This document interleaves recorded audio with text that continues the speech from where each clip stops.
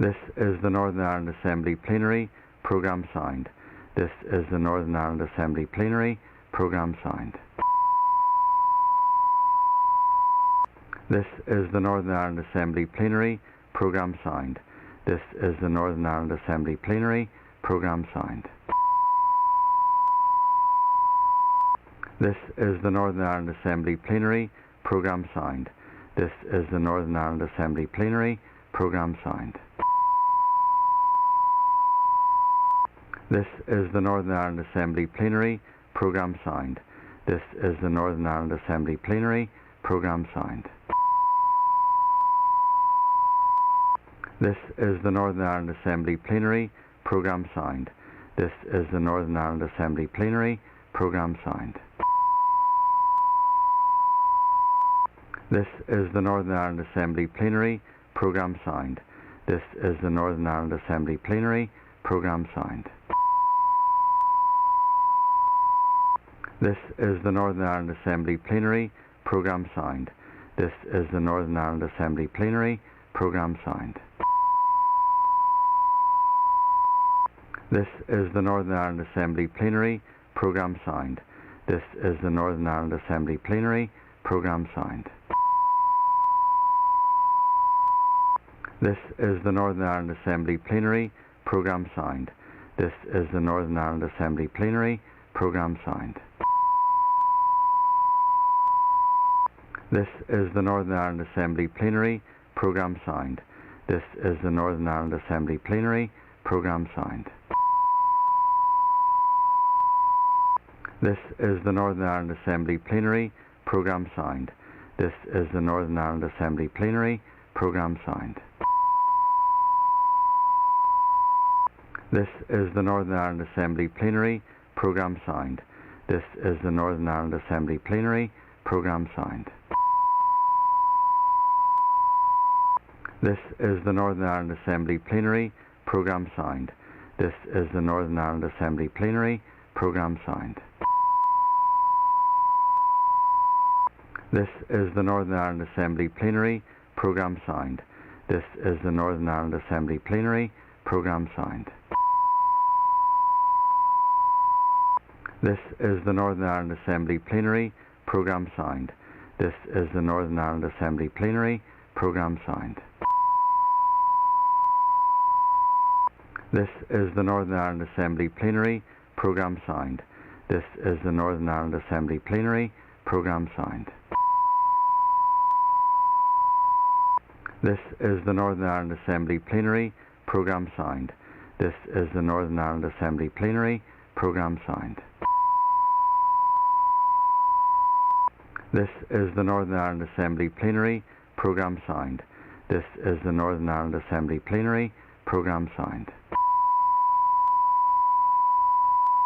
This is the Northern Ireland Assembly Plenary. Programme signed. This is the Northern Ireland Assembly Plenary. Programme signed. This is the Northern Ireland Assembly Plenary. Programme signed. This is the Northern Ireland Assembly Plenary. Programme signed. This is the Northern Ireland Assembly Plenary. Programme signed. This is the Northern Ireland Assembly Plenary. Programme signed. This is the Northern Ireland Assembly Plenary. Programme signed. This is the Northern Ireland Assembly Plenary. Programme signed. This is the Northern Ireland Assembly Plenary. Programme signed. This is the Northern Ireland Assembly Plenary. Programme signed. This is the Northern Ireland Assembly Plenary. Programme signed. This is the Northern Ireland Assembly Plenary. Programme signed. This is the Northern Ireland Assembly Plenary. Programme signed. This is the Northern Ireland Assembly Plenary. Programme signed. This is the Northern Ireland Assembly Plenary. Programme signed. This is the Northern Ireland Assembly Plenary. Programme signed. This is the Northern Ireland Assembly Plenary. Programme signed. This is the Northern Ireland Assembly Plenary. Programme signed.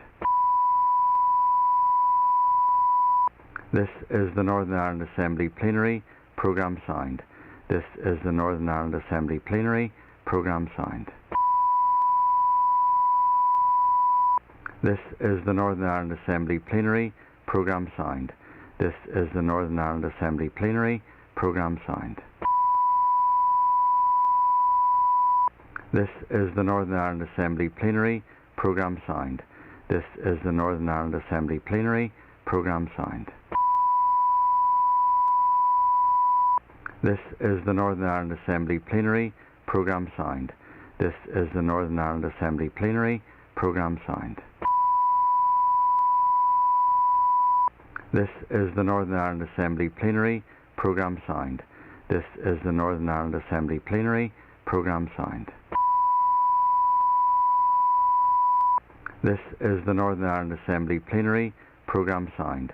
This is the Northern Ireland Assembly Plenary Programme signed. This is the Northern Ireland Assembly Plenary Programme signed. This is the Northern Ireland Assembly Plenary Programme signed. This is the Northern Ireland Assembly Plenary Programme signed. This is the Northern Ireland Assembly Plenary Programme signed. This is the Northern Ireland Assembly Plenary Programme signed. This is the Northern Ireland Assembly Plenary Programme signed. This is the Northern Ireland Assembly Plenary Programme signed. This is the Northern Ireland Assembly Plenary Programme signed. This is the Northern Ireland Assembly Plenary Programme signed. This is the Northern Ireland Assembly Plenary Programme signed. This is the Northern Ireland Assembly Plenary Programme signed. This is the Northern Ireland Assembly Plenary Programme signed. This is the Northern Ireland Assembly Plenary Programme signed. This is the Northern Ireland Assembly Plenary Programme signed. This is the Northern Ireland Assembly Plenary Programme signed. This is the Northern Ireland Assembly Plenary Programme signed. This is the Northern Ireland Assembly Plenary Programme signed.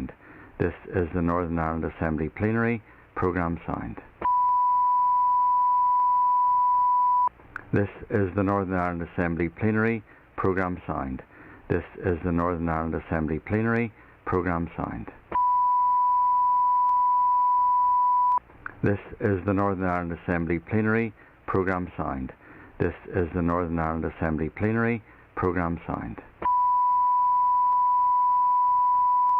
This is the Northern Ireland Assembly Plenary Programme signed. This is the Northern Ireland Assembly Plenary Programme signed. This is the Northern Ireland Assembly Plenary Programme signed. This is the Northern Ireland Assembly Plenary Programme signed. This is the Northern Ireland Assembly Plenary Programme signed. This is the Northern Ireland Assembly Plenary Programme signed. This is the Northern Ireland Assembly Plenary Programme signed.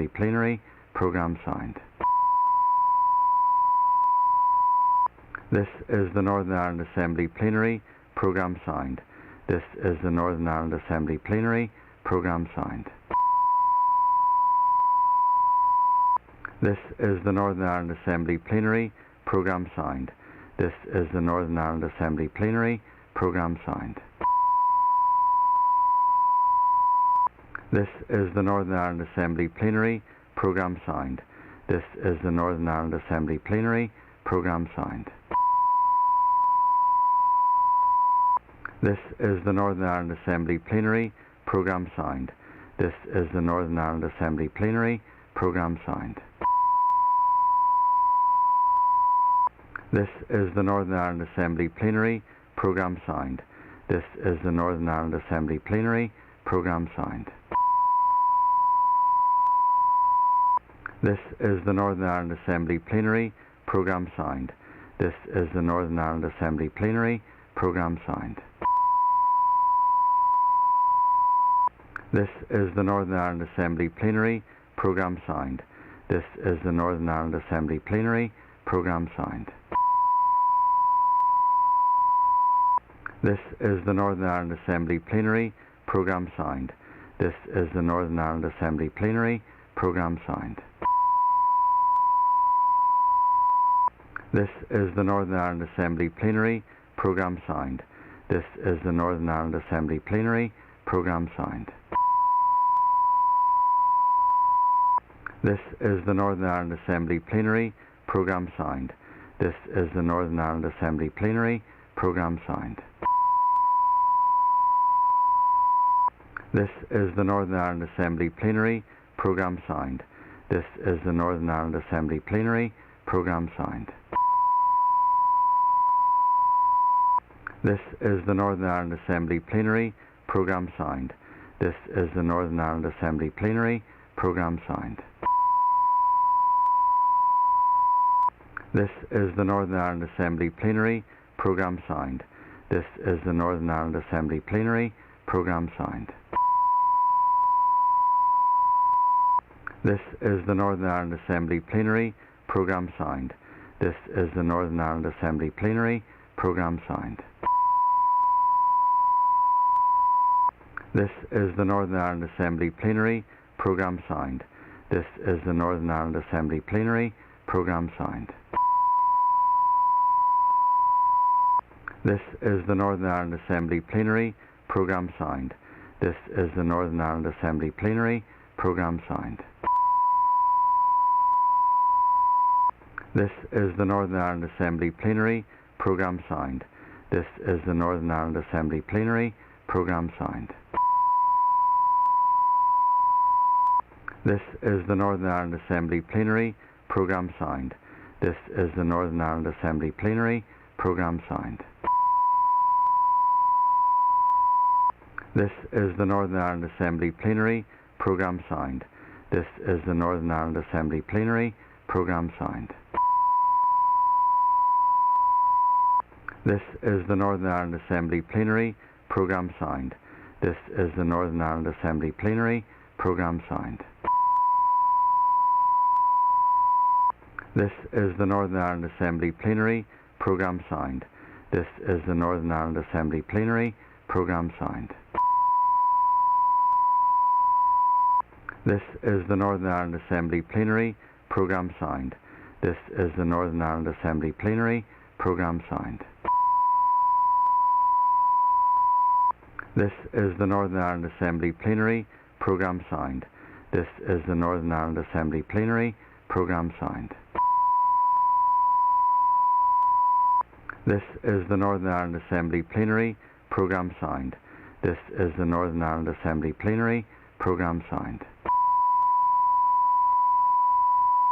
This is the Northern Ireland Assembly Plenary Programme signed. This is the Northern Ireland Assembly Plenary Programme signed. This is the Northern Ireland Assembly Plenary Programme signed. This is the Northern Ireland Assembly Plenary Programme signed. This is the Northern Ireland Assembly Plenary Programme signed. This is the Northern Ireland Assembly Plenary Programme signed.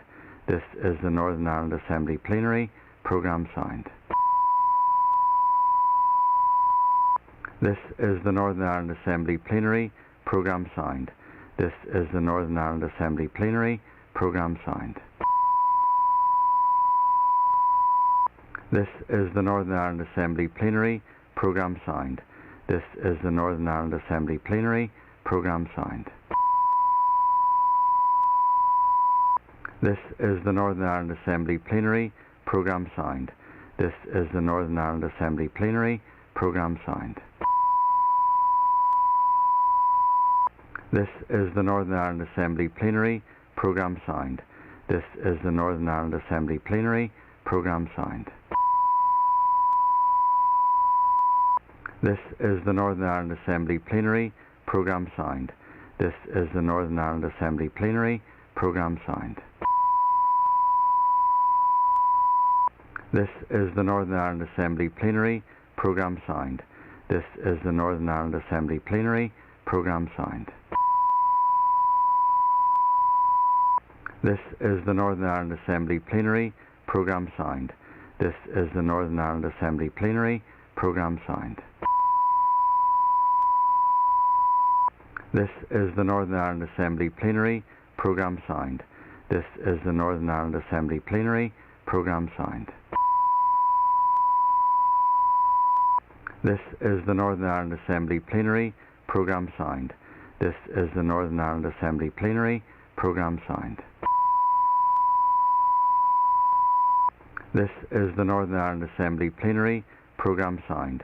This is the Northern Ireland Assembly Plenary Programme signed. This is the Northern Ireland Assembly Plenary Programme signed. This is the Northern Ireland Assembly Plenary Programme signed. This is the Northern Ireland Assembly Plenary Programme signed. This is the Northern Ireland Assembly Plenary Programme signed.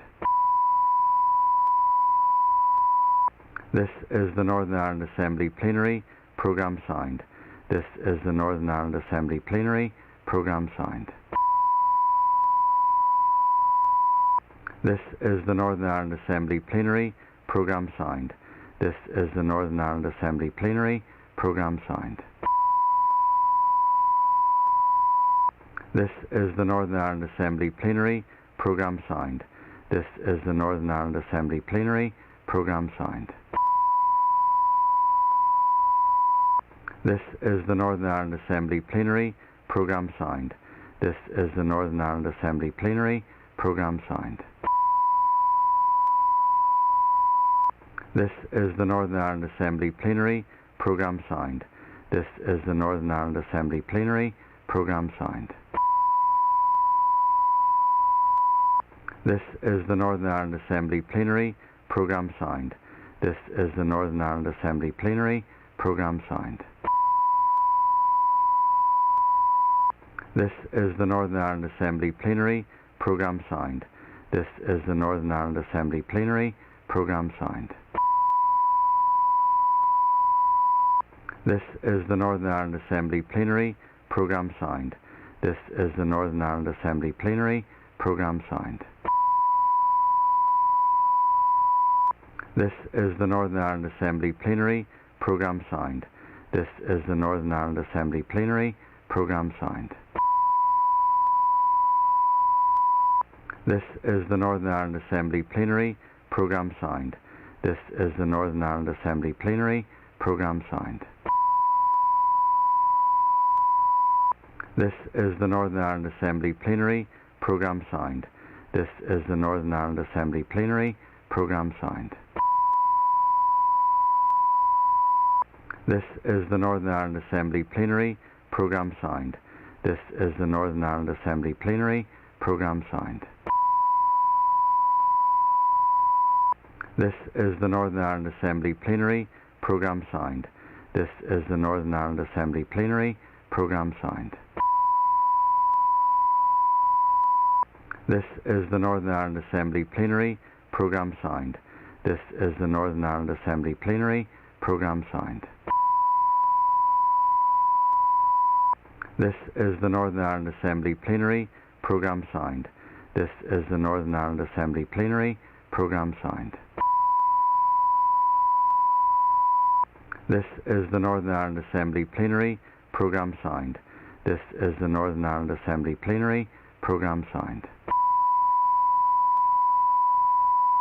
This is the Northern Ireland Assembly Plenary Programme signed. This is the Northern Ireland Assembly Plenary Programme signed. This is the Northern Ireland Assembly Plenary Programme signed. This is the Northern Ireland Assembly Plenary Programme signed.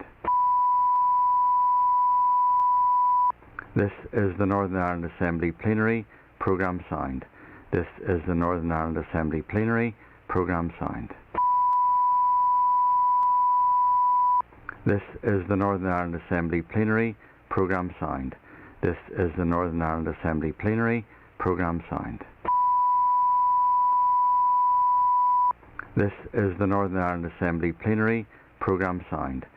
This is the Northern Ireland Assembly Plenary Programme signed. This is the Northern Ireland Assembly Plenary Programme signed. This is the Northern Ireland Assembly Plenary Programme signed. This is the Northern Ireland Assembly Plenary Programme signed. This is the Northern Ireland Assembly Plenary Programme signed.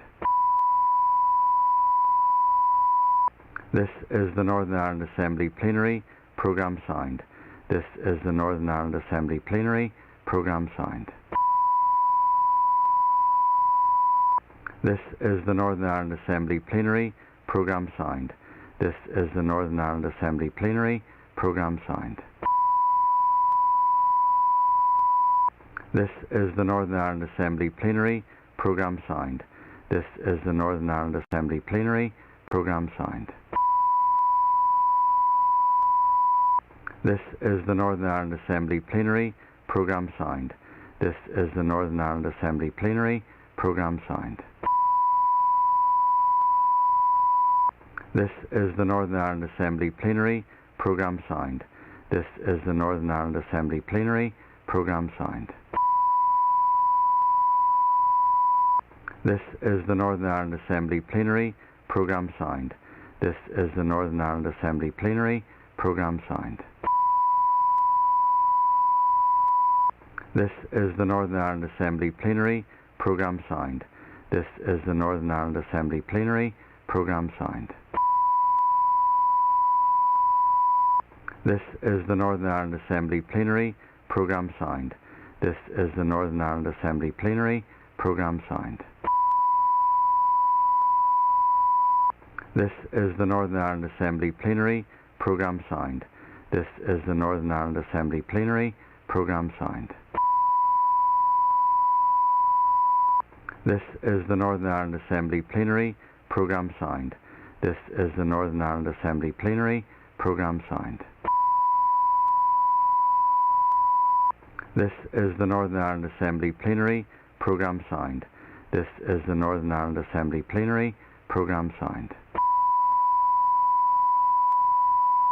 This is the Northern Ireland Assembly Plenary Programme signed. This is the Northern Ireland Assembly Plenary Programme signed. This is the Northern Ireland Assembly Plenary Programme signed. This is the Northern Ireland Assembly Plenary Programme signed. This is the Northern Ireland Assembly Plenary Programme signed. This is the Northern Ireland Assembly Plenary Programme signed. This is the Northern Ireland Assembly Plenary Programme signed. This is the Northern Ireland Assembly Plenary Programme signed. This is the Northern Ireland Assembly Plenary Programme signed. This is the Northern Ireland Assembly Plenary Programme signed. This is the Northern Ireland Assembly Plenary Programme signed. This is the Northern Ireland Assembly Plenary Programme signed. This is the Northern Ireland Assembly Plenary Programme signed. This is the Northern Ireland Assembly Plenary Programme signed. This is the Northern Ireland Assembly Plenary Programme signed. This is the Northern Ireland Assembly Plenary Programme signed. This is the Northern Ireland Assembly Plenary Programme signed. This is the Northern Ireland Assembly Plenary Programme signed. This is the Northern Ireland Assembly Plenary Programme signed. This is the Northern Ireland Assembly Plenary Programme signed. This is the Northern Ireland Assembly Plenary Programme signed. This is the Northern Ireland Assembly Plenary Programme signed. This is the Northern Ireland Assembly Plenary Programme signed. This is the Northern Ireland Assembly Plenary Programme signed. This is the Northern Ireland Assembly Plenary Programme signed. This is the Northern Ireland Assembly Plenary Programme signed. This is the Northern Ireland Assembly Plenary Programme signed. This is the Northern Ireland Assembly Plenary Programme signed. This is the Northern Ireland Assembly Plenary Programme signed. This is the Northern Ireland Assembly Plenary Programme signed. This is the Northern Ireland Assembly Plenary Programme signed. This is the Northern Ireland Assembly Plenary Programme signed. This is the Northern Ireland Assembly Plenary Programme signed. This is the Northern Ireland Assembly Plenary Programme signed. This is the Northern Ireland Assembly Plenary Programme signed. This is the Northern Ireland Assembly Plenary Programme signed. This is the Northern Ireland Assembly Plenary Programme signed. This is the Northern Ireland Assembly Plenary Programme signed. This is the Northern Ireland Assembly Plenary Programme signed. This is the Northern Ireland Assembly Plenary Programme signed.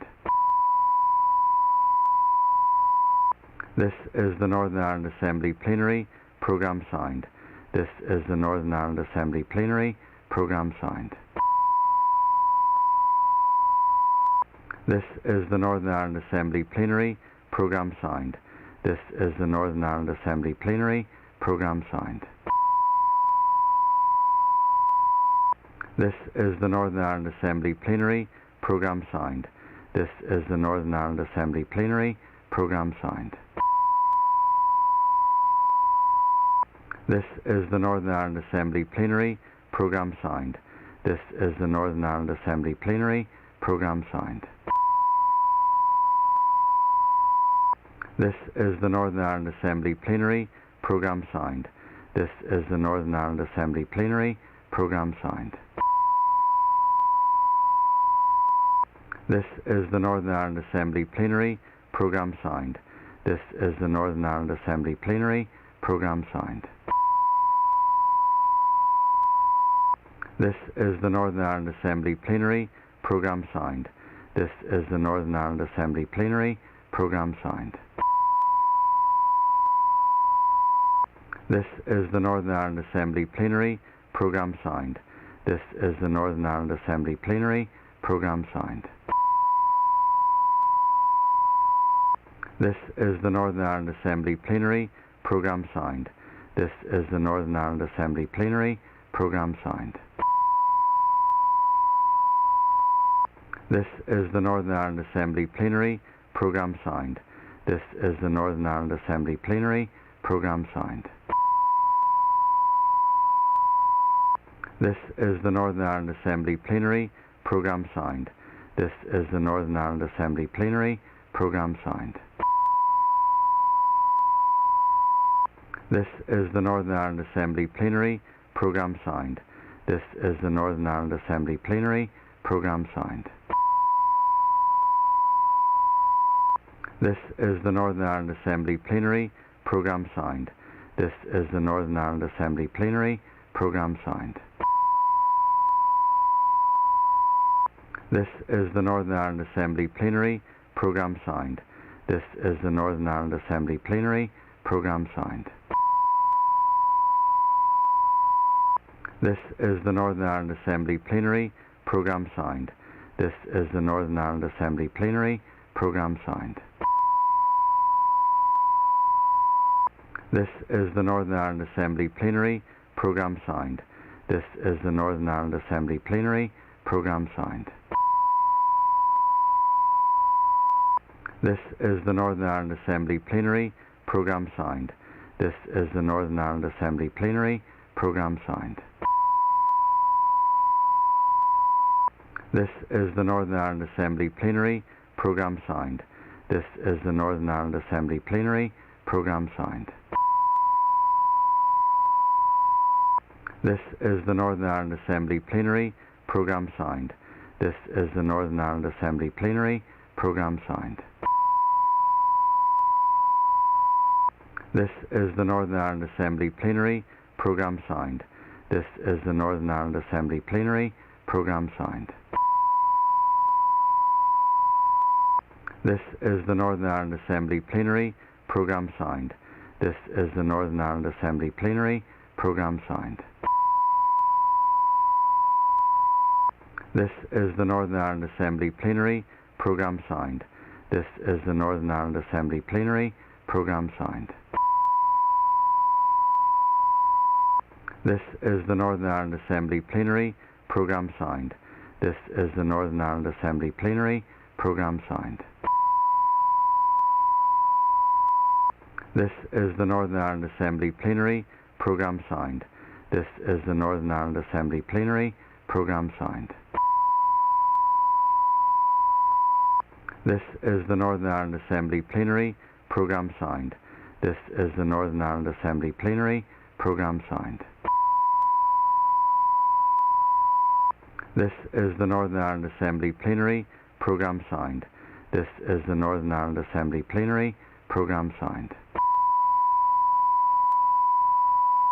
This is the Northern Ireland Assembly Plenary Programme signed. This is the Northern Ireland Assembly Plenary Programme signed. This is the Northern Ireland Assembly Plenary Programme signed. This is the Northern Ireland Assembly Plenary Programme signed. This is the Northern Ireland Assembly Plenary Programme signed. This is the Northern Ireland Assembly Plenary Programme signed. This is the Northern Ireland Assembly Plenary Programme signed. This is the Northern Ireland Assembly Plenary Programme signed. This is the Northern Ireland Assembly Plenary Programme signed. This is the Northern Ireland Assembly Plenary Programme signed. This is the Northern Ireland Assembly Plenary Programme signed. This is the Northern Ireland Assembly Plenary Programme signed. This is the Northern Ireland Assembly Plenary Programme signed. This is the Northern Ireland Assembly Plenary Programme signed. This is the Northern Ireland Assembly Plenary Programme signed. This is the Northern Ireland Assembly Plenary Programme signed. This is the Northern Ireland Assembly Plenary Programme signed.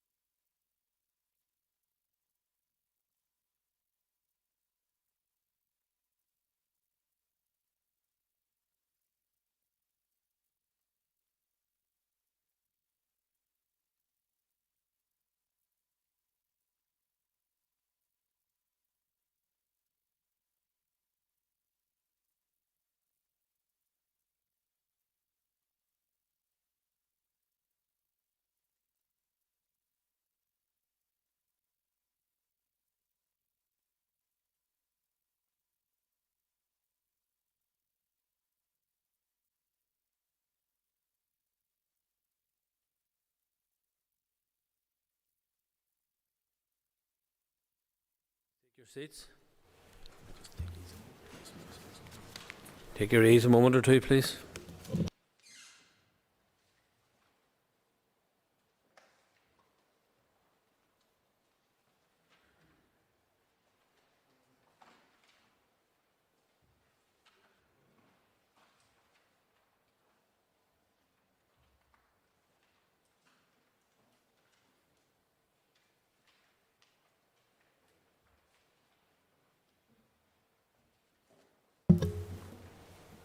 Members, I have received notice from the Minister of Agriculture, Environment and Rural Affairs that he wishes to make a statement. Before I call the Minister, I do remind members here in the Chamber that in light of social distancing being observed by the parties, Speaker's rulings that members must be in the Chamber to hear a statement if they wish to ask a question have been relaxed.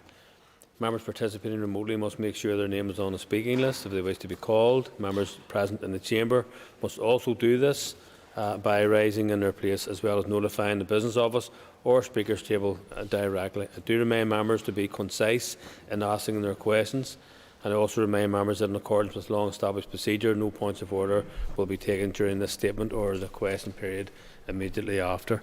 And I call the Minister of Agriculture, Environment and Rural Affairs. Minister. Mr. Speaker, I wish to make the following statement on the 36th Summit of the British Irish Council, which took place on the Friday 19th of November 2021. The summit was hosted by the Welsh Government. The heads of the delegation were welcomed by the First Minister of Wales, to the Right Honourable Mark Drakeford MS, who provided the opportunity to use Indigenous, Minority and Lesser Used Languages, known as IML languages, in the summit meeting. I attended the meeting to represent the First Minister. Minister Hargey represented the Deputy First Minister, and Junior Minister Middleton also attended. We have agreed that I make this statement on their behalf. The Scottish Government delegation was led by the Right Honourable Nicola Sturgeon MSP. UK Government was led by the Chancellor of Duchy of Lancaster, the Right Honourable Michael Gove MP. The Government of Guernsey was represented by the Chief Minister, Deputy Peter Ferbrache, and the Government of Jersey was led by the Chief Minister, Senator John Lafondra. The Irish Government was led by An Taoiseach, Micheál Martin, and the Isle of Man delegation was led by the Deputy Chief Minister, Jane Poole-Wilson, MHK. A full list of delegates who attended the summit is attached to the copy of the statement provided to members. The Council reflected on the latest political developments across their jurisdictions and took the opportunity to engage on a number of topics of mutual interest, including the economy, trade, ongoing relationships with the EU, and the 26th UN Climate Change Conference of Parties. Ministers discussed the continued impact of the COVID-19 pandemic and the progress of post-pandemic recovery programmes. In advance of the summit meeting, ministers with particular responsibility for IML languages met to discuss IML language acquisition in the early years. Following a verbal report on this meeting, the Council held a further discussion on IML languages and early years policy during the summit meeting to reflect on challenges and opportunities for policy approaches in this area. The Council also took the opportunity to discuss the recent work of the Council across all its sectors and to take note of the ongoing collaborative work being carried out by officials. The Ministers took note of the progress made in the implementation of proposals agreed at the 35th BIC Summit in Northern Ireland in June 2021, including the formation of a senior officials group and adoption of a protocol for holding extraordinary summit meetings where those are needed. Finally, the Council noted that the next BIC Summit will be hosted by the Government of Guernsey. Mr. Speaker, I commend this statement to the Assembly. Thank the Minister, and I call Philip McGuigan, the Deputy Chairperson of the Committee for Agriculture, Environment and Rural Affairs. Minister, I note in your comments that there was discussions that stemmed from COP26 on climate change. Can you tell us if this included discussions on the delivery of robust climate change legislation across these islands? Yeah, there was extensive discussion, and I would recommend that the next British Irish Council meeting actually focus on this particular issue. Be it actually at the meeting or be it on the periphery of the meeting, it was a very significant topic of conversation. And a lot of the conversation stemmed around renewable energy and the opportunities that exist for renewable energy on these islands, and the ability of these islands to capture that energy from both offshore and indeed onshore, but in particular the offshore opportunities. Issues around hydrogen and the opportunity of utilising that better, and indeed issues around biofuel from biomethane. So all of these things are going to be significant contributors to thriving economies across all of these jurisdictions, and ensure that the economies can continue to deliver for people, can continue to deliver investment in the whole climate change agenda, and they will be enabled to do that by making good utilisation of rich resources that we have on our doorsteps, indeed on our seas. I call William Irwin. Thank you, Mr. Speaker. I'm going to thank the Minister for her statement. What discussions were held about the Northern Ireland Protocol and in particular the unacceptable impact it is having on trade between Great Britain and Northern Ireland? Well, I raised the protocol during the meeting. I also raised it extensively outside of the meeting with both Minister Gove and other ministers, and that is important that the message continues to be put there that the protocol as it currently exists is something which is damaging to Northern Ireland, and we need to find a way through which safeguards the European Union's single market, but also protects the integrity of the internal UK market. And many of us believe that both can be achieved and are working towards that goal. And I would encourage others to work towards that goal, because that will deliver the best economic outcomes for everyone in Northern Ireland. Ermar Patsy McGlone. I call Patsy McGlone. I thank the Minister for her statement. Just in regard to the Indigenous Minority and Lesser Used Languages in Early Years policy, can the Minister give any further details around that, please? Yes, well, Minister Hargey led on the issue of IML, and she engaged in the meeting as a minister who deals with that issue. So there was extensive discussions had on IML and Indigenous and minority languages, and it was minority languages were extensively used throughout the meeting. And of course, Wales is somewhere where minority language is used extensively. And therefore, it was something which did get a fair bit of detail during the meeting. And there was a lot of interest from all of the regions in that, including the UK government with the Cornish language, and how they can maintain and keep those local languages alive. I call Rosemary Barton. Minister, you have already referred to your discussions around climate change. I'm just wondering if you could update the House on the position of the climate change policy within the United Kingdom in comparison to that of the Republic of Ireland. Well, you both have set a net zero target in conjunction with the Paris Agreement. However, the United Kingdom would be considerably further down the road in achieving net zero than the Republic of Ireland, who have a much greater challenge on this. We in Northern Ireland are cooperating in achieving that target as part of the United Kingdom, and therefore we have taken advice from the CCC on that, and they are the committee, the specialist committee. They're renowned worldwide. They are made up of scientists who are held in high regard in this field, and have a lot of quality to bring to the argument, and therefore, we should take major cognizance of what they have to say on climate change. I call John Blair. You, Mr. Speaker, can I thank the Minister for his statement and ask, if I may, what preliminary steps were discussed between the respective governments and respective departments within these islands to plan for working together on delivery of COP26 commitments, and if funding was also discussed as a vital component of this? It wasn't the key focus of this particular summit, and I believe it will be certainly a significant potential for it to be the key focus on the next summit. But it took over a lot of the conversations and indeed a lot of the discussion at the actual summit. In terms of the governments there, they're totally committed to the reforestation, totally committed to moving away from coal, particularly in power stations. And they are committed to reaching net zero and taking those actions that will help us to achieve that.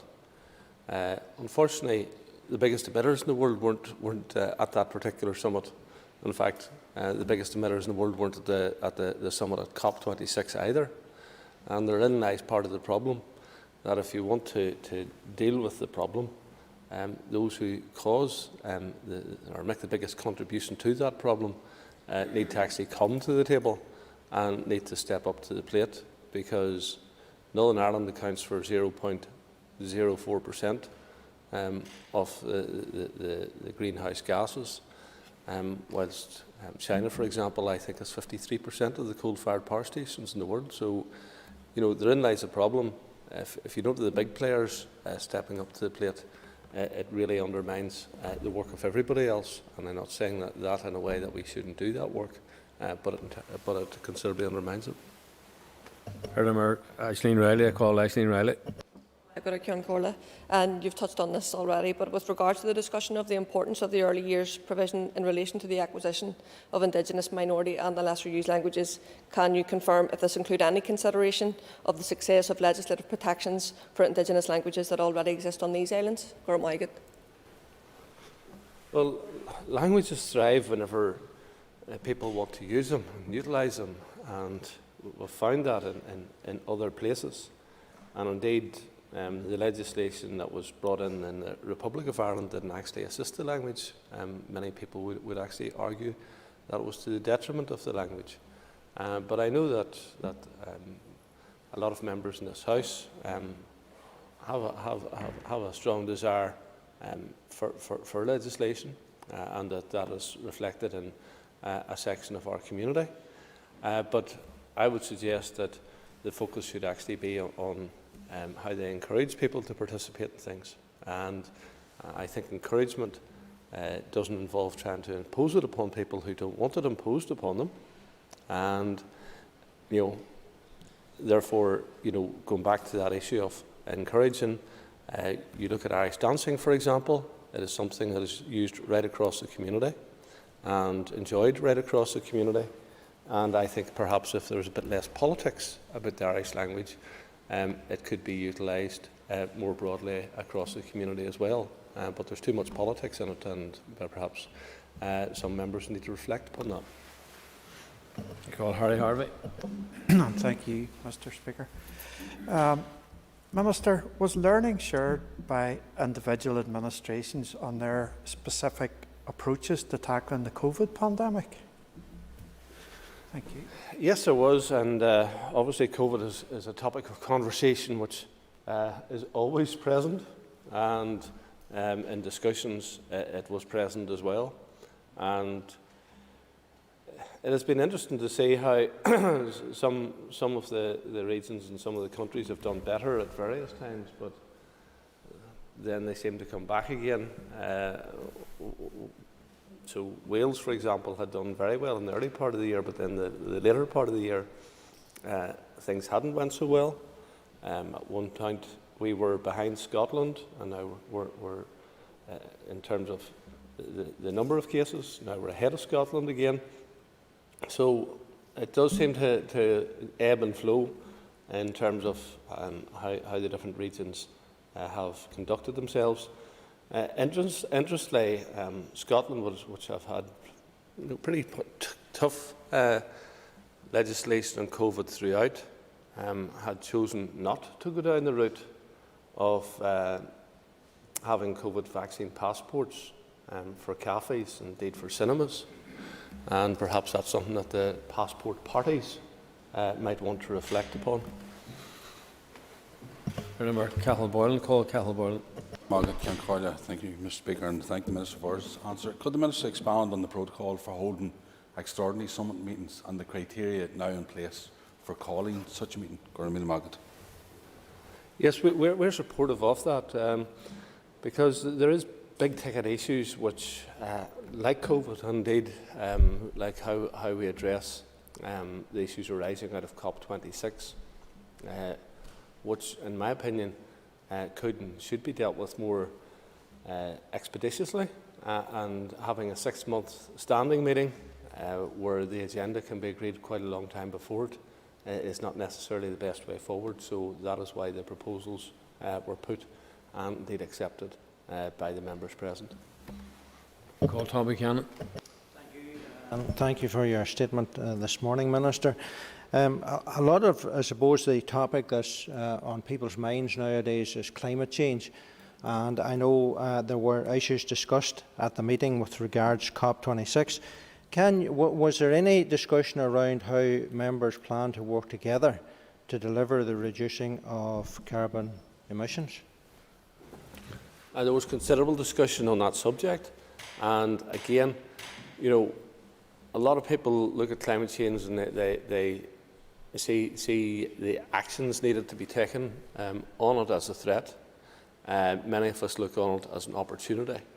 So as a nation which hasn't been rich in coal and oil and gas and the fossil fuels, I wouldn't get too excited about not being able to utilise those fuels going forward, because we are rich in wind energy, we are rich in tidal and wave energy, if that can be harnessed, and we're also rich in animal nutrients, which can be converted into renewable energy.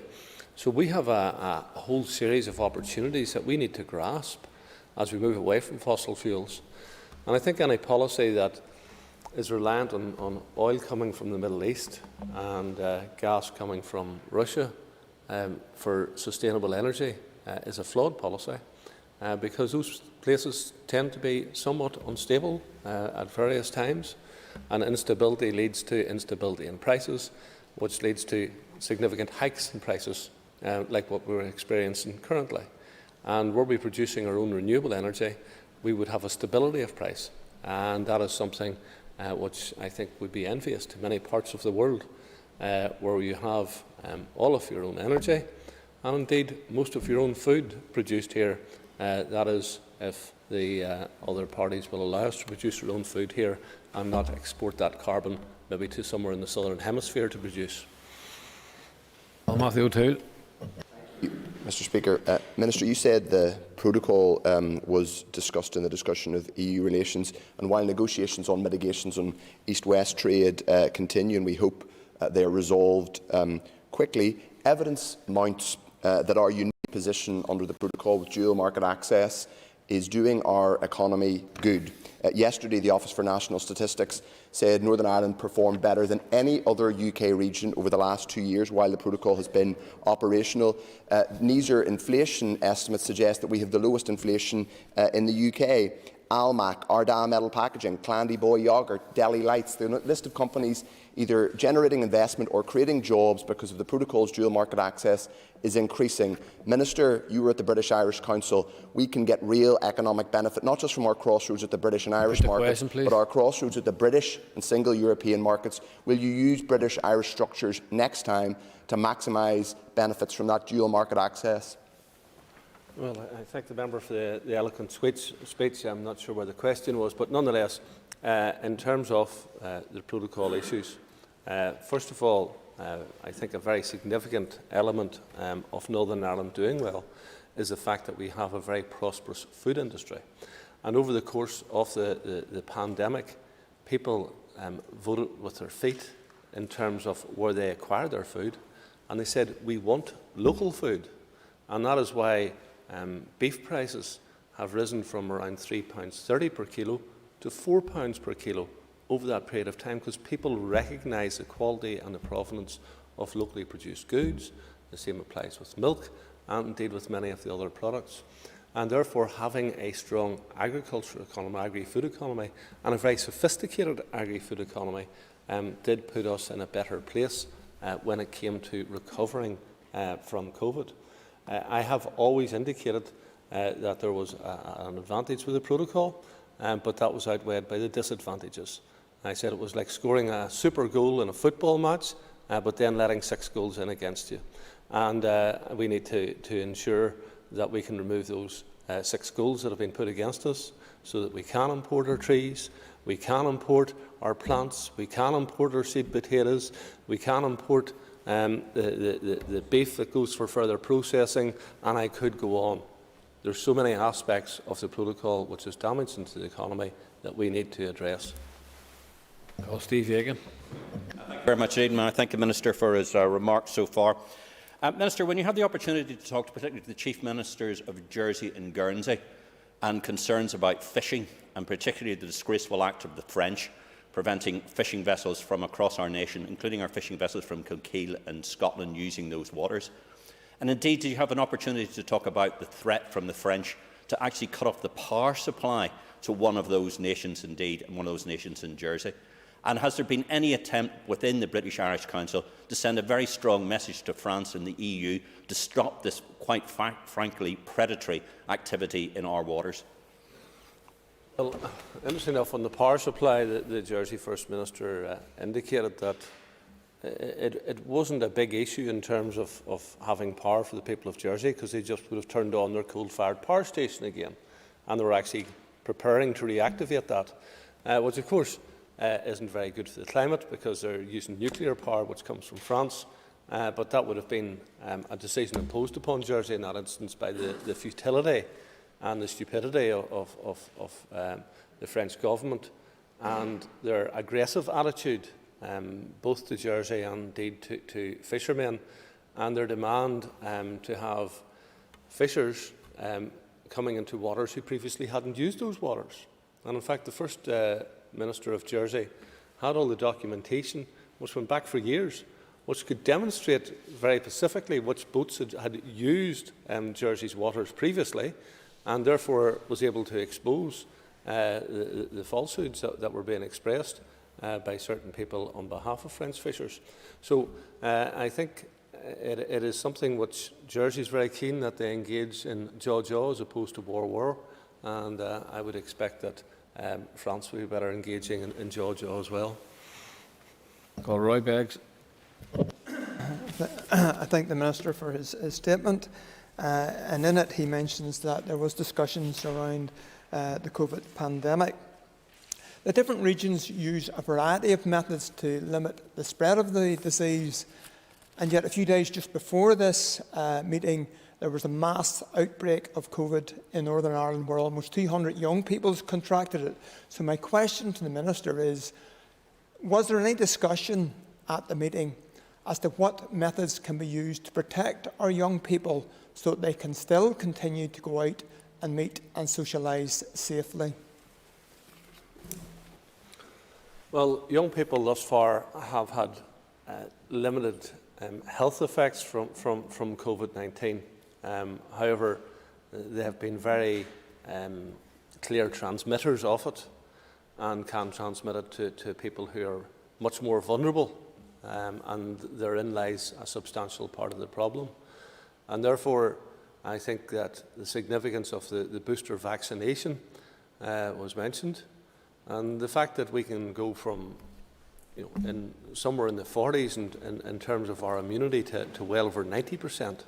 I'm glad that Northern Ireland is now beginning to pick up on getting the booster programme rolled out.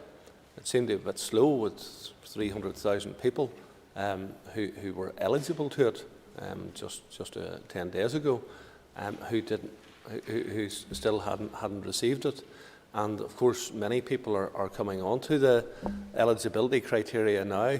So we really need to push ahead and get the booster vaccination, as many people get the booster vaccination before Christmas as possible, particularly those people who have vulnerabilities, and I would encourage people to do that. Call Claire Bailey. Thank you, Speaker, and thank the Minister for the statement. Minister, I noticed that when you were asked about robust legislation, you discussed the opportunities that exist within the energy sector, and there are many opportunities, of course.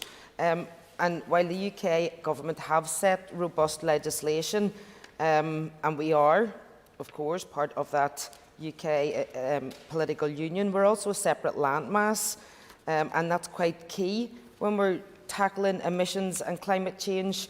So when the Irish Government have also set ambitious legislation, Minister, have you had any specific discussions with them in terms of the potentials or the impacts if Northern Ireland is less ambitious?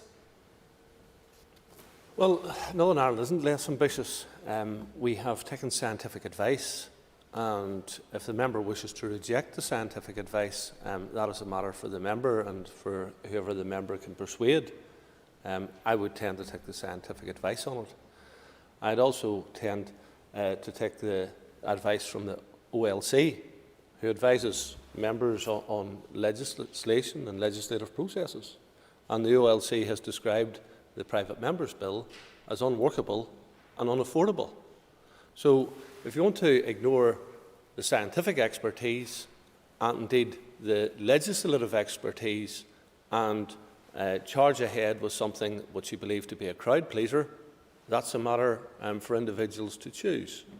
But what we can do is actually highlight the issues that have been raised with us and to the Executive, by the CCC, by the OLC, and those are people with real expertise and knowledge on the issue.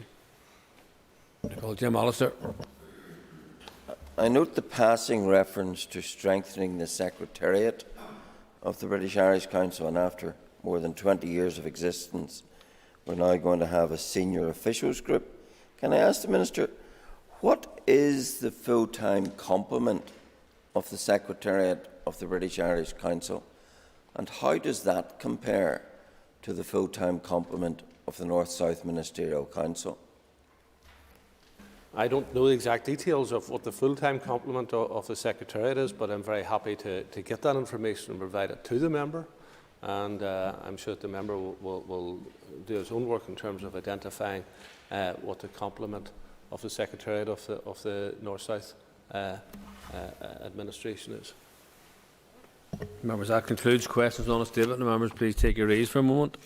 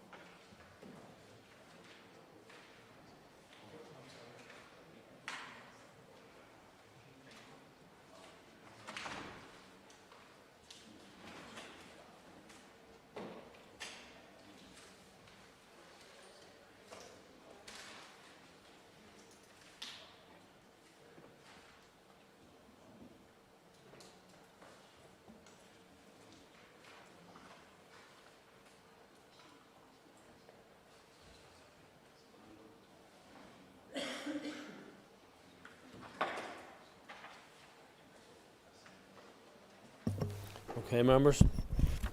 I have received notice from the Minister for Infrastructure that she wishes to make a statement, and I call the Minister for Infrastructure, Nicola Mullen. Thank you, Mr Speaker. With your permission, in compliance with Section 52 of the Northern Ireland Act 1998, I wish to make a statement regarding the North-South Ministerial Council Inland Waterways meeting, which was held in the North-South Ministerial Council Joint Secretariat Headquarters in Armagh and by video conference on the 3rd of November. The Executive was represented by myself as Minister for Infrastructure and by the Health Minister, Robin Swan. The Irish Government was represented by Darragh O'Brien TD, Minister for Housing, Local Government and Heritage, and Minister Malcolm Noonan TD, Minister of State for Heritage and Electoral Reform. This statement has been agreed with Minister Swan, and I am making it on behalf of us both. Minister O'Brien chaired the meeting, and the following is a note of what was discussed. We noted the progress achieved by Waterways Ireland since the last meeting of the Council in the inland waterways sector, including major projects in Northern Ireland, such as the redevelopment of Ballinallick Quay and Slipway, the refurbishment of Cornrow Weir and Cornrow Lock, the Lower Bann Lockgate Replacement Programme, tender preparation work for dredging at Portna on the Lower Bann, and refurbishment works at Enniskillen Headquarters and an accelerated asset inspection programme. Major projects in the south, such as Barrow Bludway construction, Grand Canal Greenway construction, Shannon Tourism Master Plan projects at Ruskay, Red Bridge and Athlone, and work with our European partners on the Green Wind project, embankment repairs and strengthening on the Royal and Grand Canals, Lockgate replacement programme across Royal and Grand Canals, fixed jetty refurbishment projects across the body's navigations, the completion of the Ballyconnell Ballahedy Blueway Trail on the Shannon Erne, and continuing restoration works on Fort Eliza at Banagher in County Offaly. The official reopening by Minister O'Brien and Minister of State Noonan of the Malik Weir and Walkway on the 24th of September. Ratification of the body's first ever climate action plan, which stretches over 10 years and is ambitious in its scale and set of objectives. The launch of the WI Digital Archive by Minister of State Noonan in June 2021, and approval of the business case for the Lochgarn Pilgrimage Trail by the National Lottery Heritage Fund. We also noted the progress achieved in the restoration of the Ulster Canal, including the ongoing work on Phase 2 of the restoration from Clones to Clonfad, the plans for Phase 3 of the restoration from Castle Saunderson to Clonfad, and the plans for the development of the Ulster Canal Greenway. We noted the Waterways Ireland Annual Report and Accounts 2019, which have been signed off by both Comptrollers and Auditors General and have been led before the Houses of the Oireachtas and the Assembly, and also noted that the Waterways Ireland Annual Report and Accounts 2020 have been submitted to both Comptrollers and Auditors General. The Council noted that the Waterways Ireland Business Plan 2022 is currently being prepared. We approved the making of the Lochgarn Navigation Order 2021 in accordance with paragraph 4.5 of Schedule 4 to the North-South Cooperation Implementation Body's Northern Ireland Order 1999, and noted the planned implementation of the said order in advance of the 2022 season. We also consented to a number of property disposals, and the North-South Ministerial Council agreed to hold its next Inland Waterways meeting in early 2022. Thank you, Mr. Speaker. Thank you, Minister, for that. And I call Cathal Boylan. Mark thank you, Mr. Speaker. I could have welcomed the statement. And the Minister knows that I've mentioned the Ulster Canal Greenway on a number of occasions, in particular the Monaghan to Middletown one. And it's always good to see it on the Clár at any meeting. But, Minister, just was this issue raised at the meeting, and can she give assurances that the money and the funding will be got to complete this section of the Greenway? I thank the member for his question, and the Ulster Canal Greenway was discussed. Waterways Ireland, in collaboration with Monaghan County Council, Armagh City, Banbridge and Craigavonborough Council and East Border Region Limited, took the lead, as a member will know, in submitting an application for Interreg funding for the project. The application was successful, and €4.95 million was allocated towards the cost of the Greenway from Smithborough in County Monaghan to Middleton in County Armagh. My understanding is that increased construction costs have led to a shortfall in the funding for the project, but the Special EU Programmes Body is currently reviewing the project in light of this, and we await the outcome of that review in terms of how the project will proceed. I call Cara Hunter. Thank you, Mr. Speaker, and I'd like to thank the Minister for her statement here this morning, and I hear clearly her commitment to NDNA. With regards to Brexit, Minister, can I ask what impact it's having on Waterways Ireland? Thank you. There was no outcome that impacted solely on Waterways Ireland. However, there are some, Mr. Speaker, that will impact on the organisation going forward. EU directives no longer apply to the UK, and this may lead to an incremental divergence in legislation with the passage of time. The UK no longer has to comply with the EU procurement directives. In the short term, following the exit, UK rules are likely to remain the same, however they may change in the medium term. The additional procurement regime will bring additional administration, and Waterways Ireland has considered the implication of the need to migrate to a new tender advertising portal and platform. EU funding will no longer be available in the north, with the exception of Peace Plus, which the EU has committed to continue allocating. Waterways Ireland has been the beneficiary historically of EU funding and anticipates that future EU funding opportunities to develop infrastructure and promote recreational use in the North may either become limited or cease in the future. Whilst any loss of funding could potentially be replaced, at least in part, by the UK Government or other EU funding streams such as Peace Plus, challenges will still remain with regard to funding for the future development of infrastructural projects. I call Rosemary Barton. Minister, you've already made mention in your statement about the Lough Erne Navigation Order 2021, and as you know, that involves reducing the water levels in Lough Erne. Over a number of years, farmland adjacent to Lough Erne and even access roads have suffered with winter flooding. Could you, Minister, advise by how much the level of Lower Lough Erne has been lowered and how the new reduced level of Lower Lough Erne was determined, and whether you're confident that local farms will now be protected from the risk of flooding? Mr Speaker, I don't have that detailed information at hand in terms of the levels of water, but I am happy to respond in writing to the member. I call John Blair. Thank you, Mr Speaker. Can I thank the Minister for the statement and point out that our waterways are a valuable and also a crucial part of our green recovery, but have been historically, it could be said, undervalued, underutilised and very much under-promoted, and I know that because I worked in that area before I came to this place. Can I ask then if there was any discussion at this meeting on how the tourism bodies could properly reflect and promote our excellent waterways as part of our tourism product? There was no specific discussion on that, but in my engagement with Waterways Ireland on an ongoing basis, they are very aware of the need to have partnership working and are engaged in that. As the member rightly identifies, our blueways are one of our sets of outstanding natural assets, and we should be maximising the promotion of it for visitors, but also to the benefit of locals.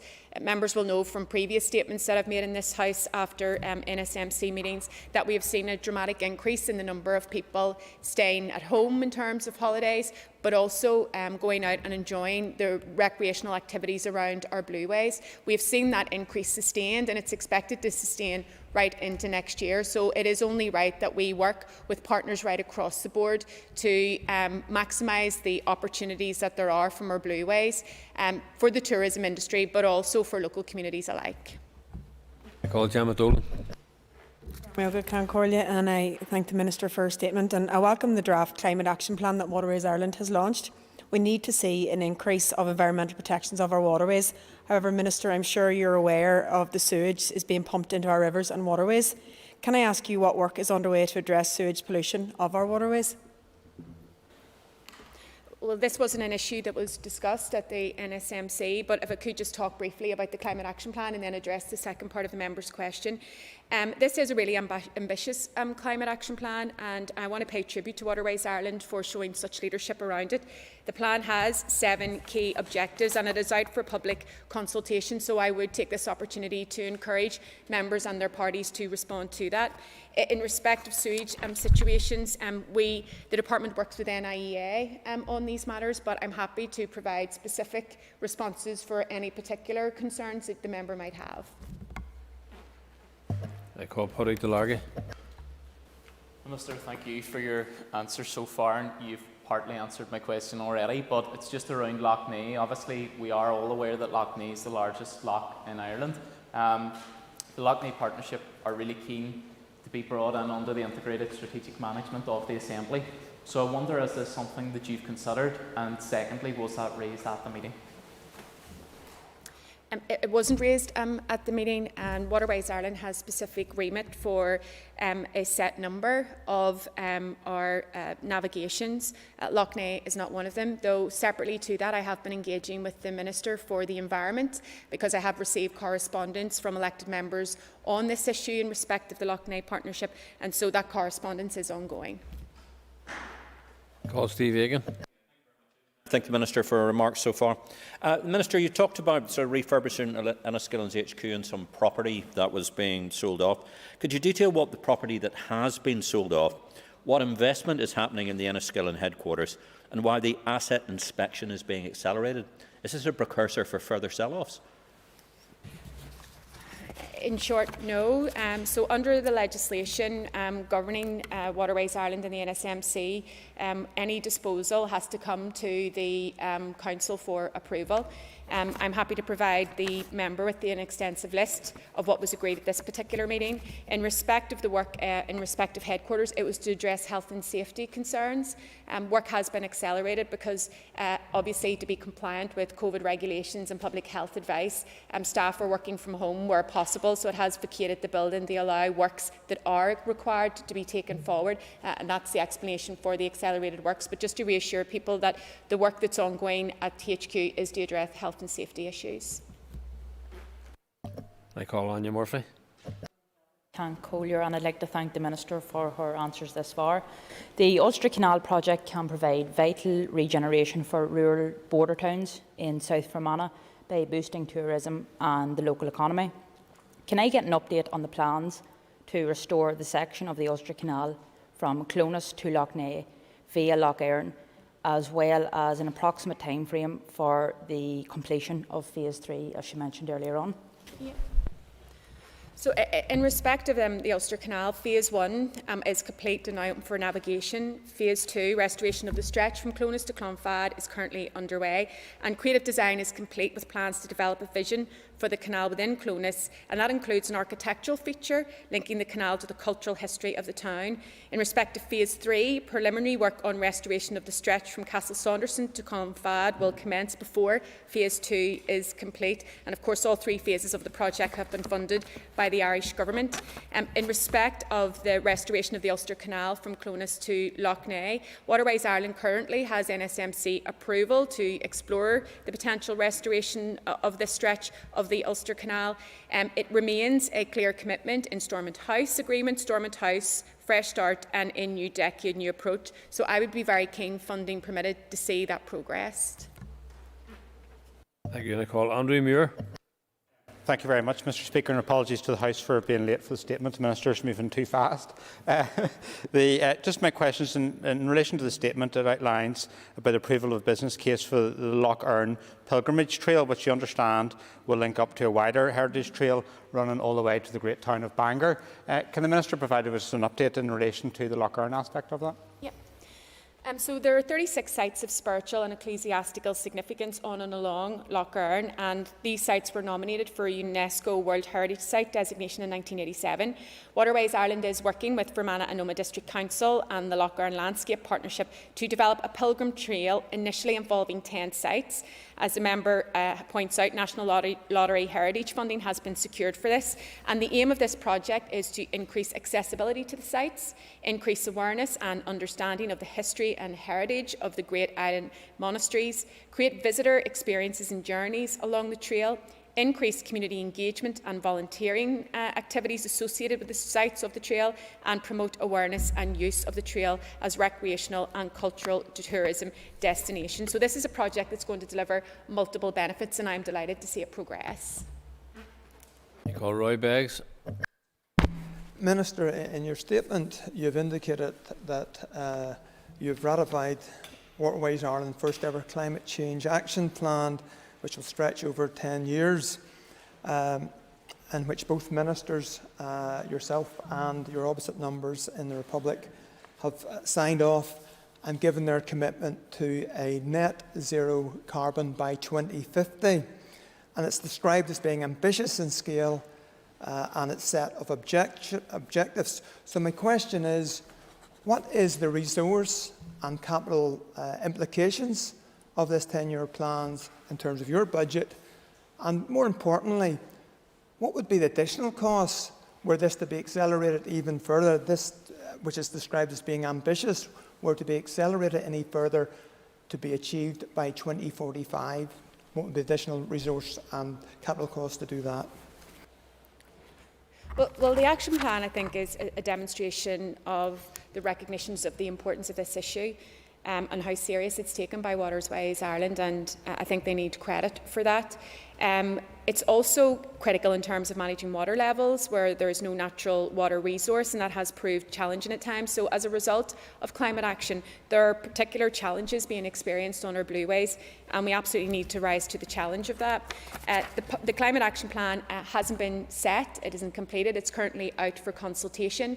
That consultation process will inform the plan, and then when it comes back through and will be brought forward to the NSMC, then we will be expecting to see details of the funding requirements that need to be assigned accordingly. Of course, it is going to be challenging, and on a weekly basis we debate in this House with unanimity the importance of tackling the climate emergency, and that will require resources, that will require difficult decisions, and of course then we need to, this is where the rubber hits the road. So if we're serious about doing this, then we will need to be providing the necessary funding to organisations to drive this agenda forward. I call Jim Mallister. We'll be aware that this is one of the North-South meetings that hitherto the DUP said would not be happening because of their protest against the trashing of East-West links. Yet this meeting did take place. Can the Minister confirm that was only possible because the DUP First Minister sanctioned it through approving the agenda, and now that protest seems to be diminished to acting through the surrogacy of Mr Swan and a pretty pitiful absence this morning to try and pretend there still is a protest? I can confirm, Mr Deputy Speaker, that this meeting proceeded because the papers and agenda were signed off by both the First Minister and the Deputy First Minister. And that concludes questions on the statement. Members, please take your ease for a moment or two to be moved to the next item of business.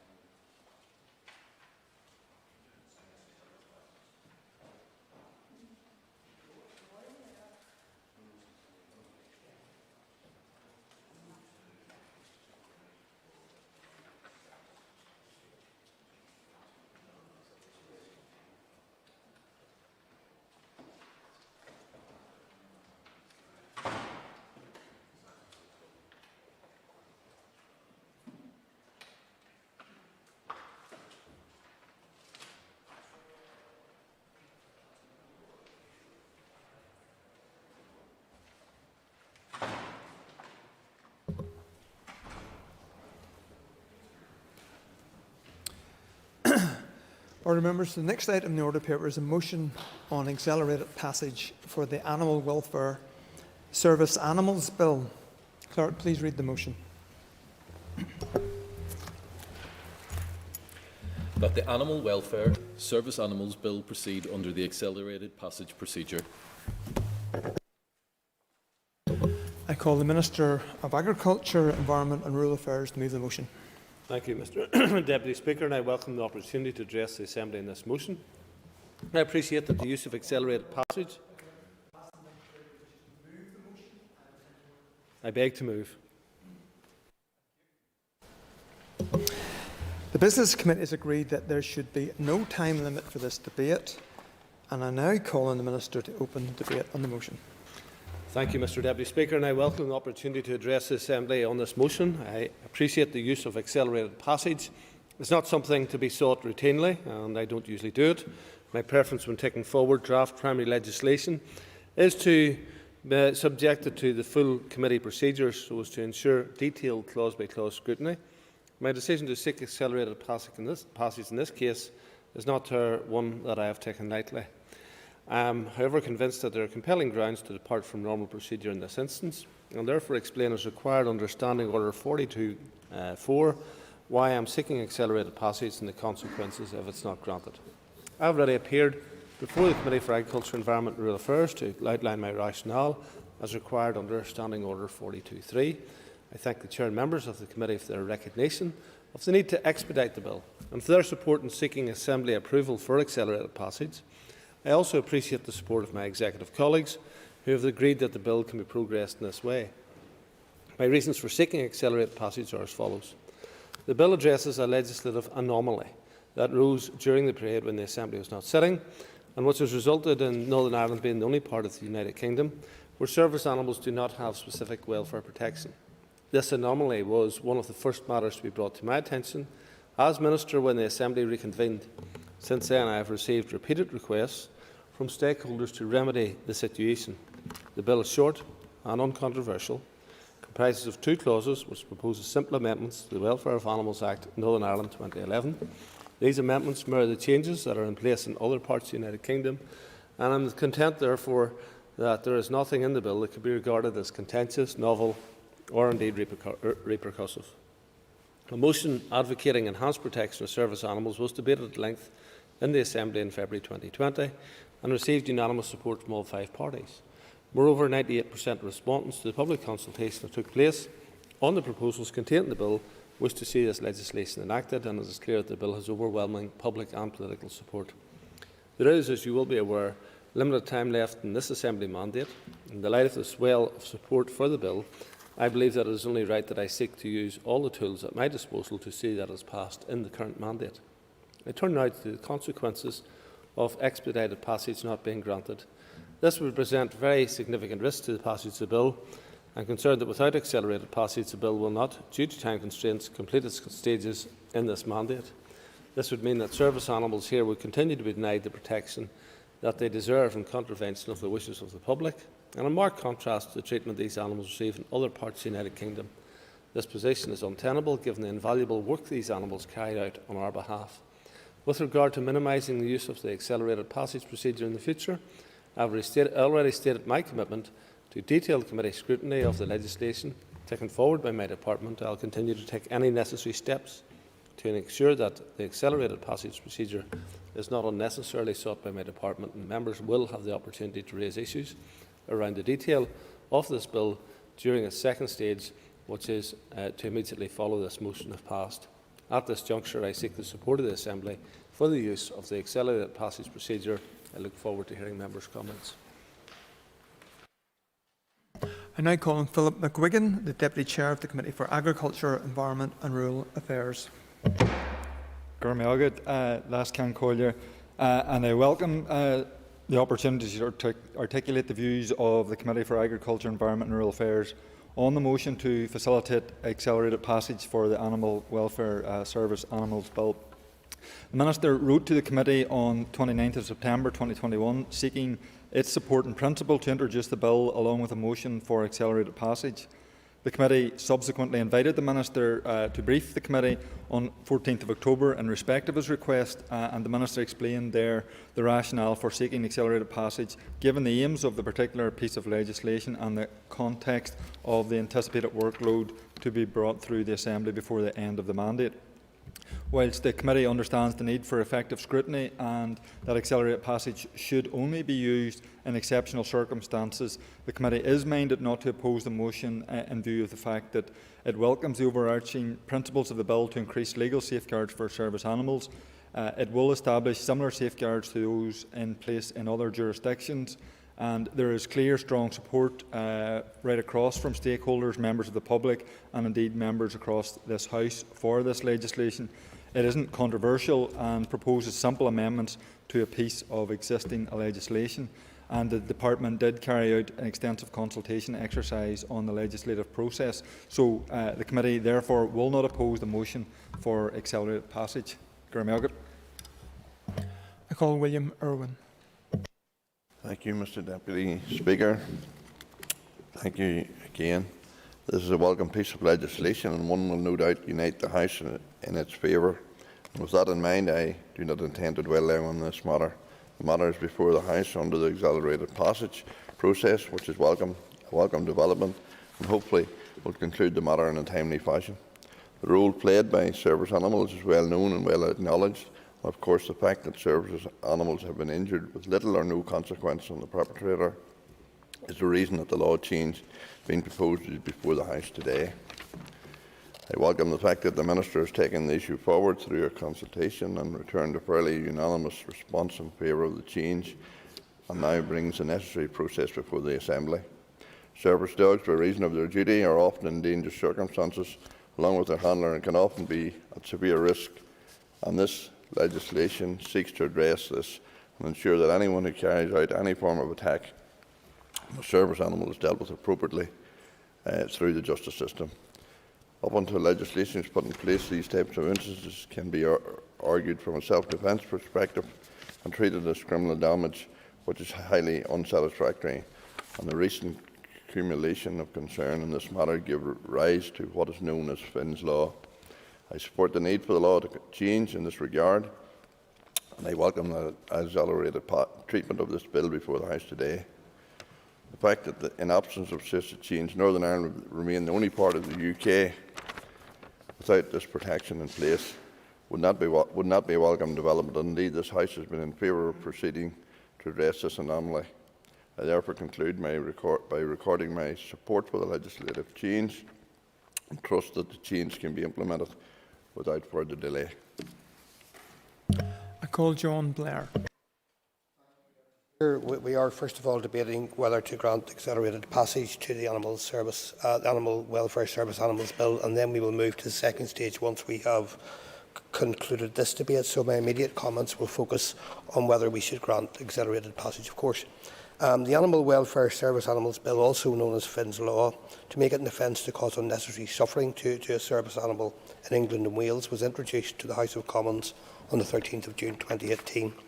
The Act received royal assent on the 8th of April 2019, having completed all of its parliamentary stages, and came into force in June 2019 during the 3-year hiatus of the Northern Ireland Assembly.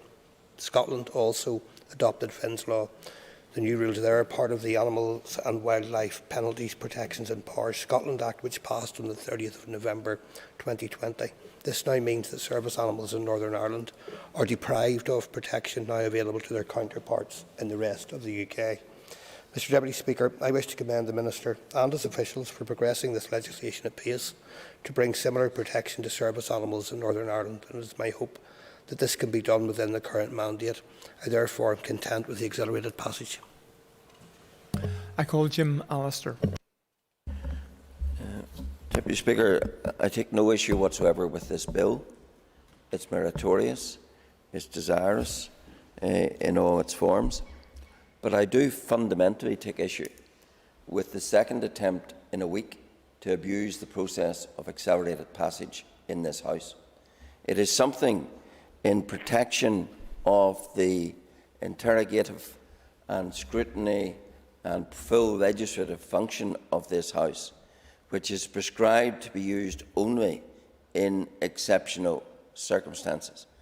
Last week, we had an attempt from the Finance Minister to railroad through rates legislation. This House rightfully called him out on that and refused. And today, we have another attempt to have recourse to accelerated passage without one word of explanation to this House of why the delay has been so overwhelming in this case. This legislation, the Minister said, and the need for it was one of the first things drawn to his attention when he took office in January 2020. Here we are, almost 2 years later, and the legislation has now been produced. It took 18 months till June 2021 to even issue a consultation.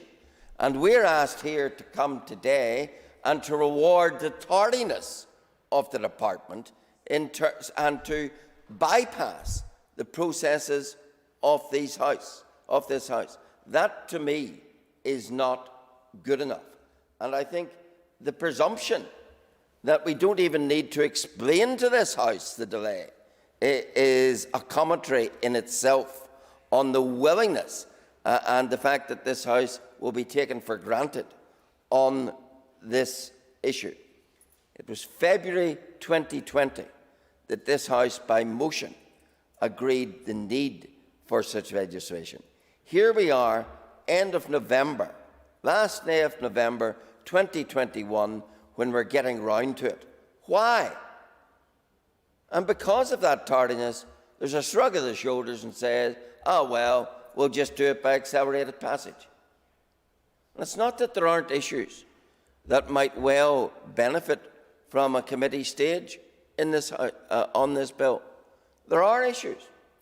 There are the issues like, should guide dogs be included in this legislation? Should search and rescue dogs belonging to private companies who participate be included? Those are matters I would have thought a committee stage should have had ventilated to it, should have explored, and could have had explored if the department had got on with the job of bringing this legislation in a timely manner. Therefore, I say to this House, I see nothing in the antecedents of this which justify this attempt to use accelerated passage. Where do we stop with this matter of accelerated passage? Next week, we have a justifiable case, a case to improve benefit access for people who are terminally ill. Of course, there's an exceptional time issue with that. But there was no exceptional time issue that saw the feet dragging from January 20 to November 21 on this issue. And therefore, on that basis, I will not be supporting accelerated passage, though I do support the bill. I now call on the Minister of Agriculture, Environment and Rural Affairs, Edmund Poots, to conclude and wind up debate on the motion. Thank you, Mr Deputy Speaker, and I appreciate the commentary from around the room on this issue for the widespread support that there is in moving this bill to its next stages and allowing us to engage in a process that will see it to its conclusion. I hear what the one negative speaker had to say, and would indicate that we did have a crisis last year, in case he wasn't aware. That crisis led to staff not being in the office. It led to staff being utilised for other services, and consequently the ability to deliver things as speedily as what would otherwise have been the case was constricted. And I would expect that most people would acknowledge that, even if the particular member doesn't. Can I thank members once again for their contributions, and I trust that we can move forward by passing this motion. Before we proceed to the question, I would remind members that this motion requires cross-community support. The question is that the Animal Welfare Service Animals Bill proceed under the accelerated passage procedure. All those in favour say aye. Aye. Contrary, no. No. All those in favour say aye. Aye. All those contrary say no. No. Clear the lobbies. The question will be put again in 3 minutes. I'd remind you that we should continue to uphold social distancing, and that members who have proxy voting arrangements in place should not come into the chamber.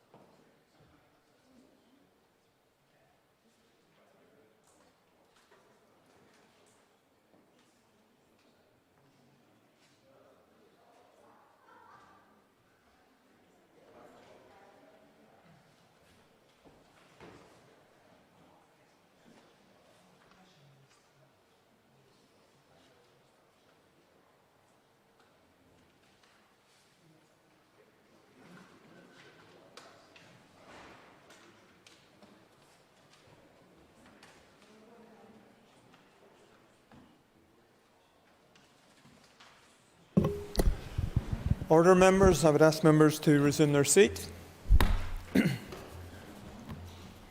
Before I put the question, I would again remind members present that, if possible, it would be preferable if we could avoid a division.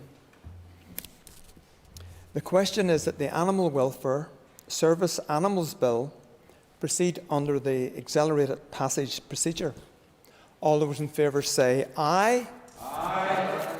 Contrary, no. No. All those in favour say aye. Aye. Contrary, no. No. Do we have tellers?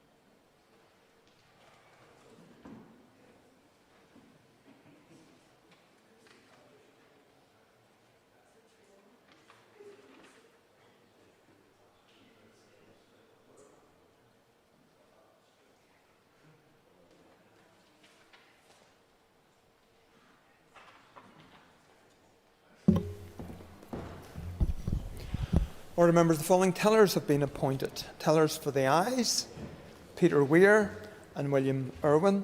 Tellers for the noes, Jim Allister and Claire Bailey. Before the Assembly divides, I want to remind you that, as per Standing Order 112, the Assembly currently has proxy voting arrangements in place. Members who have authorised another member to vote on their behalf are not entitled to vote in person and should not enter the lobbies. I remind all members of the requirements for social distancing while the division takes place.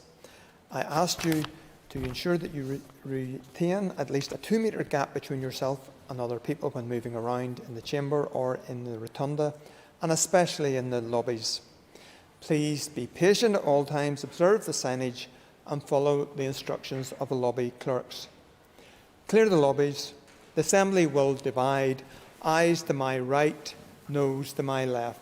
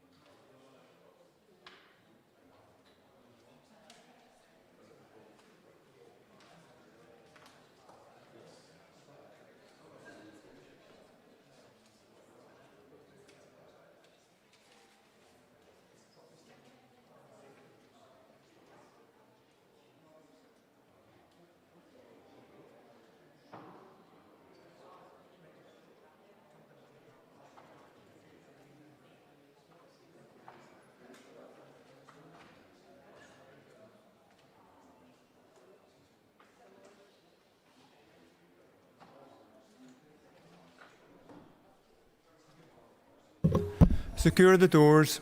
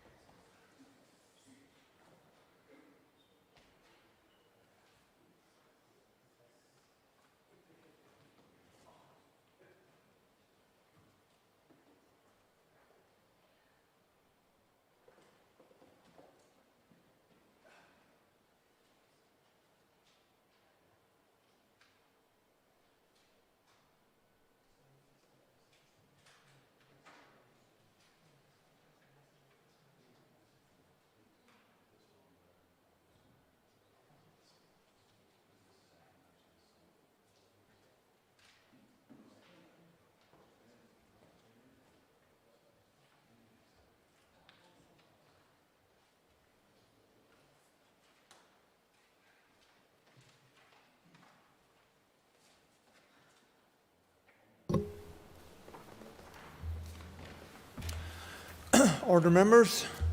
Clerk, please read the result. 82 members voted, of which 78 voted aye, 95.1%. 37 nationalists voted, of which 35 voted aye, 100%. 37 unionists voted, of which 36 voted aye, 97.3%. 10 others voted, of which 7 voted aye, 70%. The motion is carried by cross-community support. The ayes have it. The Animal Welfare Service Animals Bill may proceed under the accelerated passage procedure.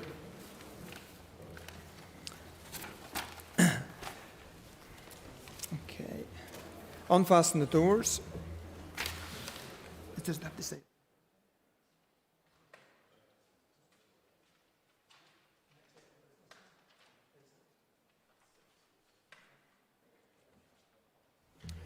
Order members, next item in the order paper is the second stage of the Animal Welfare Service Animals Bill, and I call the Minister of Agriculture, Environment and Rural Affairs to move the motion. I beg to move. The second stage of the Animal Welfare Service Animals Bill has been moved. In accordance with the conventions, the Business Committee has not allocated any time limits for this debate, nor, as the bill is proceeding by accelerated passage, are there any time limits on individual contributions. I call the Minister of Agriculture, Environment and Rural Affairs to open the debate on the bill. I beg to move that the second stage of the Animal Welfare Service Animals Bill be agreed. This is a short bill which aims to provide enhanced welfare protection for Northern Ireland service animals. Before I speak to its content, I will provide you with some background. Animals in Northern Ireland are provided a range of substantial protections under the Welfare of Animals Act, Northern Ireland 2011, the 2011 Act. The Act provides that it is an offence to cause an animal unnecessary suffering. Legislation containing the same offence also exists in other parts of the United Kingdom. A common feature of the offence is that a range of factors may be taken into account by a court when deciding whether the suffering caused to an animal is unnecessary. One such factor is where the person who caused harm to an animal did so because they were protecting themselves, another person, animal or property. In Northern Ireland, this factor is contained in paragraph 3C2 of section 4 of the 2011 Act. Someone charged with harming an animal can rely on this factor to argue that the suffering they inflicted was necessary and no offence was therefore committed. The position came under scrutiny in 2016 when Finn, a police dog in England, was stabbed while on active duty. Finn's attacker could have been prosecuted for causing unnecessary suffering to an animal. However, taking into account that the attacker might argue that he had harmed Finn because he was protecting himself, the Crown Prosecution Service considered it be better to pursue charges for criminal damage. This decision meant that Finn was treated like a piece of police property. There was considerable public and political disquiet around how Finn had been treated. A high-profile public campaign was launched, which culminated in 2019 in new legislation known as Finn's Law, which provides service animals in England and Wales with enhanced welfare protection while on active duty. Similar legislation has also been in place in Scotland since 2020. The legislation that applies in the rest of the United Kingdom now provides that whether someone who caused harm to a service animal did so because they were protecting a person, property or another animal is to be disregarded when considering whether or not the harm was unnecessary. We now have the opportunity to ensure that service animals in Northern Ireland receive the same protection. A public campaign initiated in 2018 called for that protection to be introduced here. At the time, there was no sitting assembly, and my department made it clear that this was a matter that needed to be addressed by a minister and functioning assembly. Following the resumption of devolved government in January 2020, members tabled a motion calling for legislation similar to Finn's Law to be introduced here. The motion was debated at length and agreed by the Assembly on the 10th of February 2020, and I am pleased to say that it received unanimous cross-party support. In Northern Ireland, our service animals are dogs. They are used by the Police Service of Northern Ireland and the Northern Ireland Prison Service. Some of our service dogs operate in a passive way. Other dogs are used in a more confrontational manner and carry out work that takes them into unpredictable and indeed dangerous situations. For instance, they are used to track suspects, searches for illegal substances, stolen property, money, firearms and explosive substances. Suspects involved in these illegal activities can do anything to avoid arrest, including harming the service dog on duty. Thankfully, no service dogs have died because of injuries sustained during service. Some dogs have, however, sustained injury in the line of duty, and I want to ensure these dogs are given enhanced legislative protection. Indeed, one such dog was injured just 6 weeks ago. To that end, my department launched a consultation on the 17th of June 2021, which proposed that added protection should be given to service animal used by the PSNI, Northern Ireland Prison Service, Belfast Harbour Police, Belfast International Airport Constabulary and the Ministry of Defence Police. It is proposed that the added protection should also be given to service animals under the control of persons exercising the power of a police constable or providing a service under the direction of the police. In practice, this would mean that dogs brought in by the PSNI from external organisations would be afforded the added protection, the same protection, during the time they are carrying out duties to assist the police. This, for example, would cover situations where PSNI used external search and rescue dogs. The consultation also proposed that my department should have the power to add to the animals that are to be provided with enhanced protection. I would like to thank all of those who responded to the consultation exercise. I appreciate the input, which is given much consideration before finalisation of the proposals contained in the bill we have in front of us today. A total of 47 responses were received from a range of organisations, including the PSNI, Northern Ireland Prison Service, the Search and Rescue Dog Association North, a number of animal welfare organisations and local councils. And I am pleased to say that 98% of respondents were in favour of the proposal to give additional protection to service animals. Most respondents agreed that where a service dog is injured in duty, there should be no requirement to consider whether the conduct that caused the suffering was carried out in order to protect the person, property or another animal. The vast majority of respondents also supported the proposal that the department should have power to add to the service animals that are to be given enhanced protection. The bill before you gives effect to these proposals. The one area in respect of which the bill does not address the views of most respondents is penalties. Since 2016, the penalty for causing unnecessary suffering is an unlimited fine and or up to 5 years imprisonment. These penalties were the toughest in the United Kingdom up until 2020, when the rest of the United Kingdom took steps to increase their penalties in line with what was available here. My department's consultation made no recommendation to increase penalties for causing unnecessary suffering to a service animal, but sought views on the matter. Most of the organisations who responded supported the current penalties. This includes Ulster Society for Protection of Cruelty to Animals, the Northern Ireland Companion Animal Welfare Group, Dogs Trust, the Kennel Club and Focus on Animal Law.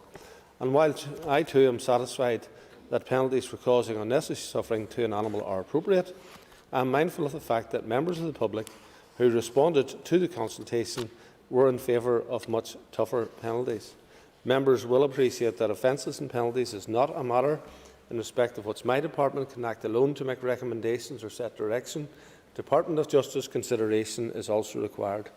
Initial discussions with that department indicate that it has reservations about introducing offences and penalties in Northern Ireland which would go significantly beyond those available in other parts of the United Kingdom. In any event, changes to animal welfare penalties would require further detailed consideration and a separate public consultation. They could not therefore be accommodated in the bill before us in the current mandate, given its advanced stage. The focus at this juncture must be on ensuring that service animals are provided with added protection that they deserve now. If members wish to see tougher penalties introduced, that is something that can be considered separately at a future date. Based on the responses to the public consultation, I am aware there is a perception amongst respondents that the courts rarely apply the maximum penalties in animal welfare cases. That is a matter for the courts to determine the penalty to be applied based on the individual circumstances that prevail. Following the outcome of the consultation exercise, I did ask the Minister of Justice to highlight the breadth of penalties currently available to the courts to the Lady Chief Justice. I am pleased to note that the Minister of Justice shared a copy of my correspondence to her with the Lady Chief Justice, and her Ladyship has also noted the position on penalties. Turning now to the details of the Bill's key clauses.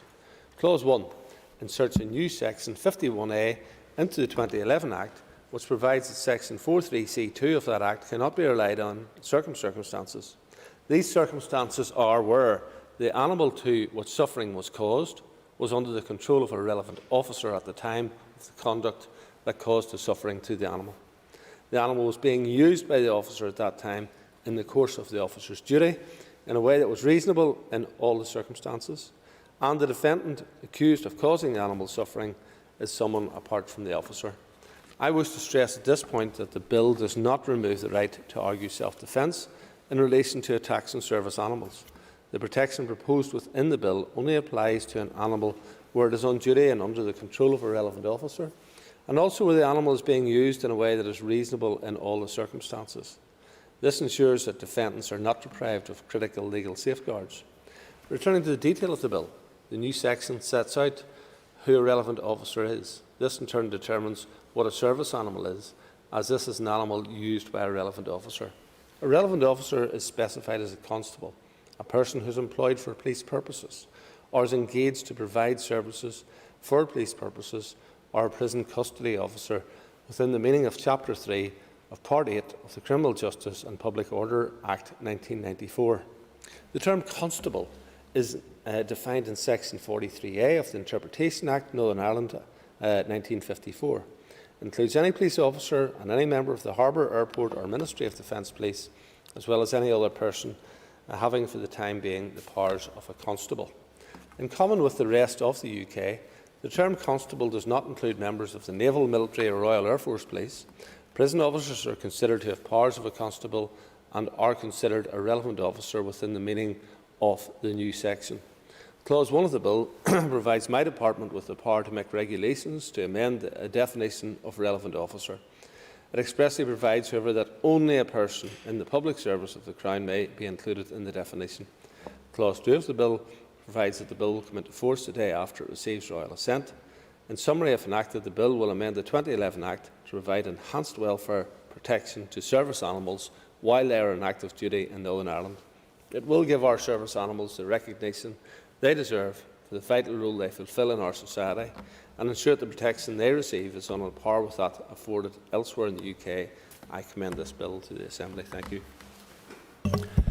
I now call the Vice Chair of the Agriculture, Environment and Rural Affairs Committee, Philip McWigan. As Vice Chair of the Committee for Agriculture, Environment and Rural Affairs, I welcome the opportunity to speak today to outline the views of the Committee on the Bill which has been brought forward by the Minister. The Committee supports the proposed legislation which will ensure that perpetrators who harm animals when they are carrying out their duties cannot rely on the argument of self-defence. I am sure all members will empathise with the story of Finn, a police German Shepherd dog that was stabbed in 2016 while apprehending an armed assailant that left Finn with life-threatening wounds to his head and chest. While Finn thankfully survived, this incident did spark a campaign to enhance the legal safeguards in place for service animals, culminating in the passage of Finn's Law in 2019 in Westminster, and that is a bill which largely reflects what is before us today. The Committee recognises the strength of feeling across the House for adoption of this legislation, and there was cross-party support during an Assembly debate in February 2020 to bring forward a bill that would put in place provisions here in the North similar to Finn's Law. The Department informed the Committee of its intention to consult on legislative proposals in this area in May 2021 and provided a briefing on the outcomes on the 7th of October 2021. The Committee notes the overwhelming positive support from stakeholder organisations and members of the public in respect of the proposed bill and considers that this likely reflects the opinion of society at large. The bill itself has two clauses and proposes to amend the Welfare of Animals Act 2011 to enhance protections of service animals if they experience suffering when being under the control of a relevant officer. And in practical terms, the Committee was advised that the definition of a relevant officer will extend protection to those service animals employed for use by police, prison service, checking authorities at Belfast Harbour and Belfast International Airport. It will also provide a legal safeguard for animals that are not directly owned by any of these organisations but engaged temporarily under their control for specific purposes. For example, should the PSNI bring in specialist search and rescue dogs for a particular operation, those animals would be afforded protection under the bill for the course of any activities carried out under the control of a police officer. The Committee agrees with the scope of protection afforded by the bill in this regard, but did note that some stakeholders felt that the protections could be extended further. The Department advised the Committee that it will be able to add to the list of animals that will receive automatic protection in the future via regulations should evidence emerge of a need to expand protections. The Committee sought assurances that a defendant would be safeguarded in the scenario of an officer irresponsibly directing a service animal to attack or harass an individual, or if the animal did so independently. The Department advised that there are 2 tests within the bill that would have to be met in order for the protections to apply. Firstly, the service animal must be under the control of a relevant officer. Therefore, if there is evidence that an animal acted out without an officer's direction, or the handler neglected to control the animal appropriately, then the protection would not be enforced. And secondly, the relevant officer must direct the service animal reasonably when carrying out his or her duty. Should an officer maliciously instruct an animal to attack a person, then the test would therefore fail. If one or both of these tests fail, a defendant would be able to claim self-defence. The Committee was advised that the Public Prosecution Service would be responsible for assessing whether these tests apply in any case brought forward under the legislation. Notwithstanding this issue, the Committee supports the proposed bill in order to strengthen the protections in place locally here for service animals carrying out vital work to support the public good, and the ERA Committee is therefore content to support passage of the bill to consideration stage. I call William Irwin. Sorry. Call Patsy McClone. Thanks very much, Mr Deputy Speaker. As we already have, the SDLP has supported the bill and its accelerated passage. We again acknowledge the huge contribution that service animals make, and we thank the members of the emergency services responsible for them for the selfless work that they do every day. Members will be aware of the background to the Finn's Law proposal and the circumstances of the severe attack on a police dog in the line of duty. I believe that the vast majority of people who hear those details will have been shocked that the person responsible could only be charged with criminal damage. Treating these animals as simple property, as if they were a car or a mobile phone, demeans their contribution to keeping us all safe and to the special bond that exists between them and their handlers. It is currently an offence to cause unnecessary suffering to an animal, but a lawful defence exists if the actions were for the purpose of protecting a person, property or another animal. As a result of the Finn's Law campaign, the legislation has been changed in England, Wales and Scotland, so that in cases involving service animals, these factors no longer apply. It is right that this Assembly addresses the situation that has arisen, because the Assembly was not sitting at the time which left service animals in the north without the specific welfare protection that is now in place elsewhere. Where a service animal is in active duty under the control of a trained officer and being used by that officer in the course of the officer's duties and in a way that is reasonable, they should not be subject to attack or assault any more than the officer should. It is also appropriate that the bill allows someone the opportunity of a lawful defence of their actions if a service dog attacks them unduly. Fortunately, it appears to be relatively rare for either circumstance to occur. But it is important that our legislation is kept updated and able to address situations that we know could occur and would otherwise cause legal difficulties. It is our hope that the bill is followed by the establishment of an all-island animal cruelty register to which anyone found guilty of these crimes would be added. There is an urgent need for a central register of those who commit crimes against animals across these islands to ensure that they are not able to access rehoming services in the future. A number of animal charities would welcome further progress on that particular issue. Thank you very much, Mr Deputy Speaker, and I thank the Minister for introducing this stage of the legislation today. I call Rosemary Barton. Mr Deputy Speaker, thank you for the opportunity to speak in this Animal Welfare Service Animals Bill this afternoon. Many of our services in Northern Ireland, such as the PSNI, the Northern Ireland Prison Service, Belfast Harbour and Airport Police, are dependent on support and help from specially trained dogs. for a variety of tasks, including responding to calls to help track burglars, to preventing prohibition items from entering our country or entering our prisons. Like the rest of the United Kingdom, it is an offence here to cause unnecessary harm and suffering to animals. Unfortunately, these service animals have increasingly become the object of deliberate harm or abuse, occasionally being maimed for life in their line of duty. It has therefore become a necessity that these service animals should be afforded the same protection as in other parts of the UK. This enhanced protection will only apply when the animals are on active duty, under the control of an officer and being used by an officer in the course of their duty. This is a welcome piece of legislation that has gone through a consultation process with the overwhelming majority of consultees supporting the bill.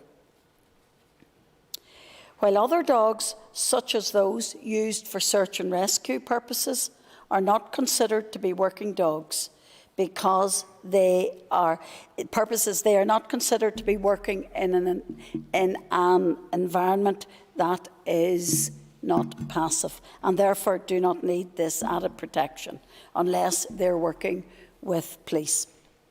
The bill also provides the power to add to the types of animals that are to be protected if needed so in the future. In conclusion, the Ulster Unionist Party will be supporting this uncontroversial bill that will give our service animals the necessary protection when carrying out their duties in carrying out their duties to help others. Thank you. I call John Blair. Thank you, Mr Deputy Speaker. As I stated earlier, our brave service animals in Northern Ireland carry out invaluable work, and that work, Deputy Speaker, can often place them in unpredictable and dangerous situations, and it is only appropriate that they are adequately protected by law as they are in neighbouring jurisdictions. Deputy Speaker, given my role on the ERA Committee, the Northern Ireland Policing Board, and as Chair of the Assembly All-Party Group on Animal Welfare, I recently took an opportunity to visit police dogs and their handlers, talk with their handlers in my constituency, and I am grateful to the local Antrim and Newtownabbey policing team for setting that up for me. It was troubling to discover at this visit to the Steeple police site in Antrim that a police dog, Daphne, had been injured in civil unrest, apparently over the protocol earlier this year. I'm pleased that she is now fully recovered, is back in service as part of the policing team, and has even featured in an edition of the BBC Northern Ireland Crime NI television programme. I recognise, Deputy Speaker, the invaluable work carried out by our brave service animals in Northern Ireland, like Daphne, and so I am encouraged that the Minister and his officials are progressing this legislation at pace to ensure extra protection for these service animals. I am pleased today to support the accelerated passage of the bill and its second stage, and to ensure that those who harm service animals are held to account and punished for their crimes accordingly. In support, I thank you, Mr Deputy Speaker. I call Harry Harvey. And thank you, Deputy Speaker. And I rise in support of the bill and its accelerated passage through the House. As already has been indicated, the bill before us addresses a legislative anomaly which arose as a result of the absence of a sitting assembly. The bill is short, uncontroversial and straightforward in its intent, and I am delighted that it commands overwhelming public and political support.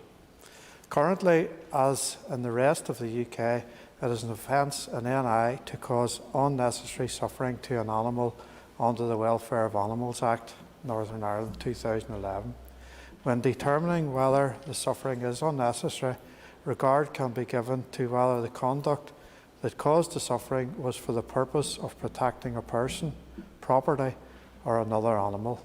However, the law in other parts of the UK now differs in its application to situations involving service animals.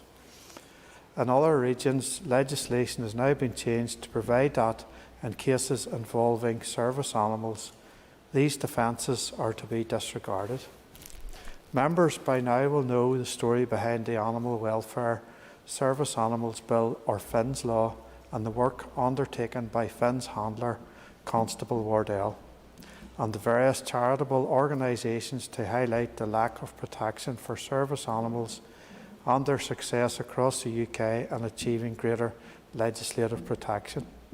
Finn sustained terrible injuries to the chest and head whilst engaged by his handler, but only criminal damage charges could be brought at that stage against the dog's attacker. The bill, therefore, about protecting Finn and all our service animals as they dedicate their lives to keeping us safe, is about ensuring that our service animals and their handlers have the legal recognition and protection they deserve. These animals do invaluable work in unpredictable and often very dangerous environments as they serve our community, and I believe it is our job as legislators to ensure they are adequately protected in law. Responses to the recent public consultation process on the bill carried out over the summer by the Department showed that 98% of respondents were in favour of the policy proposals set out in the consultation. The DAERA Committee has been happy to add its backing to the bill, and I am very pleased to see the level of support it has received, particularly among those service organisations such as the PSNI and others who train and use service dogs on a daily basis. I believe the support shown has served to underline how keen everyone is to see the new law in place. The bill, should it be passed, and I have every faith that it will principally amend Section 4(1) and 4 and 3 of the 2011 Act, thereby mirroring the changes that are now in place in other parts of the UK and working effectively. For our part, the DUP is dedicated to ensuring that animals in our society are cared for, that those who abuse animals are punished, and those with a legal responsibility for animal care have the support and resources that they need. As a result of this and other recent pieces of legislation, the UK as a whole will have one of the toughest sentencing regimes against animal cruelty in the world, and I am pleased that this House has played an active role in that journey. Of course, our ambitions shouldn't end with the passage of this legislation. There is much more that we can do to prevent, deter, detect and prosecute crime against animals. There is a strong cause to increase funding for local animal welfare services, and further review of sentencing provisions would also be beneficial. We must exhaust all avenues and efforts to make progress on the wider issue of animal cruelty, inclusive of the creation of an offenders register, complex though it may be in its creation. Mr. Speaker, I am pleased that Finn's Law is before this House, and I very much hope that soon we shall see it on the statute book. I thank the Minister for his commitment to the legislation, and I support the bill. Thank you. I call Alec Easton. Thank you, Mr. Deputy Speaker. I am extremely delighted to be able to speak on this bill today. It's not long ago that I brought the motion to the Assembly asking for this very legislation to be introduced. I would therefore like to begin my speech by briefly recapping how we got here. Finn, a police Alsatian dog, was stabbed in October 2016 during the course of an arrest. He protected his handler in the course of the incident and ensured that the individual who harmed him did not get away. Finn was lucky to be alive afterwards and required 4.5 hours of life-saving surgery and 11 weeks of recovery. Finn is clearly an incredible, brave service dog. He has since retired and has rightly been recognised in a variety of different ways, including receiving a PDSA Gold Medal, being named as IFAW's Animal of the Year in 2017 in the House of Lords, and getting an actual award at the annual Crufts Dog Show. Due to the lack of a specific offence for harm caused to service dogs, the individual that attacked Finn was charged with an offence of criminal damage. Everyone here will know that the life of their beloved pet means far more than a broken window. Finn and other service animals like him are brave animals, not merely property. So this is why I'm extremely pleased to stand here today and discuss Finn's Law and this bill. This legislation will bring us in line with the rest of the United Kingdom. In 2019, Finn's Law received royal assent for England and Wales. Scotland has also introduced their own laws on this issue. As a nation Of animal lovers, it is only right that we join countries such as Austria, Germany, Australia, the Netherlands and Switzerland in protecting our brave service animals. It is fair to say this law is somewhat overdue. It is also the right thing to do. These animals put their lives on the line at times to keep us safe. They are loyal, dedicated and brave. So much time, effort and love is put into their training. It is only right that we repay them with this bill. My main hope for this bill is that it will see an increased number of convictions for this offence in our courts.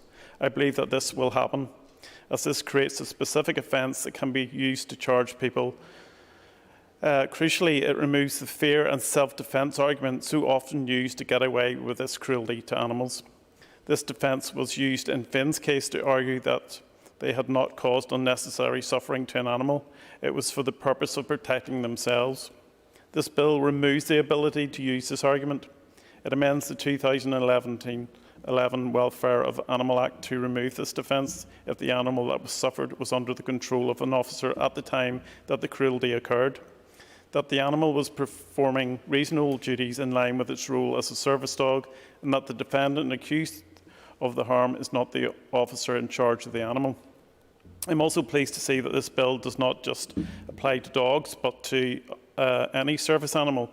While I believe that dogs are the only animal to be used for this purpose in Northern Ireland at present, it is good that this has been left open to other types of animals if there was ever to be a change in the future.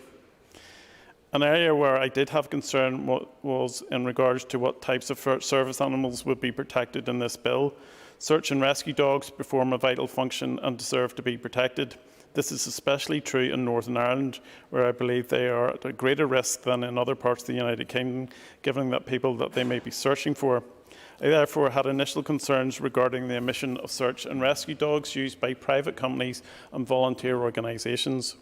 However, I am reassured that search and rescue dogs engaged for police purposes will benefit from the added protections in this bill, and that this is in line with the laws in the rest of the UK. One issue that I do take with this bill is that it does not make provision for increased penalties for those found guilty of this offence. This is something I would like to be pursued. Sentences given to offenders for cruelty to animals are, in my view, generally too lenient. For example, the individual that attacked Finn and his handler was only given an 8-month sentence. That's just wrong. I do thank the Minister who did explain about the sentencing, so that's something that we can pursue down the line, possibly, so hopefully. I would like to see more detailed consideration of toughening up these sentences by the Department and the Department of Justice. I believe that a public consultation would demonstrate the strength of feeling about this particular issue. Ideally, I would like to see up to 5 years in prison for those who are cruel to our animals. This is now called Finn Laws Part 2, and is something in which I will personally continue to campaign for. An animal cruelty register is another idea that has been raised in the course of these debates, and this is something which I believe should be explored in more detail.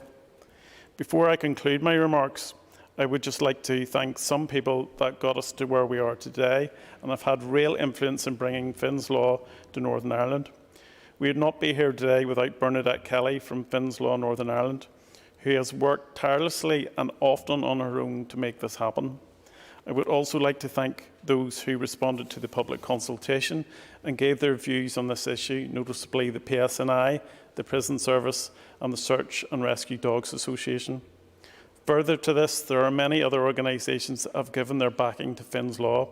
These include the USPCA, Assisi Animal Sanctuary, the Dogs Trust, the Kennel Club, Canine Search and Rescue, IFAW, Battersea's Dog Home, Mid-Antrim Animal Sanctuary and many other smaller charities and organisations and rescue centres throughout Northern Ireland and the rest of the UK. I would finally like to thank the over 44,000 members of the public that signed a petition calling for this law to be enacted here in Northern Ireland. Finally, Mr Deputy Speaker, I would like to thank the Minister. The Minister has kept his word to me that he would bring this bill to the Assembly, and the use of accelerated passage is welcome. I am eternally grateful to him for this issue, and I really do mean that. I'm so pleased that this campaign has been successful. While I will continue to campaign for stronger sentences for those who are cruel to animals, this bill is a step in the right direction, and I am delighted to be able to support it today. Thank you, Mr Deputy Speaker. I now call on the Minister of Agriculture, Environment and Rural Affairs, Edmund Poots, to conclude and wind up the debate. Well, can I thank all of the members who have participated, and it really is heartwarming to hear all of the contributions and the strong support that there is for this law. We are a nation of animal lovers, and I believe that that is something that is to our credit, and therefore wanting to see reasonable protection of animals is a very reasonable place for us to adopt. Sometimes these things can be a bit conflicted, because by protecting one animal you may cause harm to another. But in this here it's very clear, and it's very easy to identify that this is protecting and giving added protection to animals which are put in circumstances to protect society, into riot situations, into searches for drugs, into searches for illegal money, laundered money, and all sorts of activities. And also for animals which are out there looking for missing persons.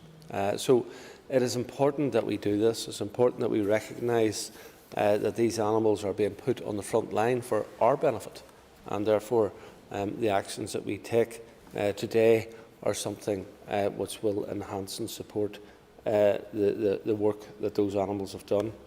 A couple of members did raise the issue of the Animal Welfare Offenders Register, and I have previously engaged with Minister for Justice on this topic. My officials have been liaising with their counterparts in the Department of Justice. Significant progress has been made to identify the key issues that would need to be addressed to implement and maintain a register in a way that reduces the risk of reoffending, but also secures and protects access to sensitive information. Significant progress has also been made with a review of the effectiveness and impact of similar types of registers already operating elsewhere, and my officials are developing proposals on potential next steps. In terms of sentencing, we did point out that there will be other opportunities. This Assembly did take the lead in the United Kingdom in terms of increasing sentences for those who cause harm to animals. We have sought to encourage the courts through my letter, which was passed from the Department of Justice to the Lady Chief Justice. So it is something that we take extremely seriously, and it is something that I'm sure that a new Assembly will revisit if it believes that we're falling short on that front as well, to give further added protection on this issue. Thank you, Mr Deputy Speaker.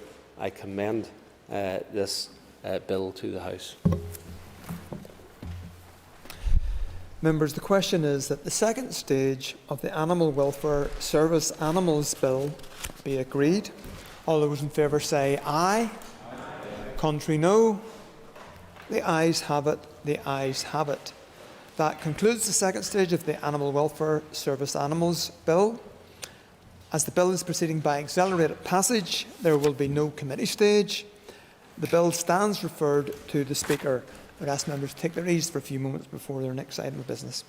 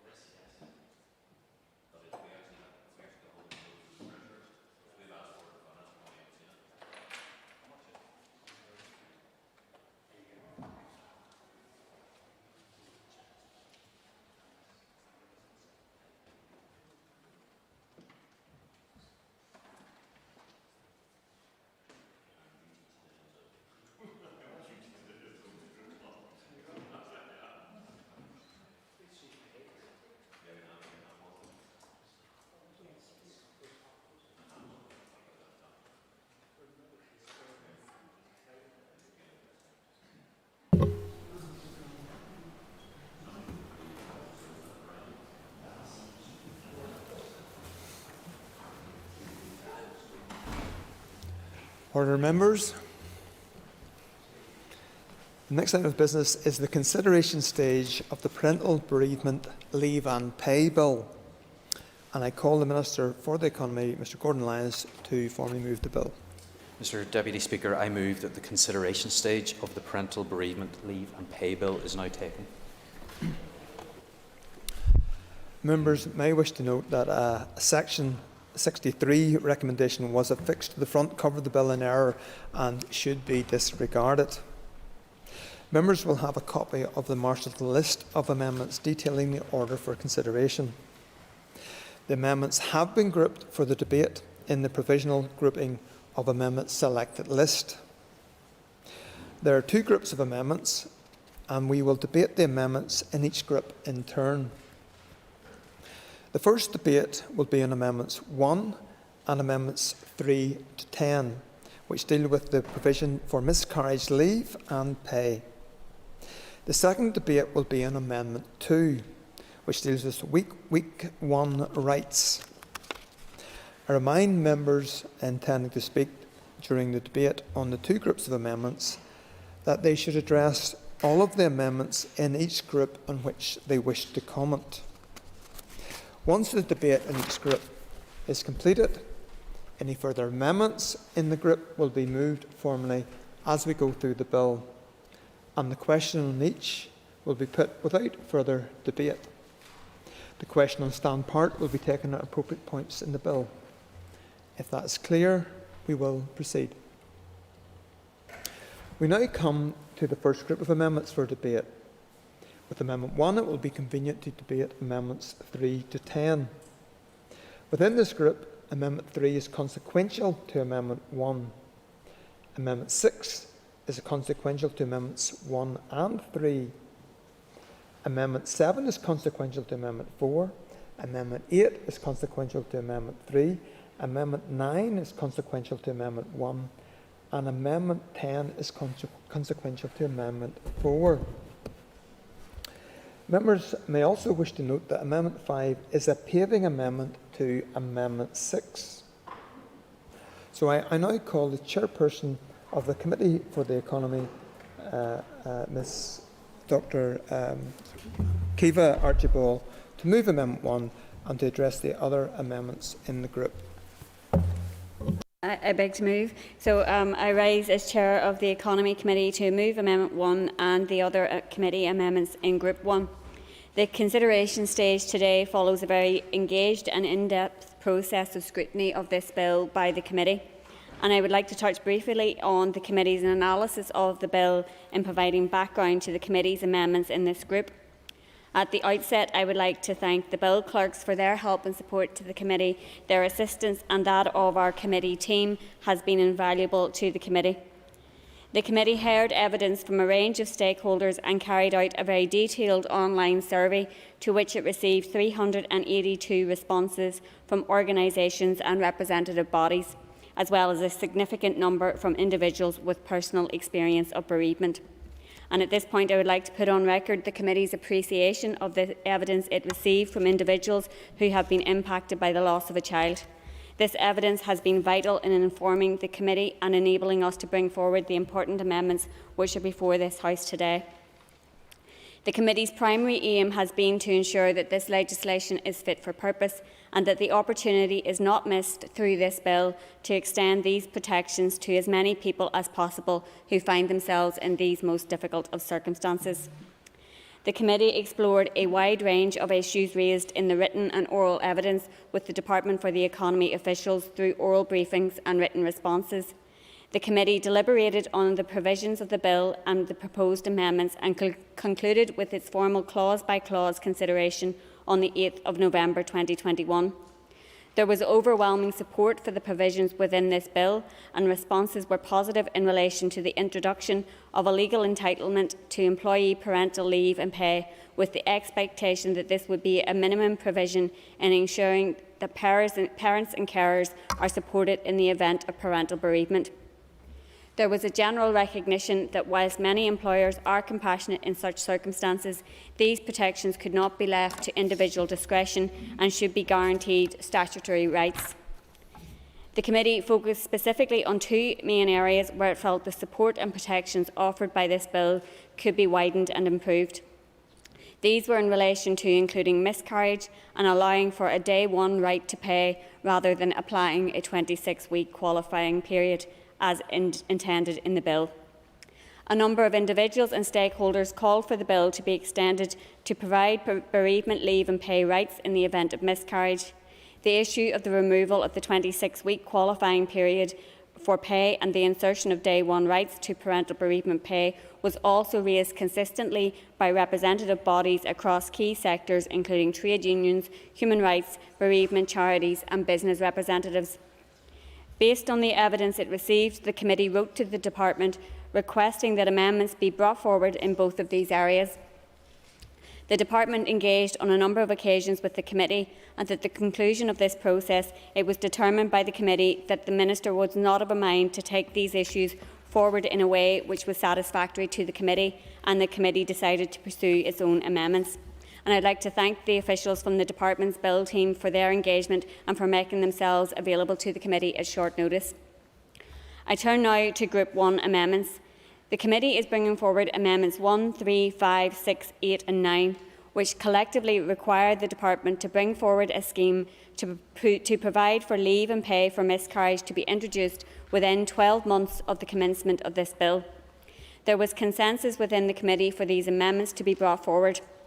As I have outlined, a significant number of individuals raised the issue of miscarriage in responding to the committee's survey on the bill, as did a number of stakeholders, including the Human Rights Commission, Unison and the women's representative groups. The committee therefore engaged in a series of detailed written and oral communications with the Department in relation to amending the bill to include miscarriage. It is fair to say that the Minister and the Department had a strong view that miscarriage was outside the scope of this bill, and that the Department's focus from the outset was to mirror the parental bereavement provisions enacted by the British Government. At its 3rd of November meeting, the committee considered the proposed amendment from the Department, which is Amendment 4 on the marshalled list, which places a statutory obligation on the Department to consult on policy options for miscarriage as it relates to this bill and bring forward a report within 2 years of the associated regulations coming into effect. The committee did not consider this amendment to be sufficient, as there is no commitment to act on miscarriage beyond reporting on a consultation. The committee was also informed by the Department of what it described as a potentially significant increase in the cost of the bill in making this change, and that it did not believe the bill was the appropriate vehicle without having consulted on the practicalities. The committee believes that the costs will be manageable, and members believe that support for those suffering a miscarriage is important to be put into law. The committee was clear that it wished to place an explicit obligation on the Department to bring forward a scheme to provide for leave and pay for miscarriage and for it to be introduced 12 months from royal assent for this bill. The committee has been careful to allow for that 12-month period, which would allow for consultation whilst also avoiding any delay in the enactment of the main provisions of this bill. The Department has suggested that if the British Government is required to restore parity as a result of the amendments to this bill— Yes, go ahead. I appreciate the Chair of the Committee giving way, because it's important that we look at this issue. There's a number of issues that the member will raise. I will address some of those in my contributions later on. But she's touched on the issue of 12 months, and she has said that that is sufficient time. And indeed in the committee she said that she thinks that the committee have been very flexible in using that period of time to get this through. But taking into consideration that we're coming towards the end of a mandate, that we have PERDA, that we have summer recess, and the process that it will take to get all of this through, the consultation, the liaison with the committee, the liaison with an executive. She has been informed, and the committee has been informed, that my officials don't think that's merely a tight time frame, but that it's going to be impossible for them to do that. Why then is she proceeding to do something that she knows is going to be impossible for my department to do? So I thank the Minister for his intervention, and obviously he can lay out his arguments in a little short time. I don't believe it's impossible, so we'll take on board the views of the Department. And obviously there is further consideration stage to this bill, where if our amendments pass today and if the Minister can convince the committee that there is further time required, that's something I'm sure members in this House would be open to looking at. But can I continue with my comments, and you obviously can make your own contribution in the time ahead. So, as I say, we have been careful to allow for that 12-month period, which would allow for consultation whilst avoiding the delay in enacting the main provisions of this bill. The Department has suggested, obviously, if the British Government is required to restore parity as a result of the amendments to this bill, the Treasury could seek to recoup the cost of doing so from the Executive's DEL budget. The committee sought to probe this further, with the Department seeking further details on the Treasury rules and how these would apply. Yesterday, the Department offered this paragraph 2.610 of the Treasury's Statement of Funding Policy, funding the Scottish Government, Welsh Government and Northern Ireland Executive. That paragraph states, where decisions taken by any of the devolved administrations or bodies under their jurisdiction have financial implications for departments or agencies of the UK Government, or alternatively, decisions of the UK Government's departments or agencies lead to additional costs for any of the devolved administrations, where other arrangements do not exist automatically to adjust for such extra costs, for example, if the Barnett formula doesn't apply, the body whose decision leads to the additional cost will meet that cost. Lascan Corlia, the Department has not brought forward any precedents where a devolved administration was liable for the costs of the British Government restoring parity. It is also important to state that the committee has been careful in constructing its amendments to ensure that unforeseen difficulties would return to the floor of the Assembly for members to make a judgment. It is also for members to interpret this Treasury guidance for themselves in the absence of any clear evidence on how it could be applied. Additionally, the committee has been very clear that it does not want to delay the bill, hence the provision of a year for the Department to consult and bring forward regulations with respect to the committee's amendments. All regulations brought forward from this bill will be subject to the scrutiny of this House, as would any issues that arise to disrupt the bringing forward of those regulations. Members, we must also keep in mind that employment law is a devolved matter upon which the committee and this House has not only a right but a responsibility to take progressive action to the benefit of people here. The committee has ensured that any scheme to make provision for miscarriage will need to be approved by this House, so allowing members to consider any issues that might arise. Yes, I will.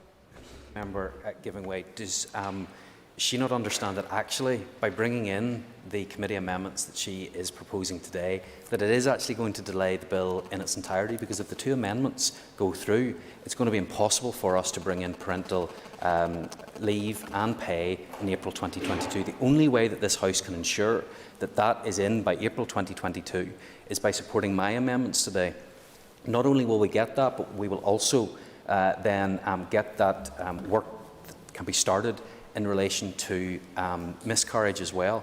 This is going to be a big problem. We will not be able to get this in by April 2022 and possibly not even by April 2023 because of the work that's going to need to be done with HMRC. Will the member accept that that's what she's doing today? I do not accept that. I don't accept the Minister's assertions. I believe that the work has been done in terms of the Parental Bereavement Leave and Pay Bill. You can bring that forward and at the same time have this further work conducted in relation to miscarriage and also in relation to the removing of the 26-week. No, I won't give way again. I will let you make your own comments and perhaps you'll let me give way.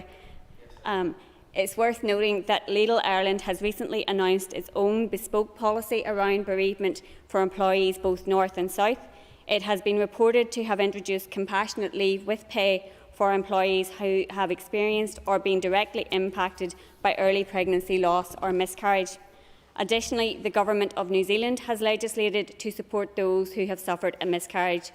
The committee believes that it is acting in the best interests of the people of the North by taking this opportunity through this bill to afford these protections to as many parents as possible, whilst also ensuring that the original provisions of this bill are enacted within the current mandate. I would like to make some very brief comments at this stage as Sinn Féin Economy spokesperson. And firstly, I want to acknowledge the previous Economy Minister, Diane Dodds, for bringing forward the Parental Bereavement Leave and Pay Bill, which is an important piece of legislation in its own right, and as introduced would provide support for workers who find themselves in the awful circumstances of a child dying or a stillbirth. From this bill went out to consultation, I have raised the issues upon which the committee has brought forward amendments. that is, statutory leave and pay for workers suffering miscarriage and the provision of those rights from day one of employment, with the intent of ensuring that workers that are in those most terrible of circumstances have the right to compassionate support from the inter-employment. There has been a unity of purpose in much of the debate and discussion on this bill, which is positive, and in particular I'd like to record my thanks to my fellow committee members for the constructive and positive approach to deliberation on this bill. Employment is fully devolved to this Assembly. We have the ability to set our own policy, to be a leader when it comes to standing up for workers, and the amendments to this bill would make us a leader, certainly across these islands, in ensuring workers suffering miscarriage have access to paid leave, that they, along with workers who suffer the death of a child, would have the right to paid time off to seek support, to deal with practicalities, or simply to privately grieve and deal with their loss. So I would urge members across the Chamber to support the committee's amendments, which have been well considered and thought out, and I would reiterate my thanks to the Bills Office for their support in crafting these very pragmatic amendments, which do provide flexibility to the Minister and Department, which do allow for some modification if that was deemed necessary by consultation, and which would, as I have already stated, be brought back to this House for debate on the regulations to enact them. So, Last Concordia, I look forward to the rest of the members' contributions throughout the course of this debate. Members, the Business Committee is arranged to meet at 1 p.m. today. I propose, therefore, by leave of the Assembly, to suspend this sitting until 2 p.m. The first item of business when we return will be questions to the Minister for Communities. The sitting is, by leave, suspended.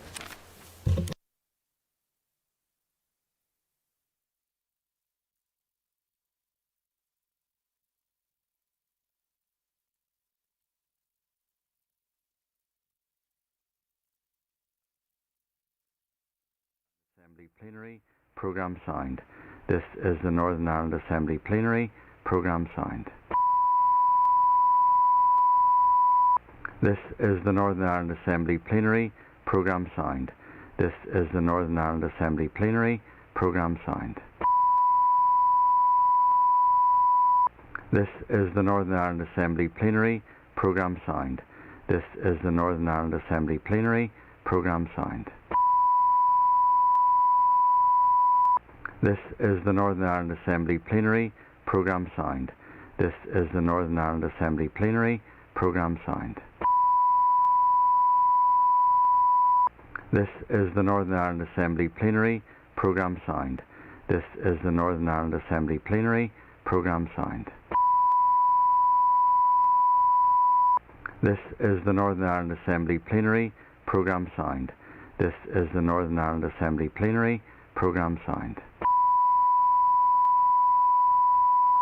This is the Northern Ireland Assembly Plenary, programme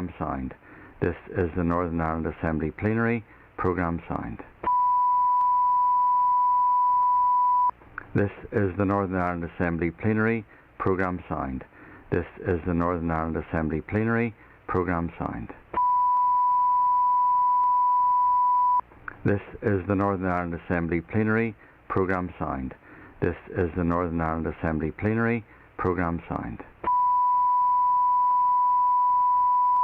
This is the Northern Ireland Assembly Plenary, programme signed.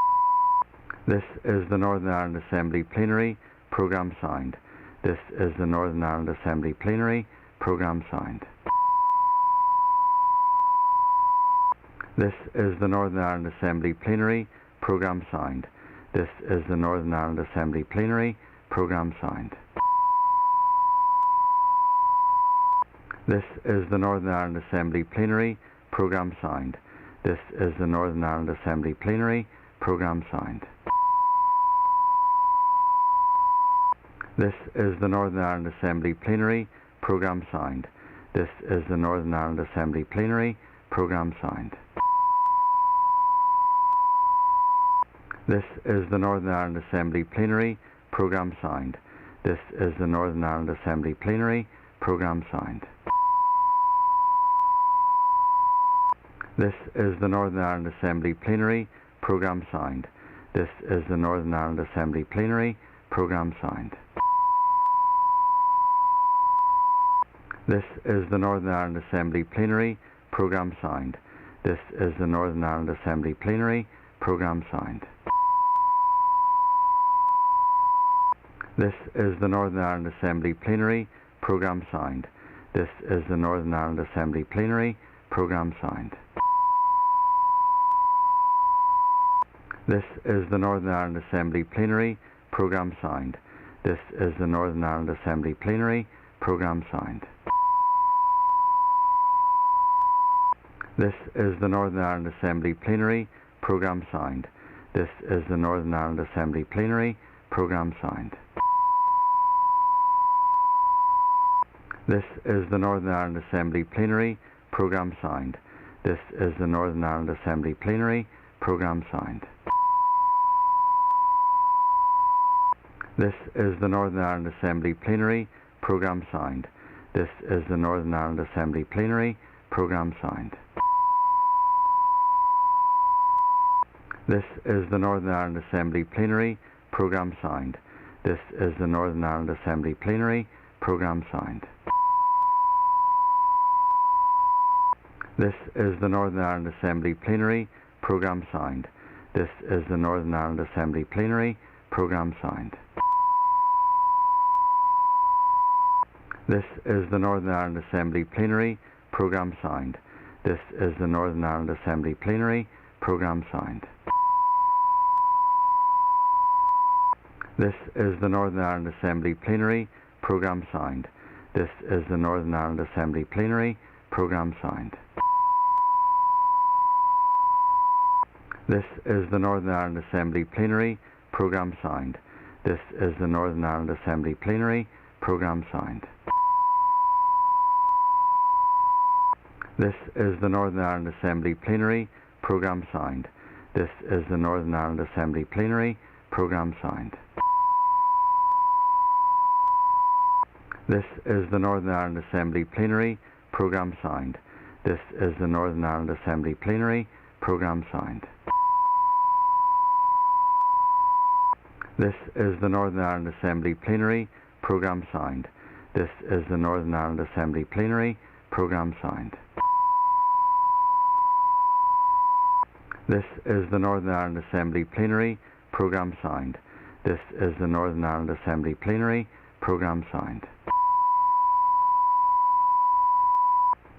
is the Northern Ireland Assembly Plenary. Programme signed. This is the Northern Ireland Assembly Plenary. Programme signed. This is the Northern Ireland Assembly Plenary. Programme signed. This is the Northern Ireland Assembly Plenary. Programme signed. This is the Northern Ireland Assembly Plenary. Programme signed. This is the Northern Ireland Assembly Plenary. Programme signed. This is the Northern Ireland Assembly Plenary. Programme signed. This is the Northern Ireland Assembly Plenary. Programme signed. This is the Northern Ireland Assembly Plenary. Programme signed. This is the Northern Ireland Assembly Plenary. Programme signed. This is the Northern Ireland Assembly Plenary. Programme signed. This is the Northern Ireland Assembly Plenary. Programme signed. This is the Northern Ireland Assembly Plenary. Programme signed. This is the Northern Ireland Assembly Plenary. Programme signed. This is the Northern Ireland Assembly Plenary. Programme signed. This is the Northern Ireland Assembly Plenary. Programme signed. This is the Northern Ireland Assembly Plenary. Programme signed. This is the Northern Ireland Assembly Plenary. Programme signed. This is the Northern Ireland Assembly Plenary. Programme signed. This is the Northern Ireland Assembly Plenary. Programme signed. This is the Northern Ireland Assembly Plenary. Programme signed. This is the Northern Ireland Assembly Plenary. Programme signed. This is the Northern Ireland Assembly Plenary. Programme signed. This is the Northern Ireland Assembly Plenary. Programme signed. This is the Northern Ireland Assembly Plenary. Programme signed. This is the Northern Ireland Assembly Plenary Programme Signed. This is the Northern Ireland Assembly Plenary Programme Signed. This is the Northern Ireland Assembly Plenary Programme Signed. This is the Northern Ireland Assembly Plenary Programme Signed. This is the Northern Ireland Assembly Plenary Programme Signed.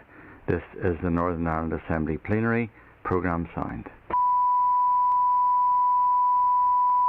This is the Northern Ireland Assembly Plenary Programme Signed. This is the Northern Ireland Assembly Plenary Programme Signed.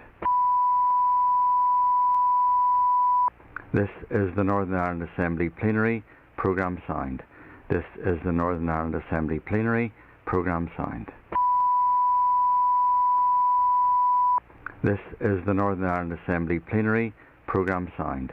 This is the Northern Ireland Assembly Plenary Programme Signed. This is the Northern Ireland Assembly Plenary Programme Signed. This is the Northern Ireland Assembly Plenary Programme Signed. This is the Northern Ireland Assembly Plenary Programme Signed. This is the Northern Ireland Assembly Plenary Programme Signed. This is the Northern Ireland Assembly Plenary Programme Signed. This is the Northern Ireland Assembly Plenary Programme Signed. This is the Northern Ireland Assembly Plenary Programme Signed. This is the Northern Ireland Assembly Plenary Programme Signed. This is the Northern Ireland Assembly Plenary Programme Signed. This is the Northern Ireland Assembly Plenary Programme Signed. This is the Northern Ireland Assembly Plenary Programme Signed.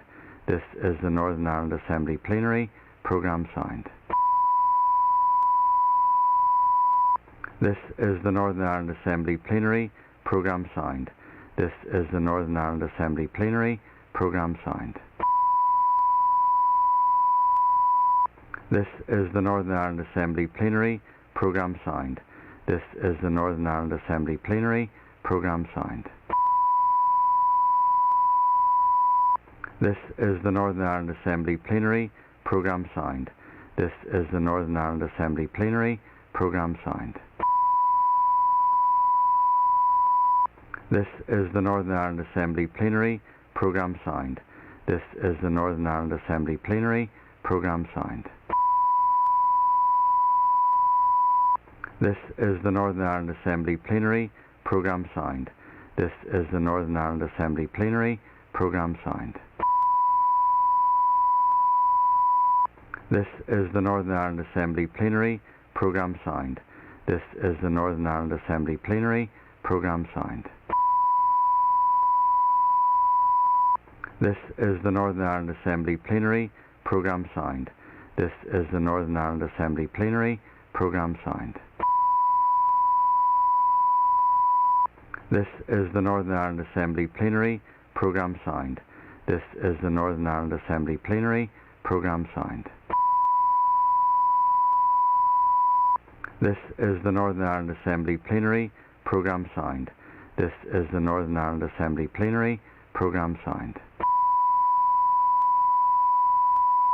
This is the Northern Ireland Assembly Plenary Programme Signed. This is the Northern Ireland Assembly Plenary Programme Signed. This is the Northern Ireland Assembly Plenary Programme Signed. This is the Northern Ireland Assembly Plenary Programme Signed. This is the Northern Ireland Assembly Plenary Programme Signed. This is the Northern Ireland Assembly Plenary Programme Signed. This is the Northern Ireland Assembly Plenary Programme Signed. This is the Northern Ireland Assembly Plenary Programme Signed. This is the Northern Ireland Assembly Plenary Programme Signed.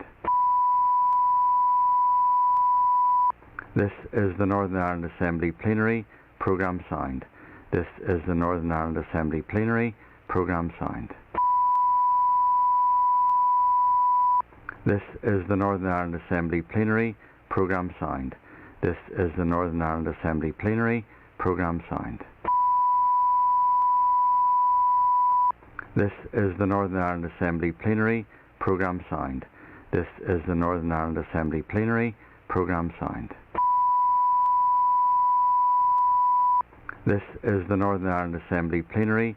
Programme signed. This is the Northern Ireland Assembly Plenary. Programme signed.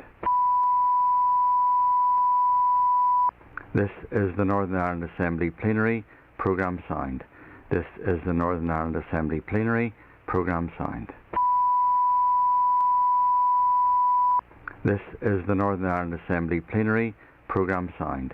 This is the Northern Ireland Assembly Plenary. Programme signed.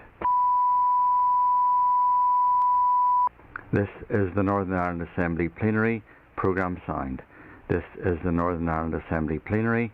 Programme signed. This is the Northern Ireland Assembly Plenary. Programme signed. This is the Northern Ireland Assembly Plenary. Programme signed. This is the Northern Ireland Assembly Plenary. Programme signed. This is the Northern Ireland Assembly Plenary. Programme signed. This is the Northern Ireland Assembly Plenary. Programme signed. This is the Northern Ireland Assembly Plenary. Programme signed. This is the Northern Ireland Assembly Plenary. Programme signed. This is the Northern Ireland Assembly Plenary. Programme signed. This is the Northern Ireland Assembly Plenary. Programme signed. This is the Northern Ireland Assembly Plenary. Programme signed. This is the Northern Ireland Assembly Plenary. Programme signed. This is the Northern Ireland Assembly Plenary. Programme signed. This is the Northern Ireland Assembly Plenary. Programme signed. This is the Northern Ireland Assembly Plenary. Programme signed. This is the Northern Ireland Assembly Plenary. Programme signed. This is the Northern Ireland Assembly Plenary. Programme signed. This is the Northern Ireland Assembly Plenary. Programme signed. This is the Northern Ireland Assembly Plenary. Programme signed. This is the Northern Ireland Assembly Plenary. Programme signed. This is the Northern Ireland Assembly Plenary. Programme signed. This is the Northern Ireland Assembly Plenary. Programme signed. This is the Northern Ireland Assembly Plenary. Programme signed. This is the Northern Ireland Assembly Plenary. Programme signed. This is the Northern Ireland Assembly Plenary. Programme signed. This is the Northern Ireland Assembly Plenary. Programme signed.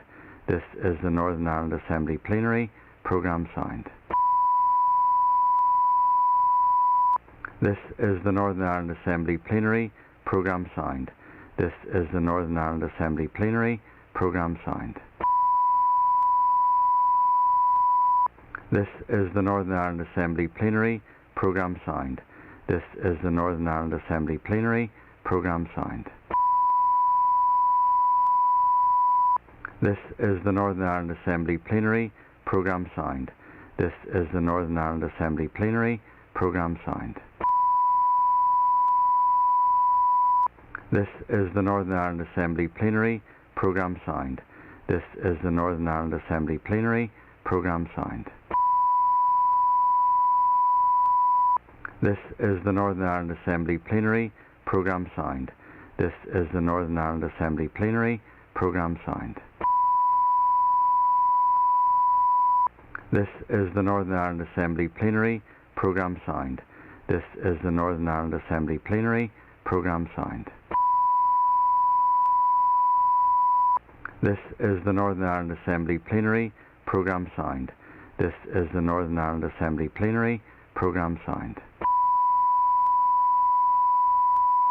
This is the Northern Ireland Assembly Plenary. Programme signed. This is the Northern Ireland Assembly Plenary. Programme signed. This is the Northern Ireland Assembly Plenary. Programme signed. This is the Northern Ireland Assembly Plenary. Programme signed. This is the Northern Ireland Assembly Plenary Programme Sound. This is the Northern Ireland Assembly Plenary Programme Sound. This is the Northern Ireland Assembly Plenary Programme Sound. This is the Northern Ireland Assembly Plenary Programme Sound. This is the Northern Ireland Assembly Plenary Programme Sound. This is the Northern Ireland Assembly Plenary Programme Sound. This is the Northern Ireland Assembly Plenary Programme Sound. This is the Northern Ireland Assembly Plenary Programme Sound.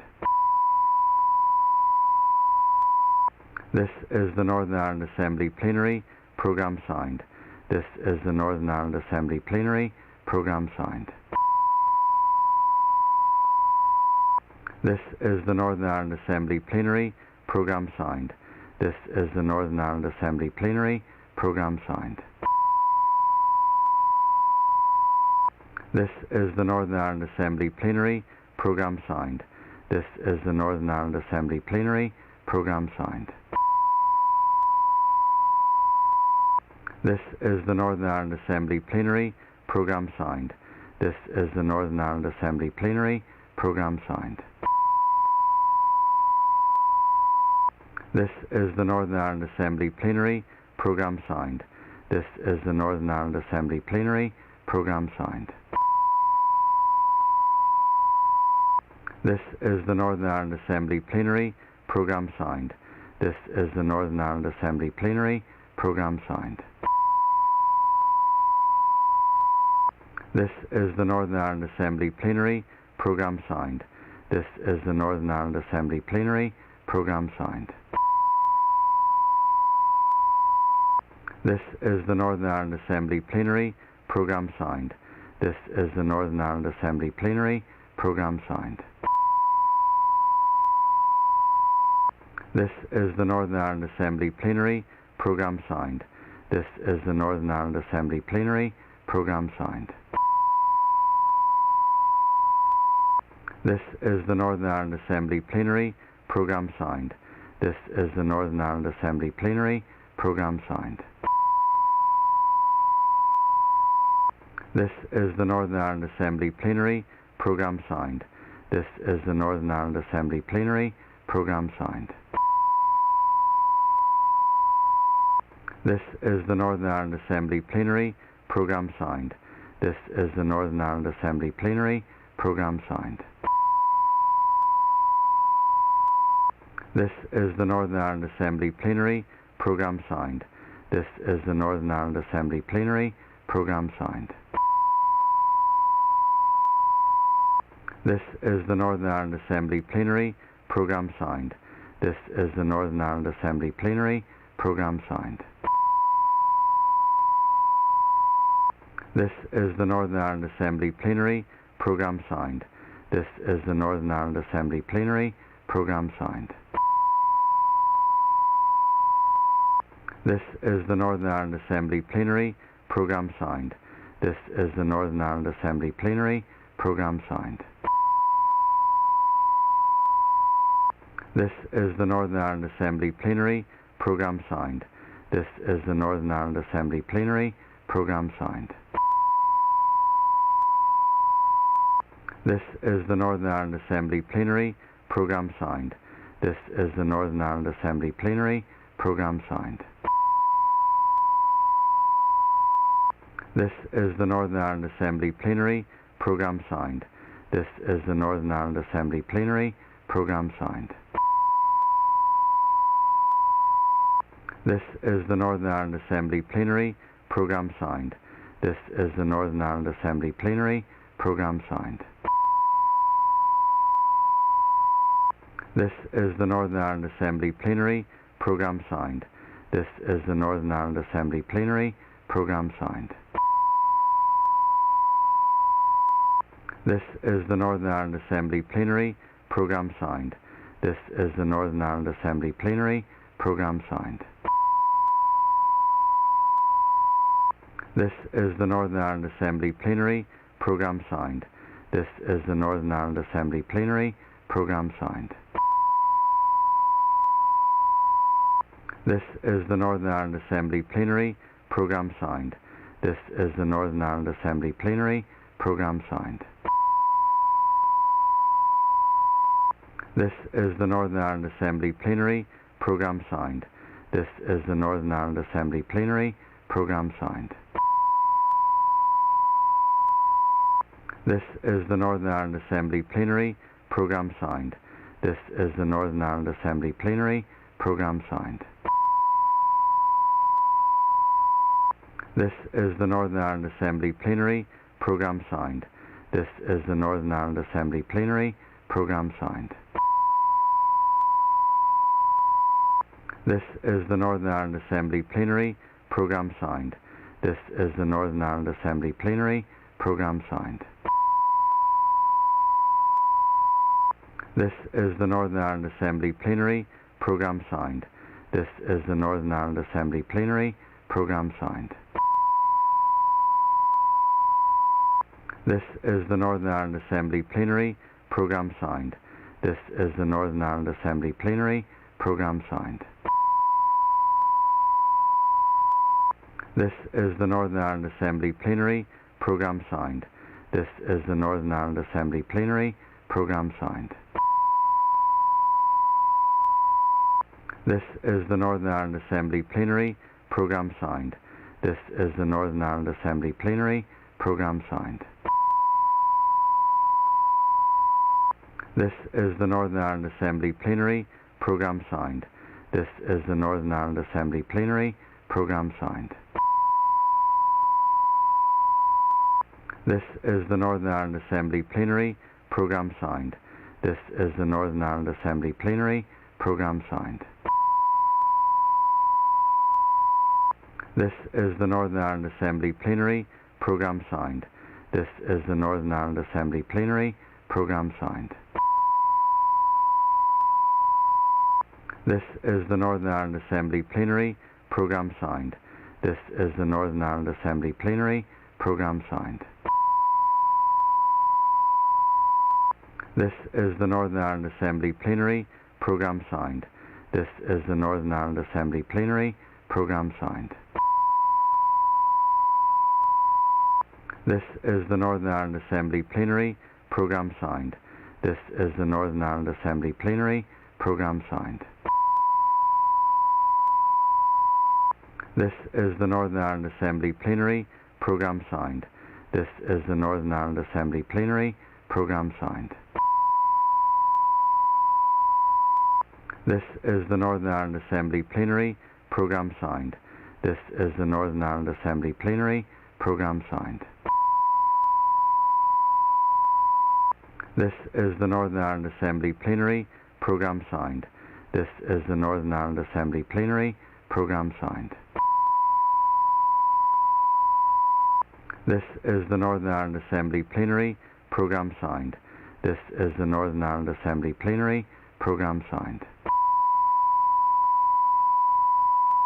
This is the Northern Ireland Assembly Plenary. Programme signed. This is the Northern Ireland Assembly Plenary. Programme signed. This is the Northern Ireland Assembly Plenary. Programme signed. This is the Northern Ireland Assembly Plenary. Programme signed. This is the Northern Ireland Assembly Plenary. Programme signed. This is the Northern Ireland Assembly Plenary. Programme signed. This is the Northern Ireland Assembly Plenary. Programme signed. This is the Northern Ireland Assembly Plenary. Programme signed. This is the Northern Ireland Assembly Plenary. Programme signed. This is the Northern Ireland Assembly Plenary. Programme signed. This is the Northern Ireland Assembly Plenary. Programme signed. This is the Northern Ireland Assembly Plenary. Programme signed. This is the Northern Ireland Assembly Plenary. Programme signed. This is the Northern Ireland Assembly Plenary. Programme signed. This is the Northern Ireland Assembly Plenary. Programme signed. This is the Northern Ireland Assembly Plenary. Programme signed. This is the Northern Ireland Assembly Plenary. Programme signed. This is the Northern Ireland Assembly Plenary. Programme signed. This is the Northern Ireland Assembly Plenary. Programme signed. This is the Northern Ireland Assembly Plenary. Programme signed. This is the Northern Ireland Assembly Plenary. Programme signed. This is the Northern Ireland Assembly Plenary. Programme signed. This is the Northern Ireland Assembly Plenary. Programme signed. This is the Northern Ireland Assembly Plenary. Programme signed. This is the Northern Ireland Assembly Plenary. Programme signed. This is the Northern Ireland Assembly Plenary. Programme signed. This is the Northern Ireland Assembly Plenary. Programme signed. This is the Northern Ireland Assembly Plenary. Programme signed. This is the Northern Ireland Assembly Plenary. Programme signed. This is the Northern Ireland Assembly Plenary. Programme signed.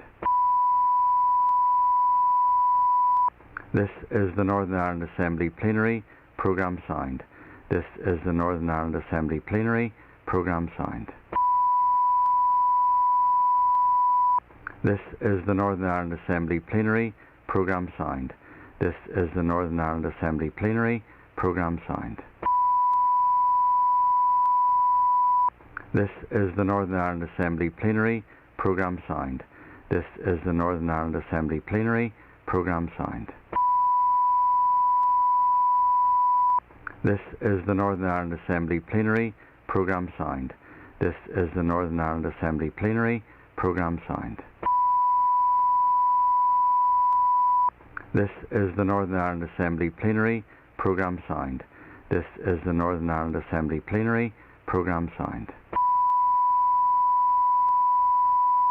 This is the Northern Ireland Assembly Plenary. Programme signed.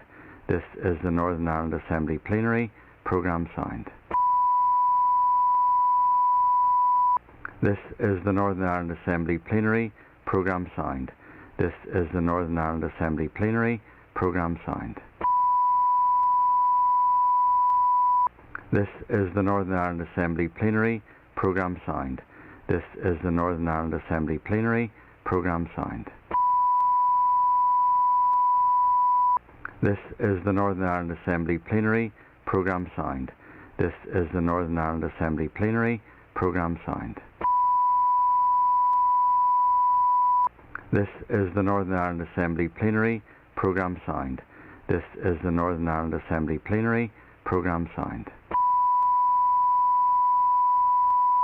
This is the Northern Ireland Assembly Plenary. Programme signed.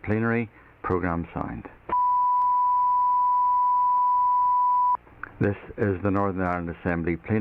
Programme signed. This is the Northern Ireland Assembly Plenary. Programme signed. This is the Northern Ireland Assembly Plenary. Programme signed. This is the Northern Ireland Assembly Plenary. Programme signed.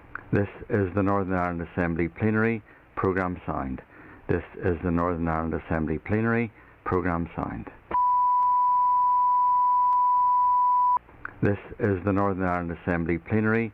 Programme signed. This is the Northern Ireland Assembly Plenary. Programme signed. This is the Northern Ireland Assembly Plenary. Programme signed. This is the Northern Ireland Assembly Plenary. Programme signed. This is the Northern Ireland Assembly Plenary. Programme signed. This is the Northern Ireland Assembly Plenary. Programme signed. This is the Northern Ireland Assembly Plenary. Programme signed. This is the Northern Ireland Assembly Plenary. Programme signed. This is the Northern Ireland Assembly Plenary. Programme signed. This is the Northern Ireland Assembly Plenary. Programme signed. This is the Northern Ireland Assembly Plenary. Programme signed. This is the Northern Ireland Assembly Plenary. Programme signed. This is the Northern Ireland Assembly Plenary.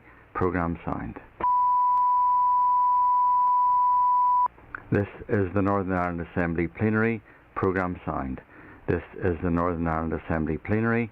Programme signed. This is the Northern Ireland Assembly Plenary. Programme signed. This is the Northern Ireland Assembly Plenary. Programme signed. This is the Northern Ireland Assembly Plenary. Programme signed. This is the Northern Ireland Assembly Plenary. Programme signed. This is the Northern Ireland Assembly Plenary. Programme signed. This is the Northern Ireland Assembly Plenary. Programme signed. This is the Northern Ireland Assembly Plenary. Programme signed. This is the Northern Ireland Assembly Plenary. Programme signed. This is the Northern Ireland Assembly Plenary. Programme signed. This is the Northern Ireland Assembly Plenary. Programme signed. This is the Northern Ireland Assembly Plenary. Programme signed. This is the Northern Ireland Assembly Plenary. Programme signed.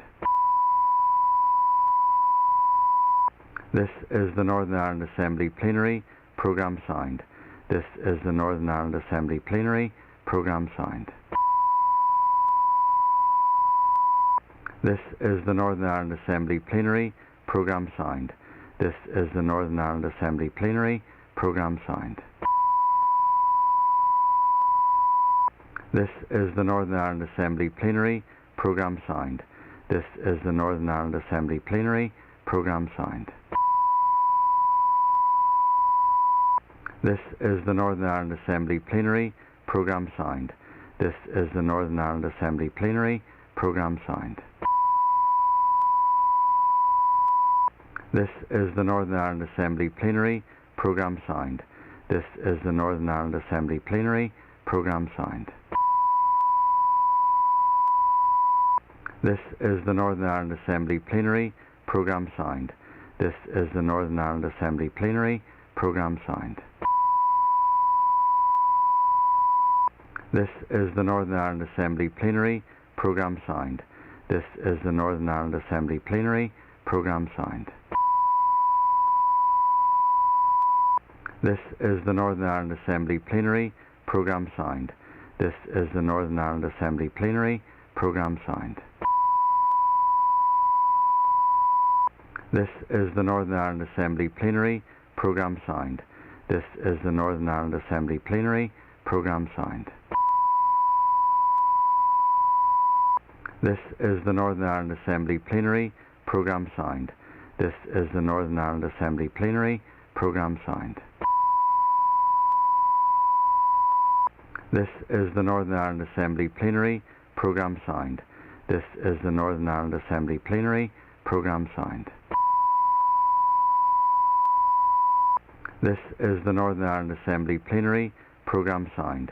This is the Northern Ireland Assembly Plenary. Programme signed. This is the Northern Ireland Assembly Plenary. Programme signed. This is the Northern Ireland Assembly Plenary. Programme signed. This is the Northern Ireland Assembly Plenary. Programme signed. This is the Northern Ireland Assembly Plenary. Programme signed. This is the Northern Ireland Assembly Plenary. Programme signed. This is the Northern Ireland Assembly Plenary. Programme signed. This is the Northern Ireland Assembly Plenary. Programme signed. This is the Northern Ireland Assembly Plenary. Programme signed. This is the Northern Ireland Assembly Plenary. Programme signed.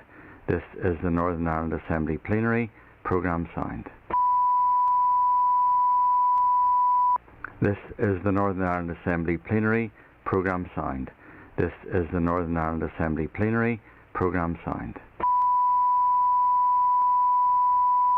This is the Northern Ireland Assembly Plenary.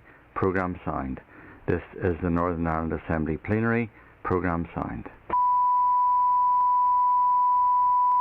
This is the Northern Ireland Assembly Plenary. Programme signed. This is the Northern Ireland Assembly Plenary. Programme signed. This is the Northern Ireland Assembly Plenary Programme Signed. This is the Northern Ireland Assembly Plenary Programme Signed.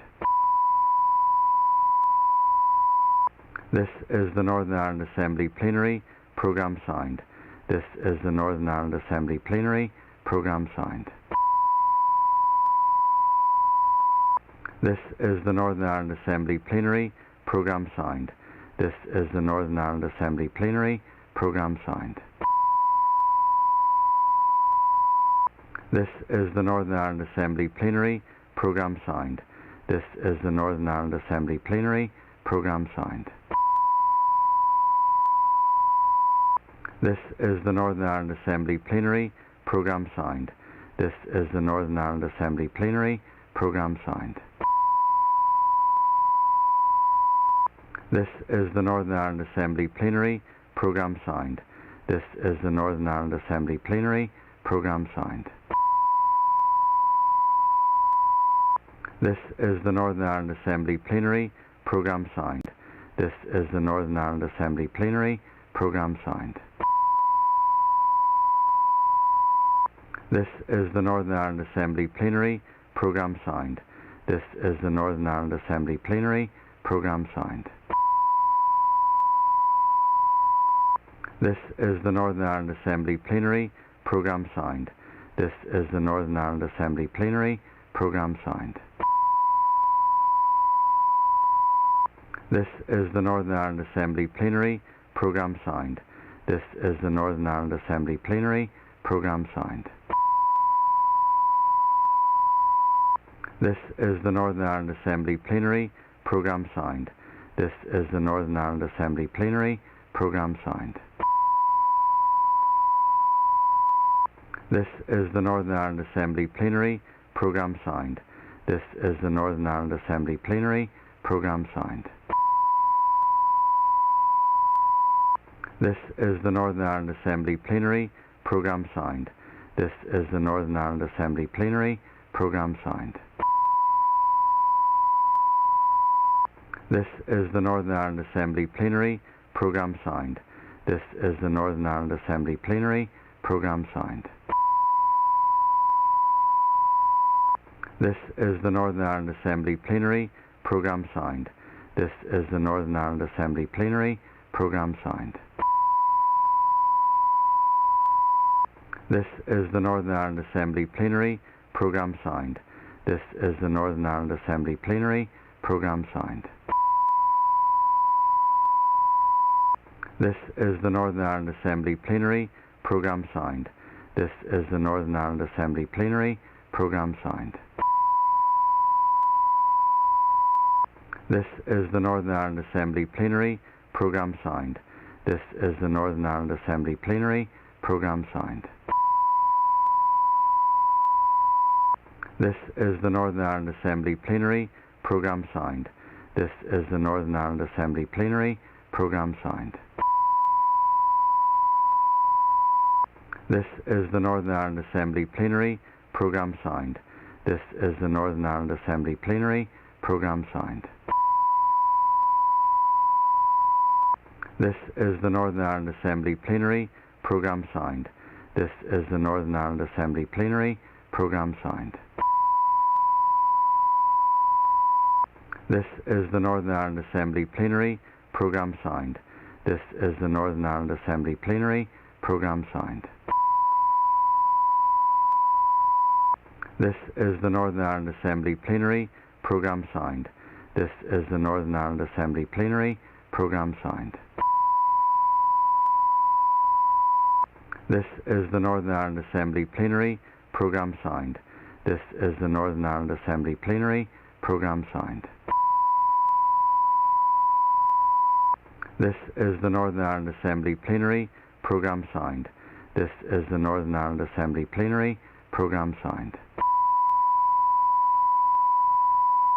This is the Northern Ireland Assembly Plenary Programme Signed. This is the Northern Ireland Assembly Plenary Programme Signed.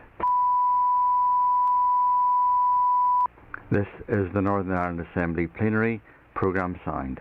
This is the Northern Ireland Assembly Plenary Programme Signed. This is the Northern Ireland Assembly Plenary. Programme signed. This is the Northern Ireland Assembly Plenary. Programme signed. This is the Northern Ireland Assembly Plenary. Programme signed. This is the Northern Ireland Assembly Plenary. Programme signed. This is the Northern Ireland Assembly Plenary. Programme signed. This is the Northern Ireland Assembly Plenary. Programme signed. This is the Northern Ireland Assembly Plenary. Programme signed. This is the Northern Ireland Assembly Plenary. Programme signed. This is the Northern Ireland Assembly Plenary. Programme signed. This is the Northern Ireland Assembly Plenary. Programme signed. This is the Northern Ireland Assembly Plenary. Programme signed. This is the Northern Ireland Assembly Plenary. Programme signed. This is the Northern Ireland Assembly Plenary. Programme signed. This is the Northern Ireland Assembly Plenary.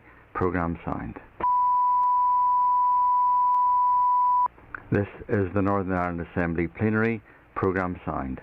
This is the Northern Ireland Assembly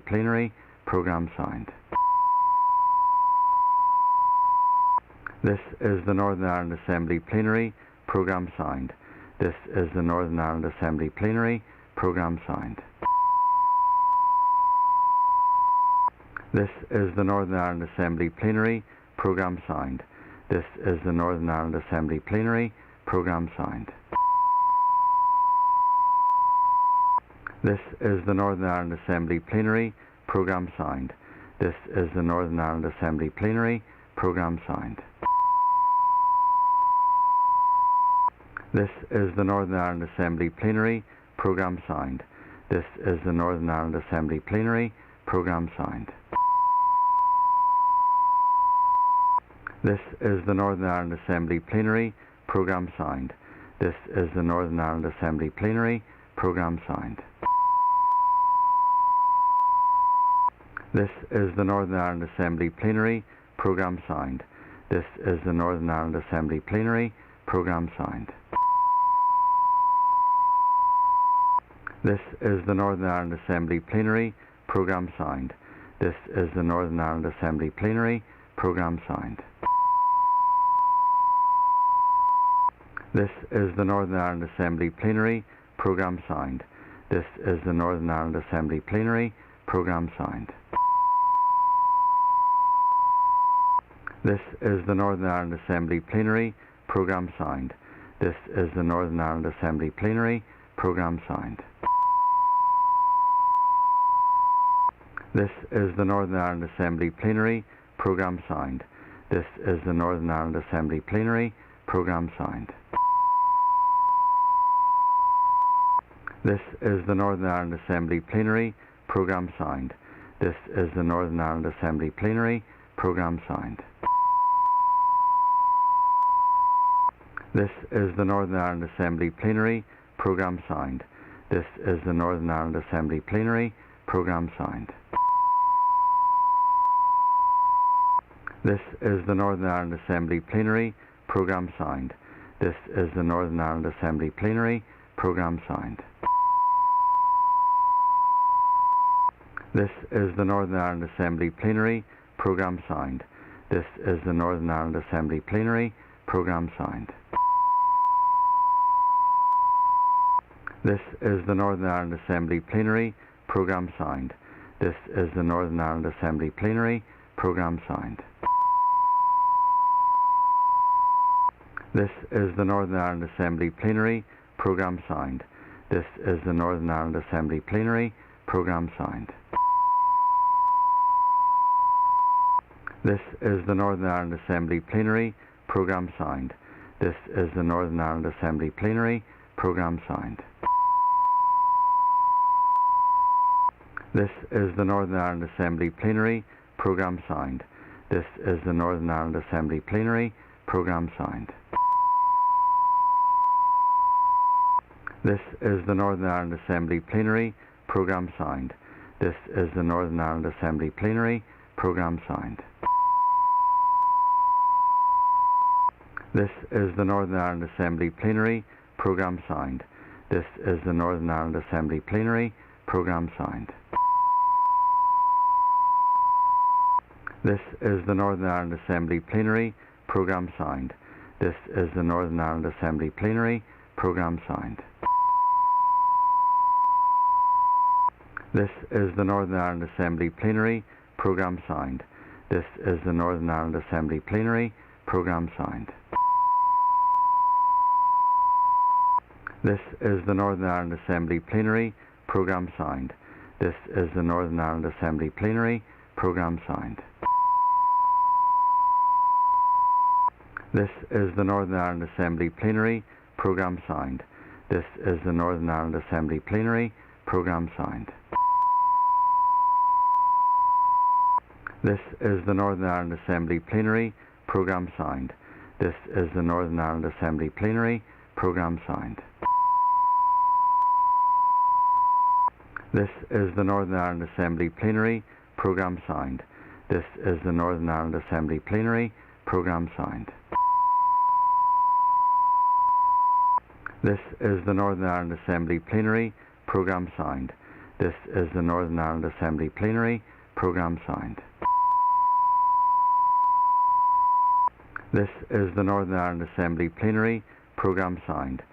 This is the Northern Ireland Assembly Plenary Programme Sound. This is the Northern Ireland Assembly Plenary Programme Sound. This is the Northern Ireland Assembly Plenary Programme Sound. This is the Northern Ireland Assembly Plenary Programme Sound. This is the Northern Ireland Assembly Plenary Programme Sound. This is the Northern Ireland Assembly Plenary Programme Sound. This is the Northern Ireland Assembly Plenary Programme Sound. This is the Northern Ireland Assembly Plenary Programme Sound. This is the Northern Ireland Assembly Plenary Programme Sound. This is the Northern Ireland Assembly Plenary Programme Sound. This is the Northern Ireland Assembly Plenary Programme Sound. This is the Northern Ireland Assembly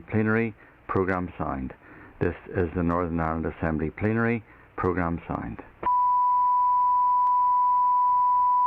This is the Northern Ireland Assembly Plenary Programme Sound. This is the Northern Ireland Assembly Plenary Programme Sound.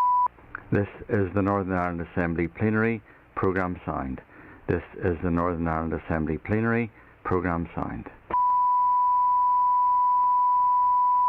This is the Northern Ireland Assembly Plenary Programme Sound. This is the Northern Ireland Assembly Plenary Programme Sound.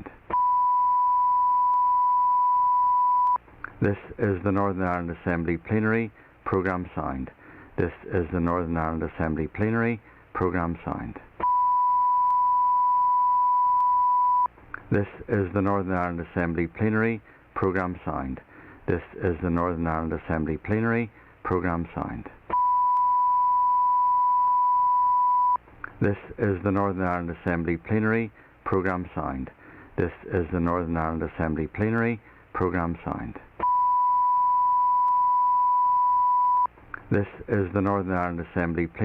Programme Sound. This is the Northern Ireland Assembly Plenary Programme Sound. This is the Northern Ireland Assembly Plenary Programme Sound. This is the Northern Ireland Assembly Plenary Programme Sound. This is the Northern Ireland Assembly Plenary Programme Sound. This is the Northern Ireland Assembly Plenary Programme Sound. This is the Northern Ireland Assembly Plenary Programme Sound. This is the Northern Ireland Assembly Plenary Programme Sound. This is the Northern Ireland Assembly Plenary Programme Sound. This is the Northern Ireland Assembly Plenary Programme Sound. This is the Northern Ireland Assembly Plenary Programme Sound. This is the Northern Ireland Assembly Plenary Programme Sound. This is the Northern Ireland Assembly Plenary Programme Sound. This is the Northern Ireland Assembly Plenary Programme Sound. This is the Northern Ireland Assembly Plenary Programme Sound. This is the Northern Ireland Assembly Plenary Programme Sound. This is the Northern Ireland Assembly Plenary Programme Sound. This is the Northern Ireland Assembly Plenary Programme Sound. This is the Northern Ireland Assembly Plenary Programme Sound. This is the Northern Ireland Assembly Plenary Programme Sound. This is the Northern Ireland Assembly Plenary Programme Sound. This is the Northern Ireland Assembly Plenary Programme Sound. This is the Northern Ireland Assembly Plenary Programme Sound. This is the Northern Ireland Assembly Plenary Programme Sound. This is the Northern Ireland Assembly Plenary Programme Sound. This is the Northern Ireland Assembly Plenary Programme Sound. This is the Northern Ireland Assembly Plenary Programme Sound.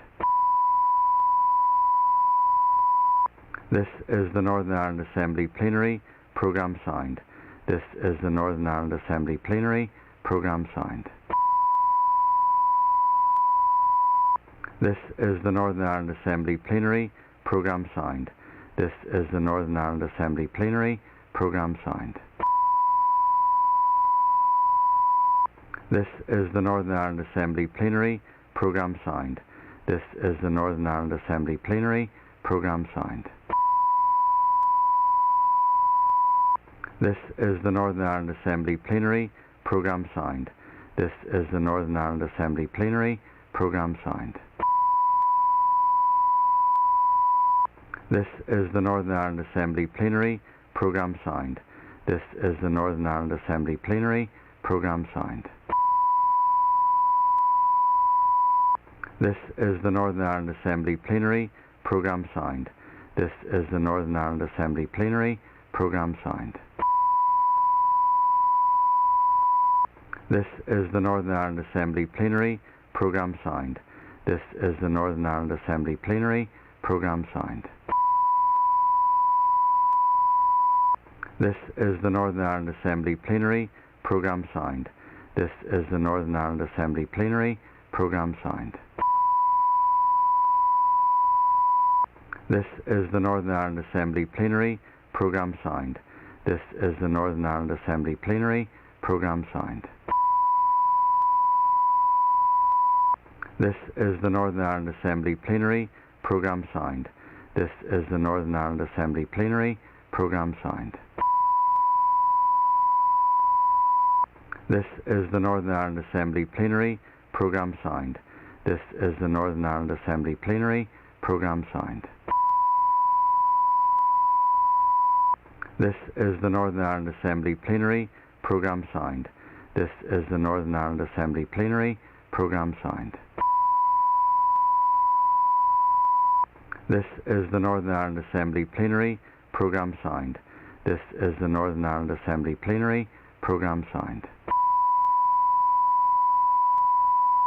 This is the Northern Ireland Assembly Plenary Programme Sound.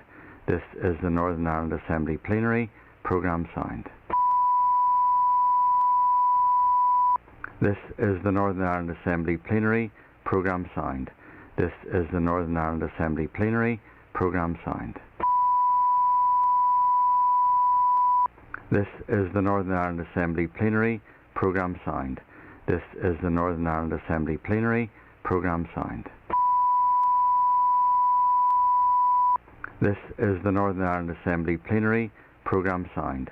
This is the Northern Ireland Assembly Plenary Programme Sound. This is the Northern Ireland Assembly Plenary Programme Sound. This is the Northern Ireland Assembly Plenary Programme Sound.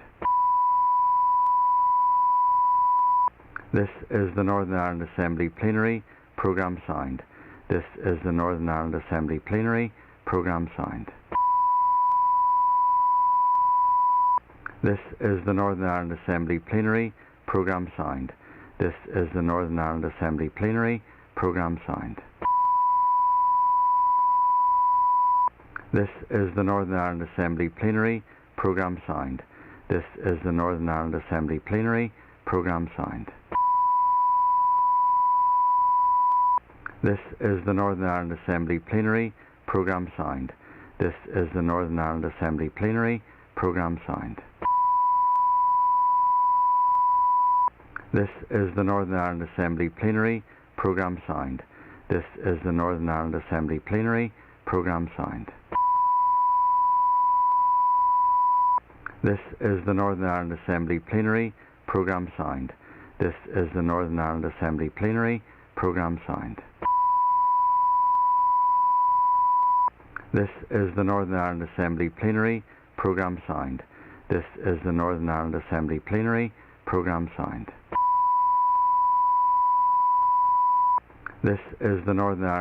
Plenary. Programme signed. This is the Northern Ireland Assembly Plenary. Programme signed. This is the Northern Ireland Assembly Plenary. Programme signed. This is the Northern Ireland Assembly Plenary. Programme signed.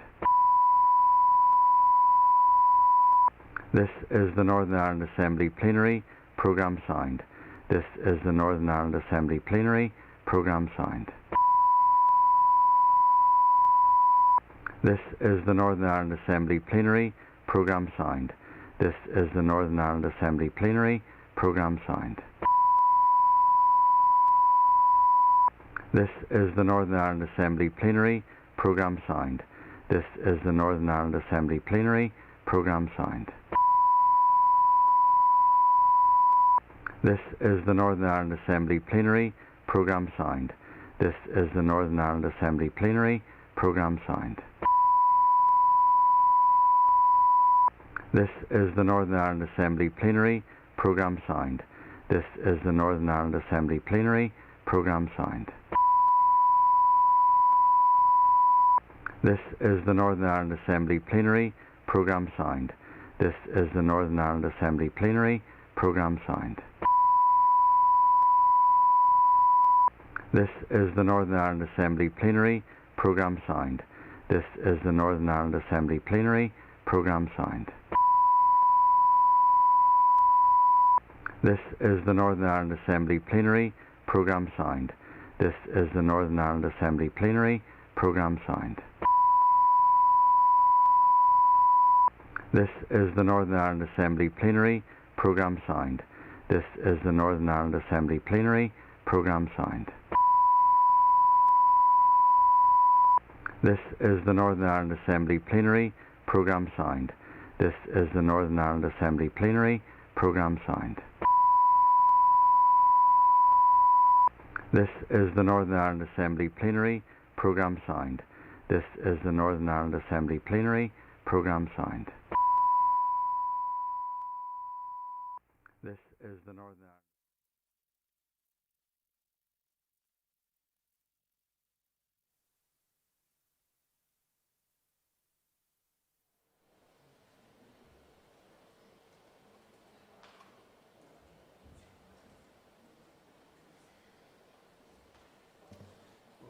The sitting is resumed. It's time for questions to the Minister for Communities. Question 13 has been withdrawn, and I call Rosemary Barton to ask the first question. Mrs. Barton. Question 1. Thank you. And just with your permission, I would have intended to answer question 1, 8 and 9 together in terms of the similar issues again. So just with regards, obviously, the global fuel crisis is undoubtedly having a major impact on people, particularly those who are already struggling financially. My department continues to offer a range of support to assist families that are struggling to keep up with the soaring energy costs. This includes schemes to help improve the energy efficiency of homes, as well as cold weather and winter fuel payments and discretionary support. The winter fuel payment is a payment of between £100 and £300 to help with heating costs. This year's payments have already started and will continue through to January. To date, 289,762 payments have already been issued to people here with a total value of £51.6 million. My officials have also been engaging with the Utilities Regulator, the Consumer Council and with other stakeholders to scope out the options that are available to provide support to people who may struggle to heat their home or to pay their energy bills over the coming months. This includes an energy payment support scheme, which will provide a one-off payment to help individuals in receipt of specified benefits with energy costs this winter. Such a scheme will require the support of my executive colleagues and to ensure there is sufficient funding to deliver an appropriate level of support through this scheme. It will also require new legislation as well as the support of other key stakeholders for the scheme to be delivered. I've written to the Minister for Finance to request that the £13.8 million of the Barnett consequential funding supporting households over the winter is allocated to my department to progress an energy payment support scheme. And in order to provide the necessary support for families who will need it over the winter period, an even greater amount will be required, and I welcome the Finance Minister's request to other executive colleagues in seeking additional funding to support this scheme going forward. Supplementary, Rosemary Barton. Minister, thank you for your answer so far. Minister, I understand you have the power to increase the amount paid through the winter fuel payment. Can the Minister advise whether this is something she has considered alongside the other measures to support those adversely impacted by the rising costs of living? The winter fuel payment rates were last reviewed by the Department for Work and Pensions back in 2010 and 11. Any increase to the winter fuel payment rates would require a change in legislation and for the Executive itself to approve such a move. My department obviously continues to offer a range of supports to households in terms of the increased prices in energy, and that includes the affordable warmth, the boiler replacement scheme, the cold weather payment and discretionary support. Obviously, I'm looking now to bring forward a particular scheme this year to deal with the fuel crisis that we're dealing with, and that was similar to a scheme that was brought forward last year in response to the COVID pandemic. So we continue to keep all of these under review, but any change to the current winter fuel payment would need to have the money then if you were going to increase that from the Executive, and that would need a legislative change as well. Pas McGlone.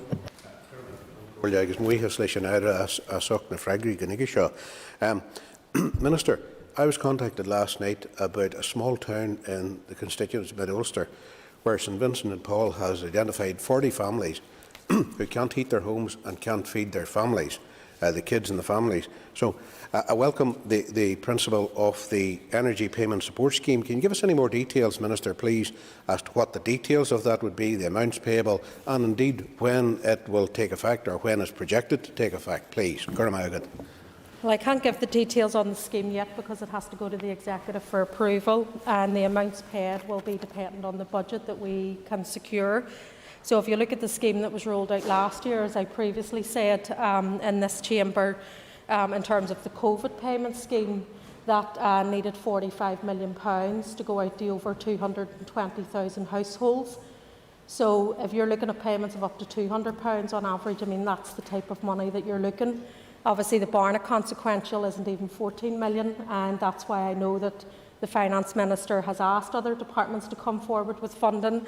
I am hopeful that over the next week or two we will have an agreement in terms of money, and then I can give more detail on the scheme. I obviously want to target individuals and those who are on lowest incomes, but I'm also looking at a scheme in terms of targeting families as well. And again, we're working up details on that I would want to get launched before Christmas in terms of announcing what those schemes will be. So once we have the details and the finance in place, I will then come back and just give more information. Call on the all. Speaker, and I welcome the Minister's confirmation that she's written to her colleague, the Finance Minister, in relation to the Barnett consequential derived from the UK Vulnerable Household Scheme. But also, Minister, the cost of living and the rising cost of living is something that's going to be with us for a very long time. With that in mind, can you advise if you have engaged with sectoral colleagues and also those within the sector with expertise and knowledge in this area to develop a fuel poverty task force to support your department to bring forward solutions for the long term? Yes, well, I've met with stakeholders over the last couple of weeks in terms of looking at the issues. My officials are continuing to liaise with the utilities regulator, with the Consumer Council. We obviously have ongoing engagement with the community and voluntary charity sectors and other NGOs, and of course with local councils as well, where we recently put in £3 million additional as part of the community support programme. So we are looking at all avenues. I know that all of those stakeholders are saying that a fuel payment in terms of responding to this crisis is something that needs to be looked at. We're obviously also trying to deal with the utility companies as well, and I know that obviously the Department of Economy that would have responsibility over that are keen to engage also. So we're keen to keep these going. I want to meet stakeholders again as we go forward in terms of looking at the longer term issues, but obviously responding to this crisis now is the immediate priority, and I am hopeful that I can come forward with this fuel support scheme as a matter of urgency. Kelly Armstrong. Mr Speaker, and thank you, Minister. Minister, we're aware that the Welsh Government has announced it's making £51 million available to provide support for families facing the cost of living crisis, as Mr Allen has brought up. But I wanted to ask you, Advice NI and NEA, the National Energy Association, have put in a bid for fuel payments for very vulnerable people. I was just wondering if you can give us an update if that bid would be considered as part of your plans. Well, I'm not aware of a bid. I've met NEA and I've actually also met Advice NI as well. And I think all would concur that an emergency payment needs to be made. That's a scheme that I am working on in terms of targeting those who are most vulnerable in terms of their finances. And that would be those on means-tested benefits in terms of where I would have responsibility. So that's what I've bid for money in terms of the Barna consequential. But as I say, if we want to do this at scale, £13.8 million is not going to cut it. We are talking in the region of 45 to potentially 55 million that would be needed, and that's obviously as part of the Finance Minister's exercise is talking to other departments around what underspends there may be. And I will be hopeful at an executive meeting that this can be agreed and signed off as soon as possible. I call Ciara Ferguson. Thank you, Mr Speaker. Minister, many families are facing a difficult time this winter with costs of living spiralling due to issues like Brexit, the pandemic and the cumulative effects of years of brutal Tory austerity cuts. Thousands of households are looking anxiously towards the future, and whilst we appreciate these institutions can only do so much, in the face of these events, they're largely outside of our control. The Minister has consistently demonstrated her determination to protect the most vulnerable. So can I ask just for an update overall with your proposals with other departments in relation to supporting people facing fuel poverty this winter as a result of the rising cost of living? Yeah, well, obviously this is an issue that just doesn't sit with my department, albeit I am trying to bring forward a scheme that will get money into people's pockets over the next period. As I said, there already is over £51 million currently being paid out to households across the north under the winter fuel payment. I know there has been ongoing discussions, and I know as part of the meetings that we have been doing with the Consumer Council, the Department of the Economy are also involved. And obviously they are looking at that by way of their remit around the companies. In terms of that crisis, I know that I had raised this, and I know other ministers have raised it at the executive. There was an agreement that we should raise this with the British Government because this is an international crisis, and the response that was done at that level in terms of Treasury around COVID, the same response needs to be looked at in terms of this fuel crisis for however long that continues. And therefore we do need increased support that would be coming forward. So I know the executive are keen. They're going to be doing a dedicated discussion looking at the cost of living more generally and what needs to be done on behalf of the executive and across all of the departments, and we're just waiting on that meeting being arranged. I call on Justin McNulty. Question number 2. Yeah, as you're aware, the department had an empty home strategy in place from 2013 to 2018. A review of that strategy was completed and published on the department's website earlier this year. In overall terms, the Homes Condition Survey indicated that the number of empty homes fell from around 55,000 in 2006 to 29,000 in 2016. As a result of this work, we are now much better informed about the complexities of the issue and the reasons why so many properties appear to be vacant. We have learned, for example, that the data provided by Land and Property Services does not contain any information on whether these vacant domestic properties, which are held in private ownership, have basic services or even are in a habitable state.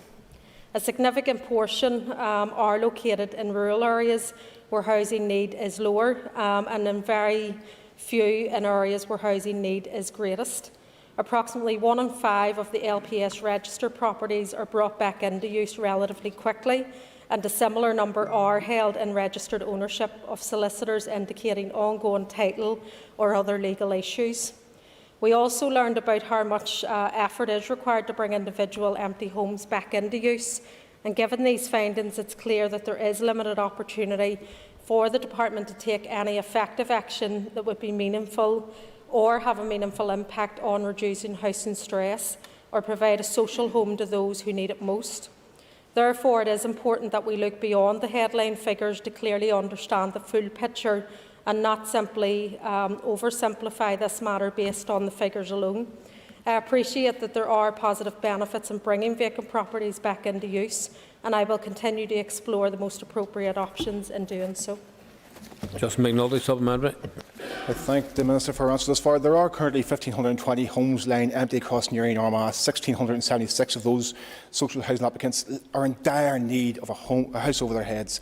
Bringing those empty homes back into use would nearly eradicate housing stress in my constituency. I also like to highlight the housing issues in my neighbouring constituency, Fermanagh South Tyrone, the place where the great housing champion Austin Curry grew up and represented. 2,084 homes there are empty. And that's the worst number in the north. People are trapped in a cycle of homelessness. And bear with me 1 second, Mr. Speaker. Sorry, you need to move to a question, Mr. McNulty. People are trapped in a cycle of homelessness while homes lie empty. It isn't good enough. What specific actions does the Minister intend to take to tackle this crucially important issue? Before the Minister answers that question, just want to remind all the members that there are a number of members in a queue waiting to speak and ask questions, and they're on the list of questions. Already 2 or 3 members have overstepped the mark this afternoon. This has been a growing trend, and I want to advise members that we're going to cut down on that. Get the question whenever you're called, in respect of other members who are waiting in a queue to be called. It's fair, and I try to give as many people latitude as I possibly can do, but people are making long speeches, and I say that's just getting a wee bit out of control. So, as I say, I don't want to be cutting people in the middle of their flow of their statement or a question or whatever else, but as I say, there's a balance to be struck here. People need to move quickly to a question, and ministers stick to their 2 minutes for a response. Thank you. Minister. Thank you. Well, I've already said in terms of the existing strategy that was rolled out, it did have limited success in terms of dealing with those who were in housing stress. We know that in areas where this was high, that wasn't the areas for high need. We also know that it's not straightforward in terms of just saying that there's an empty home. There are legal issues. It's not as simple as just taking the house and turning it into a social home. And you're finding that from, I suppose, that we haven't seen the numbers from the empty homes turning into homes that we would have liked to have seen. So that's not the only way, and we shouldn't be putting all our eggs in one basket. We are doing a housing supply strategy earlier this year. The Department, obviously, in recognising the housing crisis that we're in, have done a call for evidence in terms of looking at the supply of homes, what we need to be doing to build more homes. Obviously, the whole revitalisation agenda of the Housing Executive is a crucial part of that, to ensure that we can maintain the stock that we have, but also to allow the Housing Executive to start building again as well. I will be going out here shortly, just before Christmas, with the housing supply strategy that will be going out for consultation, and that will clearly set out our ambitions in terms of the amount of homes that we can build over the next period, and particularly targeting those areas of highest need, such as Newry and Armagh, such as Foyle, and such as North and West Belfast as well. So it's part of a wider strategy. Obviously, we will continue to keep this under review, but there's much more beyond this strategy that we need to be doing. Paula Bradshaw. Speaker, and thank you, Minister. Minister, do you have any plans to provide funding to support buy to rent in order to address some of the shortfall in housing? Thank you. Funding for buy to rent. Well, I think we're looking at all. We're looking at an intermediate rent and stuff at the moment. We've obviously put more money into co-ownership as well. Obviously, we're in the midst of budget discussions at the moment in terms of looking at the budget over the next 3 years. So housing needs to be a critical part of that in terms of addressing the shortage that we have now in our social stock, and obviously trying to improve the terms and conditions and the standards in our private rented sector is going to be crucial as well. So we're continuing to keep all of these options under review at the moment. I can't give a commitment in terms of the budget going forward at this point until those discussions have concluded. Colin Murphy. Can Collier, and I know my question has already been touched on. I think that most people here will agree that with many young people and families struggling to secure a decent fit-for-purpose home, it can be very difficult for them to see dormant premises laying. So can the Minister detail what action she has taken to increase the provision of social housing and empty homes? Obviously, the Housing Executive maintain an empty homes information page on their website, and obviously encouraging owners to sell or to bring the properties back into use as well. I have, in my engagements with the Housing Executive, asked them to bring forward proposals to look at what we can do to significantly increase the supply of social housing. We have received some initial proposals and we're currently working through those at the moment, so we'll be able to inform the House once we've come to a conclusion. I suppose one critical issue is land availability, and obviously I'm working to identify surplus land that can be used for social housing developments as well. And indeed, I've been encouraging local housing associations to identify and secure sites. So part of that is working with the Department of Infrastructure, it's working with Land and Property Services, it's working with other government departments in terms of public land that is available, and of course, as I've said previously, working with local government in terms of identifying or looking at strategic sites assessment and identifying as part of their local development plans how or sites for social and affordable housing. I know some councils have started that through strategic site assessments, and we're keen to see all of the 11 councils do the same thing. Colin Allen. Speaker, Minister, in the October monitoring round, your colleague, the Finance Minister, highlights £66.7 million of FTC funding unallocated. Are there any proposals under consideration by your department to further leverage that funding? Well, we have drew down additional monies over the last period in terms of going into co-ownership and making sure that we're securing that within this financial year as well. So we're continuing to keep all of those options under review, and obviously we have drew down financial transactions capital for those schemes. So at the moment, we'll keep that under review. I know the monitoring round will come through again just after Christmas. I haven't had an update yet from officials in terms of proposals, but obviously if we can deliver on a scheme within the time period, then we would be doing that, and we proactively go out to do that. So we will be keeping that under review, and I can update the member in due course.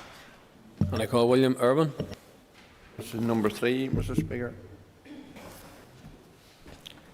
So it might be useful to remind members just of the origins of the Caravan Act and my department's involvement within it. Obviously, the Caravans Act was introduced into the Assembly as a private member's bill, and initially the bill was to replicate the protections for residential occupiers on protected sites as in other jurisdictions. It was subsequently agreed that those with static caravans or permanently pitched on a caravan site that are licensed for holiday use should be afforded the protection in the form of a seasonal agreement. Although my department has responsibility for residential caravans and has a mandatory duty to review the provisions relating to that sector, the Act also contains provisions relating to holiday caravans. That's why my decision was taken to look at the Act in its entirety and to widen out my department's review remit. I acknowledge the concerns that have been brought to my attention by MLAs across many of the constituencies in recognition of the forthcoming review, and particularly because of the issues that have been impacted in that sector throughout the pandemic and over the last 20 months. The preparatory work for the review of the Caravans Act 2011 is progressing well, and I can assure you that the review will allow all interested stakeholders to engage and provide their views, which will ultimately help inform the overall review. The time frame is to have a 12-week stakeholder engagement launched before the end of this year, with analysis and recommendations completed thereafter. Supplementary, William Irwin. Thank you. And can I thank the Minister for her response? The Minister would agree with me, I'm sure. I had one particular caravan owner who was on a certain caravan site for almost 50 years. Because he wouldn't replace it with a new caravan, which he couldn't afford, the crane was brought in and his caravan was set out. Does the Minister agree that there needs to be more protection for caravan owners? I think definitely, and I mean, I'm sure you've seen it yourself over the last 20 months, people coming with similar stories. I've heard it myself in terms of those. And obviously my responsibility, I have no remit in terms of caravans that are used for tourism, so where it's their second home. My departmental remit in terms of this Act is for those where a caravan is their residential property. That said, though, I have widened out the scope of the review to look at all of those issues. Obviously, tourism falls within the Department of the Economy, but again, this Act, in terms of responsibility, it's not picked up there. But the Department of Economy are involved in terms of the review. We want to hear from stakeholders in terms of the stories that they have, and if we can, as part of this review, build in greater protections for those who lease caravans on these sites, then that's what we want to do. So that consultation and engagement will be important. If you have constituents out there who have concerns, once we go public with the consultation before the end of this year, just encourage them to get involved and to be involved in those sessions as well. Melissa McHugh. Margaret Concorla agus buíthas leis an éire fásta fahaine de ráiteas go dtí seo. Minister, the issue of the caravan owners feeling exploited by site owners and forced into buying expensive upgrades or being expelled from the site, it's a growing problem in many areas, and it's not confined to the north of Ireland. It actually happens in the Republic as well too, from residents in the north of Ireland. So I ask you, following the review of the Caravans Act, can you commit to raising the issue with the Economy Minister to reduce the exploitation of caravan owners by a small number of what I would describe as just unscrupulous site owners? Margaret. Yeah, I suppose the review will focus on all areas of concern, so even those around the upgrading of caravans and other issues as well that maybe aren't specifically mentioned within the legislative provisions. We will be reviewing the Act obviously in its entirety and have given commitments on conducting a meaningful engagement with all of the key stakeholders that this would be impacted by. As I say, we're wanting to go out to consultation before the end of this year. That will be 12 weeks. And then once we get the responses in, they will be analysed. And the three departments will evaluate that in terms of recommendations going forward. So we will work with the Department of Economy and others, and we have been up until now. As part of this review, we will be sitting collectively to see how we take that forward once the consultation exercise has been completed. Would the Minister agree that amongst the many issues that need to be reviewed, two in particular cry out for attention? The need to bring regulation to exorbitant increase in pitch fees, which in some cases have been as high as 35% in any 1 year, and the need to bring security of tenure to caravan owners on the sites where they are. Yeah, I think in terms of when the Act was first brought in, obviously we want to go wider in this review to look at all of those issues of concern that have been raised by members here today, and they've been raised with me repeatedly before that as well. And obviously that is coming from constituents who have been impacted by these issues, which have really been brought to light as well as a result of the pandemic, with the closure of these sites for many also. So that will be part of the review. I think, again, the consultation exercise with stakeholders is going to be critical. And again, we will be putting that out shortly in terms of the consultation. And I would encourage all members then, if they have stakeholders there within their community, to encourage them to come forward, tell their experience, and also if they have proposals or recommendations on enhancing protections, then we would be more than happy to listen to that as well. Philip McQuiggan. Cash Deborah Cahir, question 4. Yeah, many people don't have the resources to pay upfront childcare costs, which most childcare providers require. And for women, lone parents and those from disadvantaged backgrounds especially, this can act as a barrier to employment. Since the 25th of October, I have made help available through a non-repayable grant from the Advisor Discretion Fund of up to £1,500 for those with whom upfront childcare costs is acting as a barrier to their employment. This grant will be paid by my department directly to the registered childcare provider. And with the agreement of executive colleagues earlier this year, the Universal Credit Regulations 2016 were amended to ensure that the payment of upfront childcare costs by my department from a non-repayable Advisor Discretion Fund grant can be treated and paid by the person who it is intended to support. This will ensure that the recipient can receive a childcare element in their universal credit, enabling them to pay ongoing upfront childcare costs. The payment of universal credit childcare element following the payment of any grant will ensure that recipients will have sufficient resources to pay for the second and subsequent months of a childcare in advance than claim it in arrears from universal credit.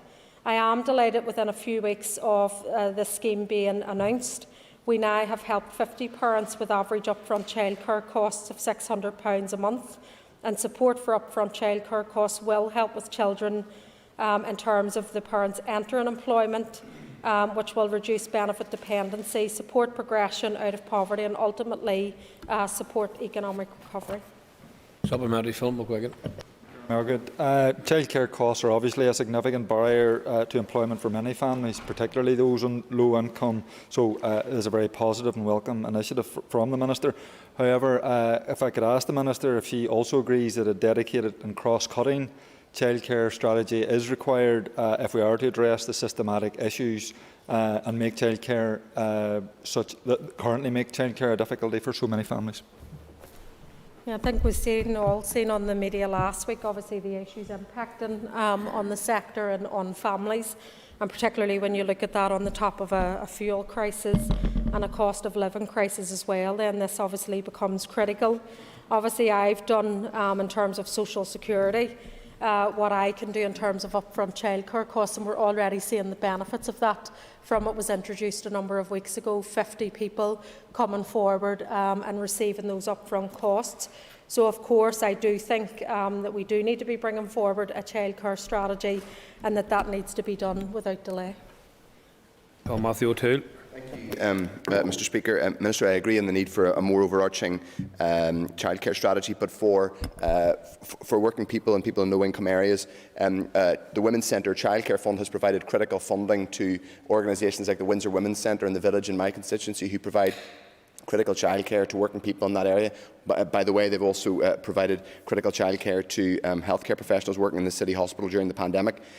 Minister, earlier this year I wrote to you asking, when you received a multi-year budget, as you're now planning, you would mainstream the WCCF for organisations like the Women's Centre. Could you confirm that we're going to have that fund mainstreamed, that they will have regularity and consistency of funding?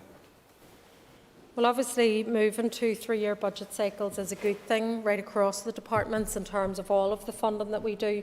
And obviously the women's sector and movement play a key role, as do our neighbourhood renewal partnerships, where there's also an element in terms of childcare support as well. And I obviously am aware of the work that Windsor Women's Centre do, as well as all the other women's centre and childcare providers as well.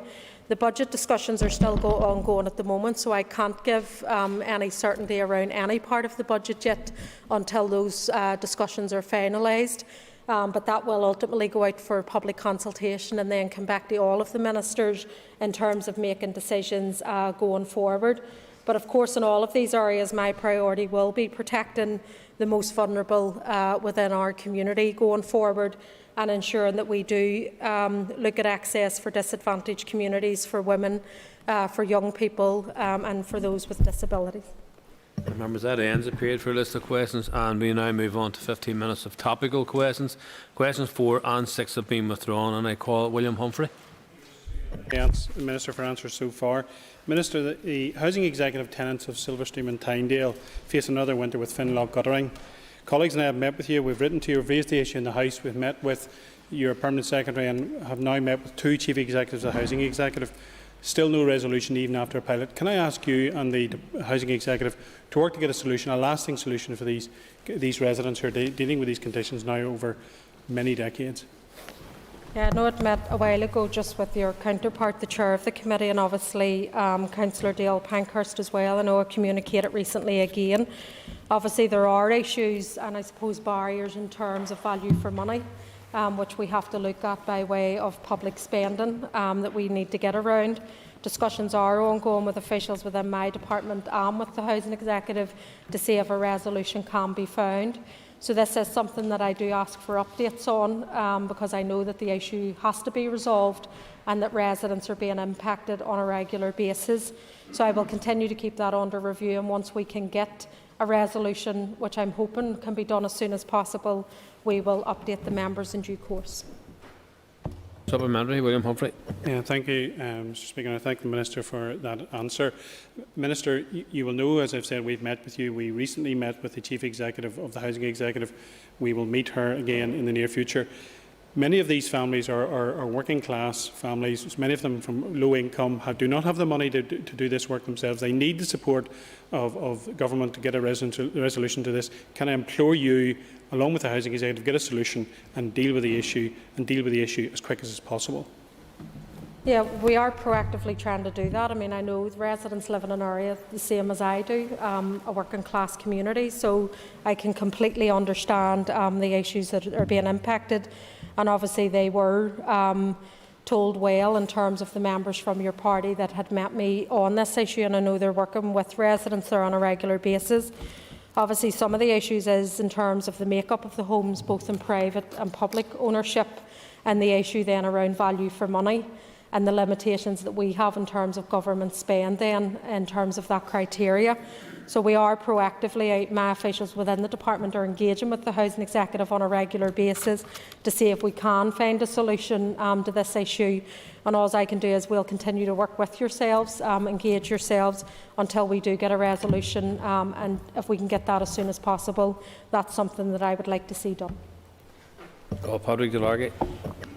Can the Minister give an update on her plans to support the arts and heritage sector following the publication of the Culture, Arts and Heritage Recovery Task Force report?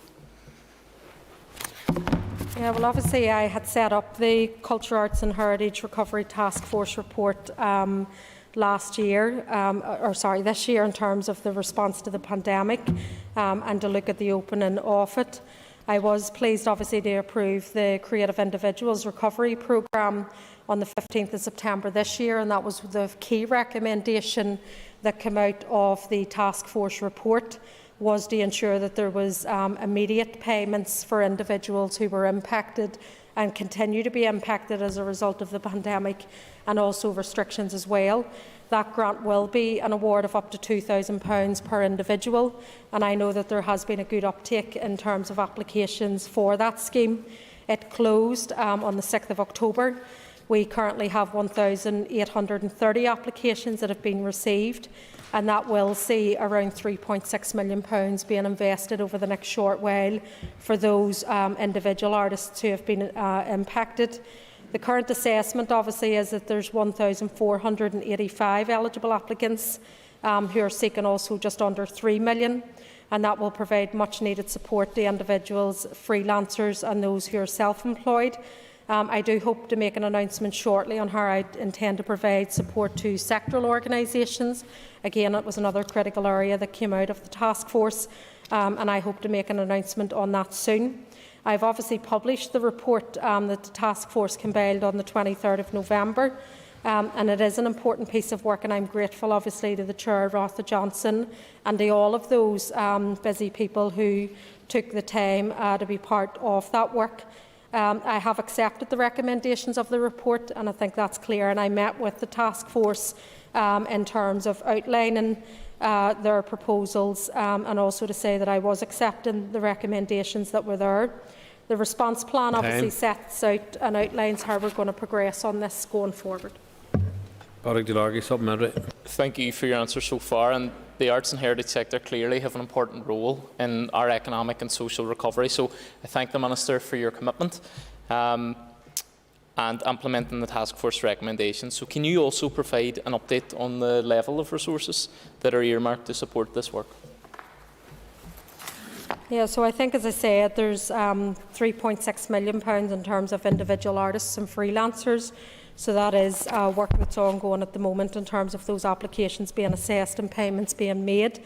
We're obviously also working in terms of organisations, and we're looking at a sum of money there that will help promote and support the organisations as they continue to meet the impact of the pandemic as well. Funding overall in terms of this programme of work, I did secure an additional £13 million from the Executive earlier in the year in terms of these support programmes. So I will be rolling out the proposals on those in the next short period in terms of that money being spent. Cathal Boylan. Thank you, Mr. Speaker. Thank the Minister for answers so far. Can the Minister give an update on her plans to extend terminal illness provision in social security benefits? Yeah, well, obviously I introduced the first stage of the bill yesterday, the introduction of the terminal illness, and that's where I want to remove the 6-month rule. In terms of that, I did get the approval from the Executive to move ahead on that. And obviously that will be made up from the budget until, if Westminster make a similar decision, then obviously that will fall in under our normal social security spend.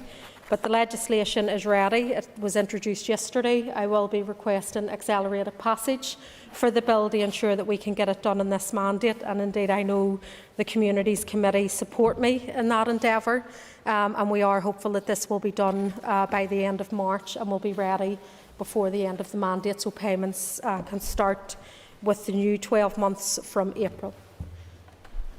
Supplementary, Cathal Boylan. Because I thank the Minister for her compassion and leadership in this issue.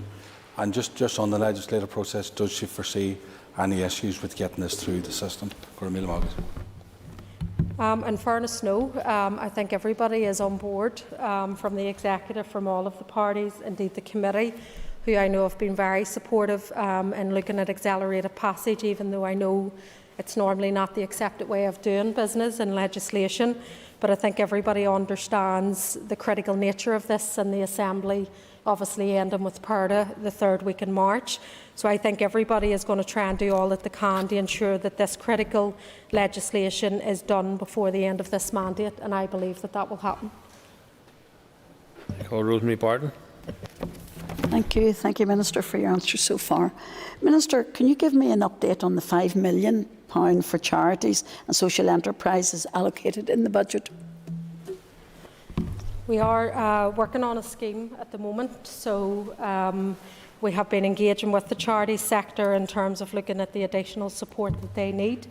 Obviously, as you've recognised, there was money that was given by the Executive a few months ago in terms of looking at culture, arts and heritage, and also charities. So I will be hopeful to go live with the scheme as soon as possible, and once officials have come back in terms of taking that forward, I will alert the House and the committee to that. Supplementary, Rosemary Barton. Minister, we're some 8 months into this and heading towards the end of the financial year. Do you think there's a possibility that the clock may run out and getting this funding out to organisations who desperately need it? Surely that should be paramount. Well, we have been working, and obviously a lot of those organisations have been receiving funding throughout this year from the previous monies that were already there. We have obviously been engaging with the charity sector to look at what the clear need is now, and in terms of going forward before the end of this financial year. So part of designing a programme has been designed with them in terms of meeting the needs. So I am confident that we can get something out, that we can get this money spent by the end of this year. Keith Buchanan. Speaker, Minister, you're no doubt aware of the racism issue going on in Yorkshire cricket at the moment. Are you concerned that there is anything similar here in sporting organisations in Northern Ireland? Yeah, I think when anybody can see on the news just the, I suppose, the lived experiences of those players that have been impacted by that racism, I mean, it has been disgraceful in terms of the organisation's response to it. I haven't been aware of any similar incidents here. In terms of that, I know a lot of the sporting codes do have robust plans in place in terms of how they deal with racism or sectarianism, in terms of how it would implicate or impact on the sports here. So I'm not aware of anything coming up, and obviously if we were alerted, we would treat that seriously, because there's no place in our society for racism or sectarianism or any form of discrimination, and particularly in sport, which often unifies and brings people together. We don't want to see it. If you can, supplementary. Thank you, and thank the Minister so far for her response. Minister, I commented in this House some weeks ago regarding a parade by Saru, an organisation linked to the death of Lura McKee, from the grounds of Balachi GAA, as stated in the 11/1, and that's a factual comment. Is it right that an organisation that your department funds, that their facilities used for such events? And is there a difference between racism, which you've just rightly condemned, and organisations supporting those and these type of events? Well, I've no detail on that individual event. If they applied via the Parades Commission, then they've went the legal route in terms of applying for a parade or a related protest, if that was the matter. So they have went the legal route in terms of looking at that. I don't have any other details, and I haven't received anything within the department in terms of the events, so I wouldn't want to make public comment unless I have the details, or at least have seen it, and I haven't until now. Call Justin McNulty. I welcome the Executive's agreement to extend welfare mitigations, Minister, and close existing loopholes. When can we expect to see the relevant legislation? Well, I am hopeful that this will progress very shortly in terms of putting this to the Executive. The redrafted legislation is ready, and I am hopeful that this will make it to the Executive meeting on Thursday. Supplementary, Justin McNulty. Minister, there was an unedifying standoff over this important issue that resulted in a delay. Can the Minister tell us what exactly caused this delay, and how much did it cost people and families who need help and support the most? Well, I have already been public around that, and I've been very clear in terms of the delay within this House. I think now we have moved the situation forward, and I think that that's a good thing. And I think now the focus is on progressing this legislation and getting it through the Assembly before the end of this mandate. When I met with the advice sector, with the Cliff Edge Coalition and others, they are supportive of this, and they want to see it brought through as soon as possible, and that's where my focus is at this time. Pat Catney's not in his place, and I call Andy Allen. Speaker, before I ask my question, can I declare an interest as a charity trustee? And if I can come back to the question asked by my colleague, Rosemary Barton, in relation to charities. Minister, 8 months on since that funding was allocated to your department, can you give more detail on the schemes? Because it has been with your department for some time. Well, in terms of COVID funding, we are working on a series of schemes at the moment, looking at charities, looking at culture, arts and heritage, and looking at a series of other areas as well. We're obviously doing this and engaging with the bodies that would have administered those funding previously, and we're also engaging with the sectors in terms of looking at what the needs are now, because obviously the previous COVID monies was at a situation when there was lockdown. The value for money case could be stood up and could be attested to, and there are some of the issues that we're working through at the moment. Once I have a scheme ready to go over the next short period, I will then be making that public in the short time ahead.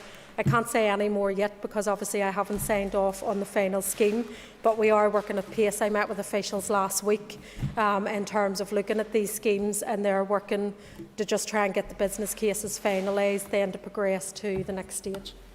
We'll have a brief question and response, both Andy Allen. Thank you, Mr. Speaker. And is the Minister able to elaborate on some of the needs highlighted by the charities, and will she give a commitment here today that the full $5 million will go out the door to those charities that desperately need this money? If we can ensure that the value for money in terms of where we are now within the pandemic, because these monies were COVID related, and obviously that's how they have to be used for those purposes. So if that can stack up within the business case, then yes, I want all of the money to be utilised for the intention that it was there to do. We know that there's obviously a need out there within the charity sector in terms of lost income, their inability then to fundraise maybe in the way that they would have previously. in terms of staff overheads and other pressures that they would have going forward, and really stabilising the organisation. So they're the kind of areas that we're looking at the moment. Once all of the checks and business cases have been approved, I want to move at pace then in terms of getting that support out there as soon as possible. So once I'm in a position to announce that, I will of course alert the members and the committee. Members, time is up. Members, please take point of order. I take major umbrage with members of this House trying to associate the GAA with the institutional racism in English cricket. I take major umbrage with members of this House trying to portray the GAA as a sectarian organisation. The GAA is a wonderful community-based organisation which has done so much good for this country and should not be accepted as that. This member keeps attacking our organisation. The member's made his point. It's not a point of order. I have to draw it to your attention. So.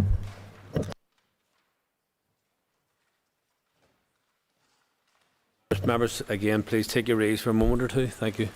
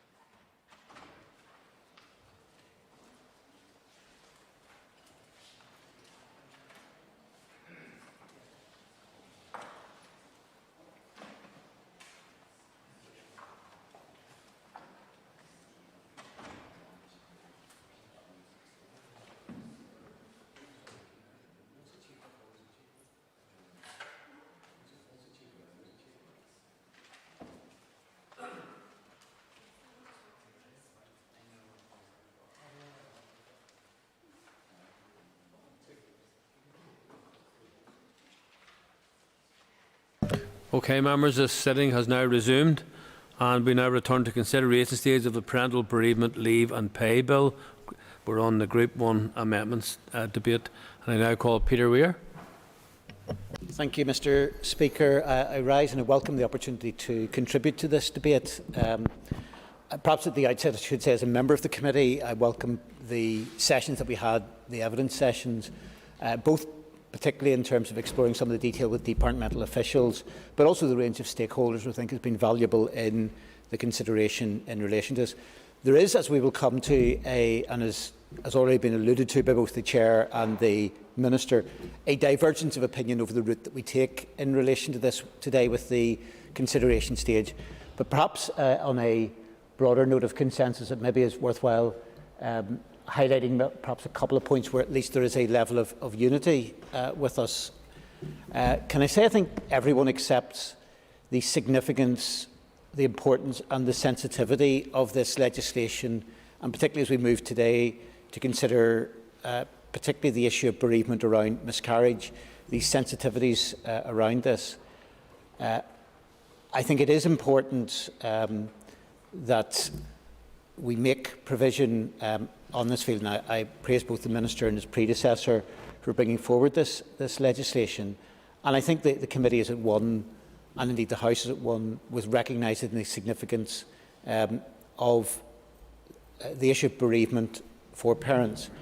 I think of the committee, there's at least 3 of the committee who in recent months have lost a parent, and we know the grief of that, and we know the impact of that. But whatever the grief for us as sons and daughters, the grief that is there for parents when they lose a child, when it in some ways seems to go against the natural order of things, is horrendous. And I think that the provision in terms of the legislation of looking at that leave in terms of bereavement is important. I think it is also the case, and while particularly the division in this group of amendments is on how we treat miscarriage, there is no doubt across the board, I think, that there is acceptance that we need to make a level of provision for parents who have suffered miscarriage. I think the divergence, as we will see today, is over precisely how we do that. But I think if we look, for instance, at the Minister's amendment, I think there is a clear acceptance of the need to make that level of provision that is there. Can I say, I suppose, there are maybe 3 areas where there are divergence or levels of caveat. It is undoubtedly the case whenever the legislation was brought forward initially, which mirrors legislation elsewhere, that in terms of the issue of miscarriage, it wasn't something that was there in the initial consultation. While we have had, as the Chair alluded to, a number of stakeholders have come forward with thoughts on this, it wasn't something that the main groups involved with miscarriage were particularly initially lobbying for. It's not something that was consulted on, and it is absolutely important. It is important, I think, probably in all legislation, but particularly around something as sensitive as this, that the legislation and the provision that is there is got right. And to some extent, and I think there will always be a pressure, particularly as we move towards the latter days of any Assembly term, that in terms of legislation, the desire, understandably, to get things through becomes overwhelming. But in doing so, there is also a need to take time to make sure that the provisions are got right. To that extent, I think that we do need, clearly, a level of consultation to make sure that the detail matches the provision to ensure that there is that proper level of provision. Secondly, I think there is a strong desire for this legislation to be in place as early as possible. We know that at present there isn't that provision. There will in some cases be, in individual employers, they will in many cases be understanding, but there's not that equality out there. And so therefore I think we do need to be wary over anything which delays legislation of this nature, because it will impact directly on real families. To that extent, I know the Minister has alluded to this, and I look forward to his remarks later on in the debate. The question is, given some of the other pressures that are there, the time frame, and there is a divergence between the committee's amendments and the ministerial amendments, as to whether within a period of 12 months, given PERDA, given the elections, the recesses, and indeed the pressure of putting forward other bits of legislation, whether this is something that genuinely could be put in place, because I think we need something that will be a whole package. There's no point in doing something which is piecemeal in its nature. We need something which will cover all families. Whether this is something that can be done within 12 months, I think is questionable. And as somebody who has served as a minister myself, I know the pressures that are there within departments, the ability, because we do, and rightly, have a level of consultation within these issues. So I think I would question and have a concern over the time frame that is there within the amendment. And thirdly, I suppose, where there is a level of potential divergence. We saw from the correspondence that the committee received yesterday, and I think it's something that we do need to explore in much greater level of detail, what the repercussive impacts of this, because while it's important we're not necessarily putting a price tag on various things, we do have a duty to ensure that whatever legislation we put through, we know precisely the consequences of that, and that could be financial as well. And I think it is concerning that the spectre of 100 million particularly has been raised. We know that there will be other aspects which will cost an additional amount of money. Given that understandably people in the past have been highly critical of commitments that were given, legislation, schemes that were put in place which ended up costing the public purse a much greater amount than was initially anticipated, I think it is right that we take a level of precaution over this. Consequently, I think that the approach taken by the Minister and the Department in taking a precautionary approach to ensure that this is got right and is something which is directly affordable, and a scheme that is brought forward that is affordable, is the correct approach. And so while I think the intentions of everyone and the intentions of the committee amendments come with good intentions, I think it is critical that we have good legislation which is got right. I don't want to see legislation that, because of practical difficulties, becomes either a lengthy period before it can be implemented or brought about, or indeed something which has such major economic repercussions that actually stop other good work doing. Because we can point to a large number of things where it is aiding people, which is a benefit to people, but we should also realise that whenever there is major financial commitments, that also comes out of other budgets. It prevents other good things happening in that regard. It may well be that whenever scrutiny is put into place, that perhaps some fears are not always ones that need always be realised. But I think given the scale of this, we do need to take a cautious approach to that, and that is why I would commend the departmental amendments, and while good-intentioned and well-intentioned, that the committee amendments are not of the same potential benefit as the ministerial amendments. So I would commend the departmental amendments. Thank you. And I call Matthew O'Toole.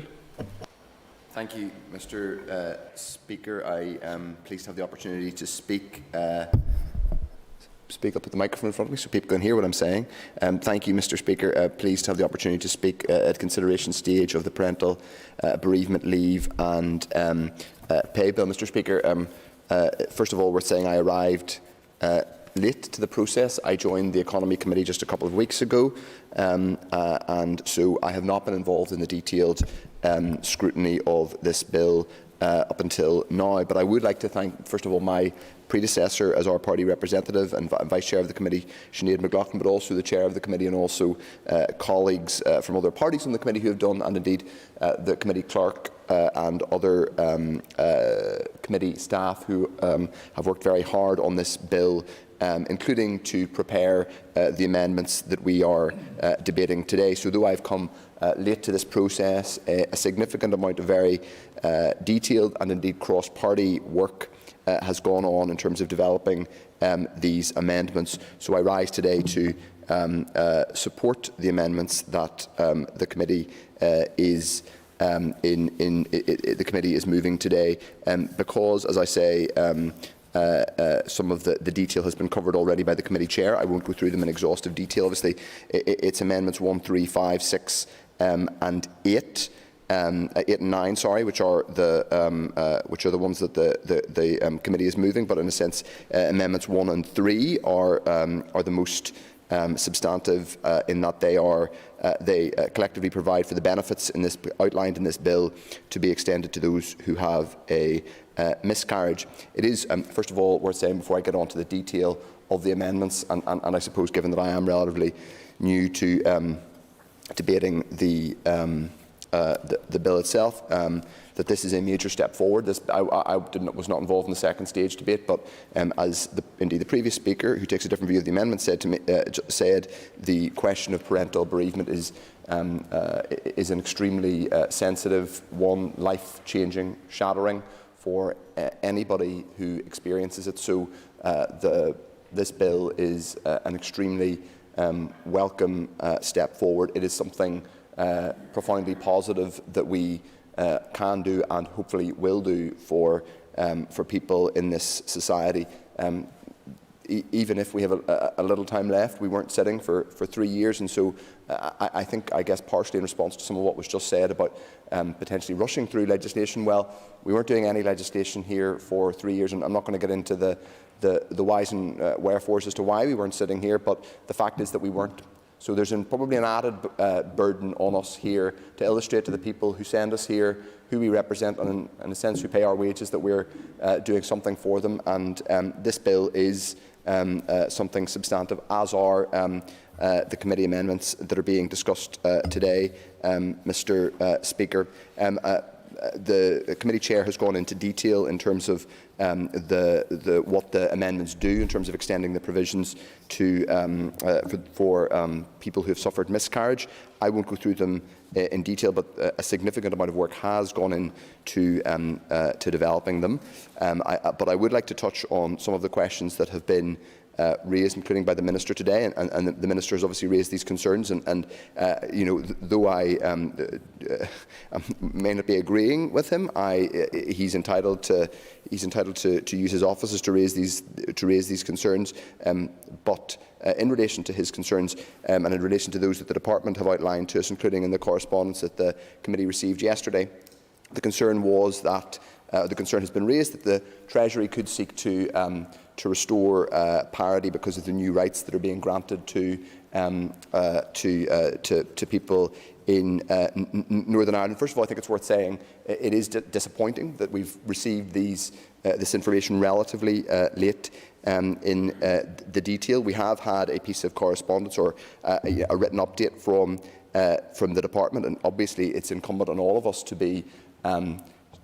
take our responsibilities in terms of fiscal responsibility and financial management seriously, but we don't yet have a detailed financial estimate of financial costs. We have an estimate, or perhaps not even an estimate, a guesstimate of what this could cost. And the Minister has said, and I'm sure will say in his remarks, that he has a responsibility to be serious about these things. I suppose I would reiterate what the committee chair said in her remarks, which is that nothing about passing these amendments today commits the Assembly to a course of action which would necessarily lead to any financial repercussive effects, because we would, as was said, have the opportunity to debate and vote on further regulations. There is, of course, also a further consideration stage for this bill, and there's a final stage for it.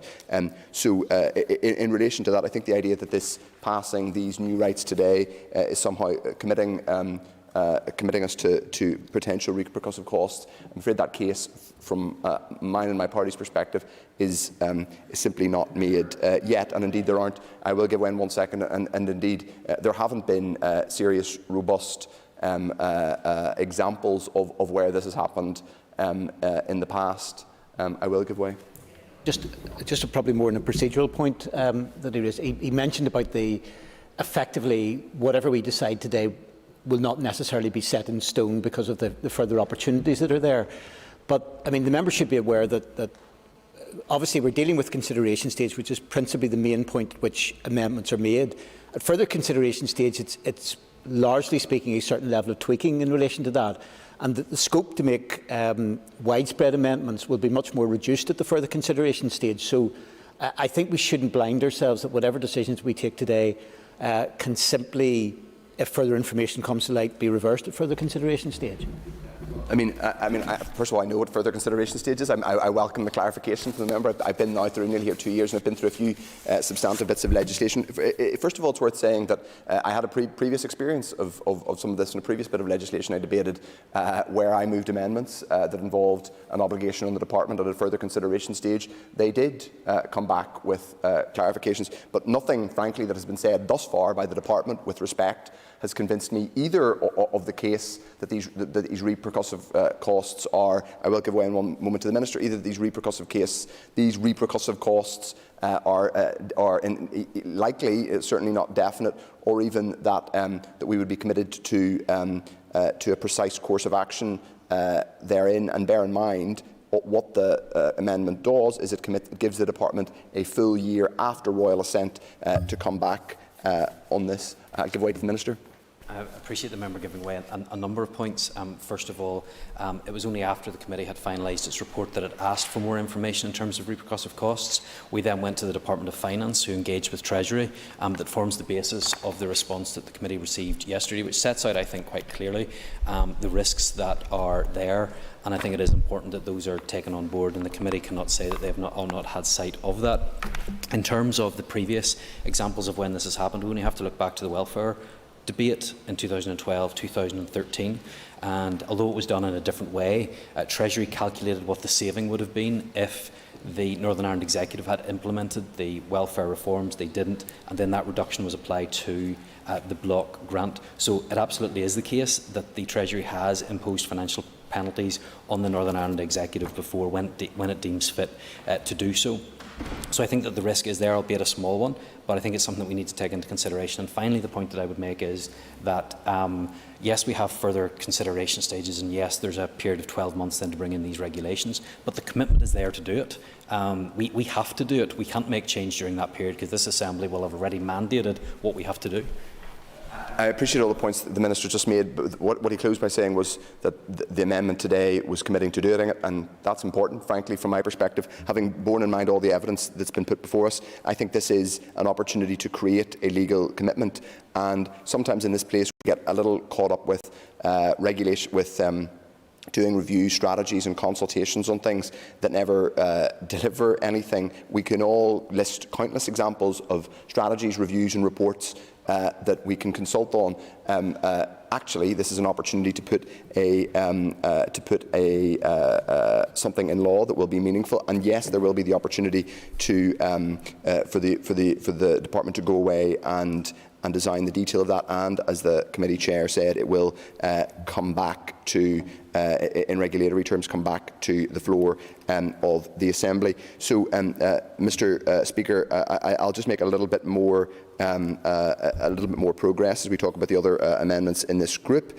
Amendment 6 gives the Department a year, as has been said, after the bill's passage to provide the regulations that will extend these benefits to those who have had a miscarriage. I think it's worth saying that one of the arguments made previously, and as I say, I'm reiterating that I came to this process relatively late, so I wasn't involved in scrutiny discussion all the way through. It was said that this wasn't, I think it was implied, and someone can correct me if I'm wrong, that this was not raised or this wasn't a subject of concern for people in the consultation. I'm not sure that's true. I think this is a live subject. I think this is something that is people who've experienced baby loss and miscarriage. I think this is clearly there is a significant amount of stakeholder and third sector attention on this issue. Amendment 5 amends the commencement section of the bill to reflect what's in Amendment 6, as I understand it. Now, one of the other issues I think that has been raised is the timing and the question of departmental capacity and whether 12 months is reasonable in terms of doing the consultation with PERDA and everything else. I mean, this argument has been made. What I would simply say is that people say the argument that that's not a reasonable time period. Well, I mean, I'm not entirely convinced that a 2-year period to do a consultation with no legislative certainty about what comes afterwards, it will seem to those who've lobbied on this entirely reasonable. As I said, a 2-year time period to carry out the consultation and produce recommendations would then, after that, there'd be a further period of legislative scrutiny before we actually passed this, before we passed anything around leave for miscarriage into law. And of course, during that time, there would be many people affected. But yes, I'll give way. Appreciate the member's generosity in giving way. I have set out two members across this House the difficulties we're going to have with this timeline, and I'm more than happy to do that again more substantively during the debate.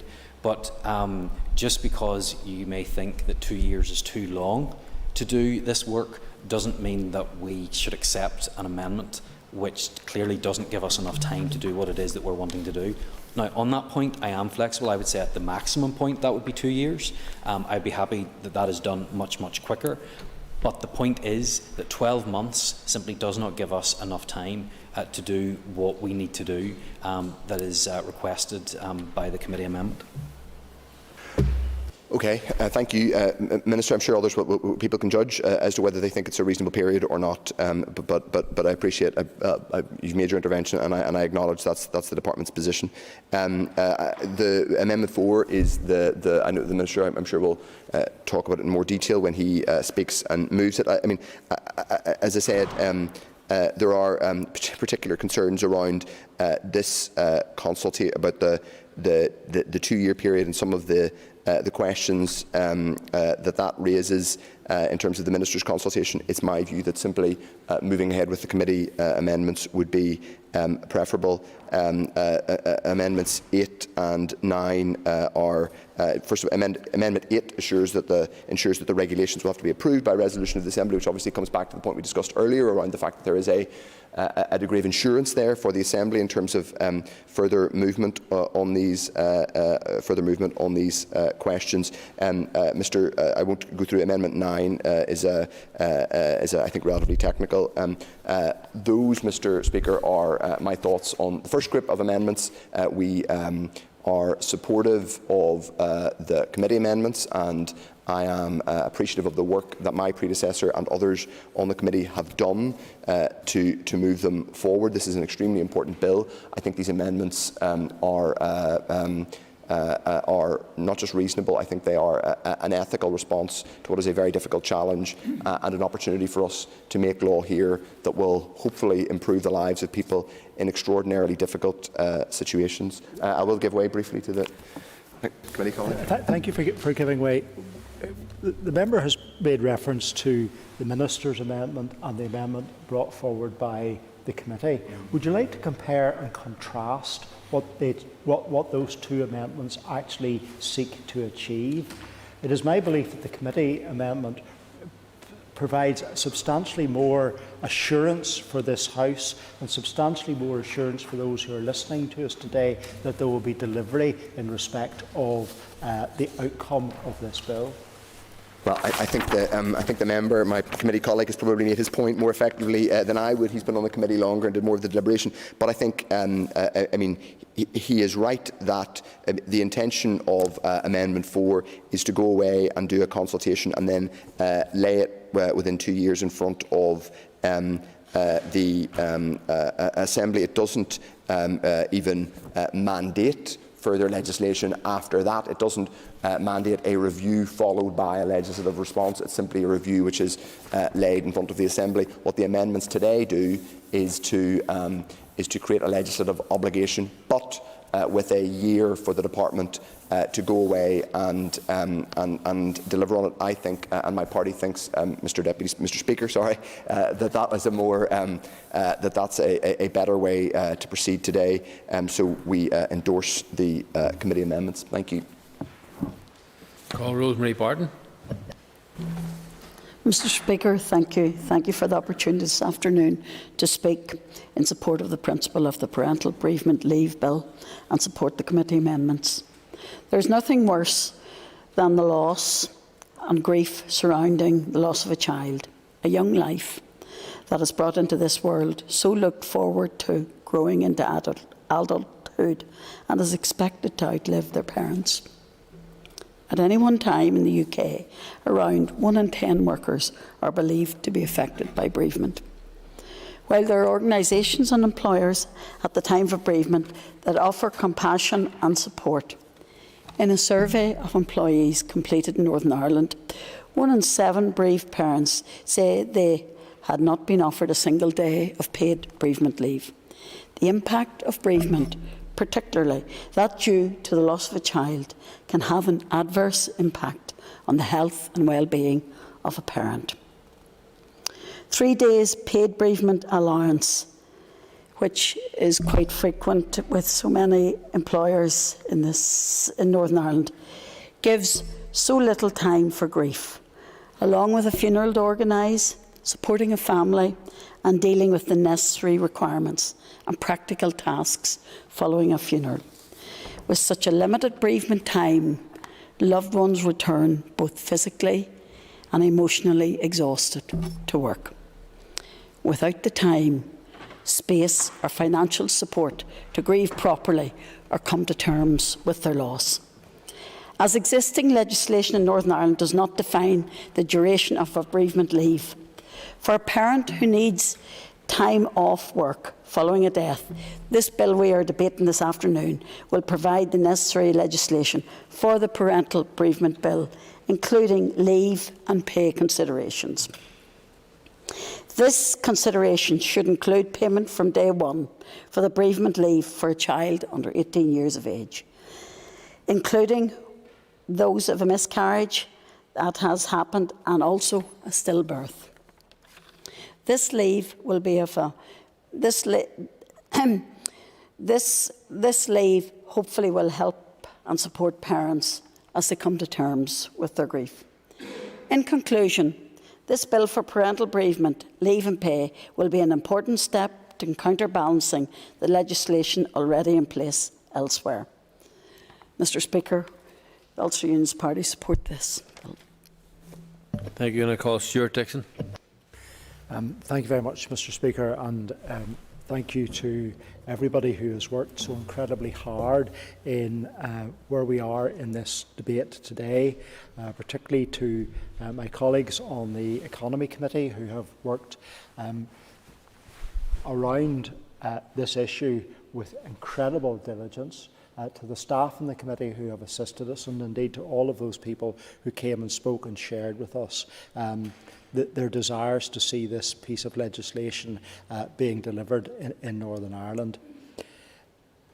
This is not an easy debate, and it will not be an easy debate for people listening in today, and we need to acknowledge that. That's why I would wish to open by, on the one hand, I understand from my previous career the arguments that the Minister is bringing forward and the reasons and pressures that there are on civil servants and others to bring forward legislation that actually works and delivers. However, out there is a population of people who have been through this or may ultimately face the circumstances that this bill is trying to provide for. And it's to them that I'm thinking to today in respect of why the Alliance Party will be supporting the amendments that have been brought forward by the committee. Indeed, and you will hear from one of my colleagues, Mr Speaker, later in this debate, Kelly Armstrong, who herself, at the very outset of this piece of legislation, when it was being mooted, indicated very strongly that she would wish to bring the very amendments that are actually brought to the House today. So this is an issue that affects individuals, and I've no doubt you will hear what she has to say and her personal story later in this debate. It goes without saying that the loss of a child is, of course, profoundly sad and life-changing for the parent and parents. Therefore, it is important that we do welcome the introduction of this legislation to support parents and caregivers at a deeply challenging point in their lives. It's imperative, therefore, on us as legislators to do anything within our power to help alleviate the financial struggles of a family at that point in time, and to assist and provide the space to start much of sometimes very lengthy grieving process. As the law currently stands with regards to parental bereavement leave, there is no automatic right to paid leave in Northern Ireland after the death of a child. And that, Mr Speaker, starkly contrasts with the rest of the United Kingdom, where there is access to maternity and paternity leave after the birth of a stillborn since April 2018. So we in Northern Ireland are running remarkably behind. Yes, I will.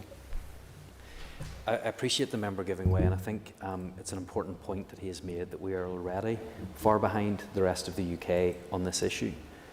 My concern is that if we are to take this bill through with these amendments, it will push the implementation date of this provision from April 2022 to potentially April 2024. There's a small chance we could get it in 2023, but that's unlikely. Surely the more responsible thing to do would be to make sure that these provisions are implemented in April 2022 for parental bereavement leave and pay, and then address the issues subsequently. Surely people have waited too long already. Mr Speaker, I don't pretend to understand all of the technical nuances of what the Minister is indicating to us, but it seems to me that it should not be beyond the ability of this House, or indeed of those drafting this legislation and bringing it forward today, or indeed in the space that remains between today and further consideration stage, that we shouldn't be able to address that very issue to allow us to have the speediest of implementation of this legislation, but at the same time to allow, as I will develop in this discussion, the opportunity for the Department to come forward with further regulation, which, as my colleague Mr O'Toole has indicated, this House will have absolute power over in terms of the delivery of that. Yes, I will. I appreciate the member going away, but this is a key point, because this is a very lengthy discussion I have had with my officials over the course of last evening and this morning, that it's not simply just something we should be able to get done. Because we're now putting these two things together, it means that there's the preparatory work that needs to be done, the consultation that needs to be done, the process of going back to the committee, the regulations being put in place, and then it needs to go to HMRC, and then we're dependent on their timetable. And of course, this can't come in the middle of the year. It either has to come in April 2023 or April 2024. There's nothing that we will be able to do that will mean that this can be pushed on. So I appeal to the whole House.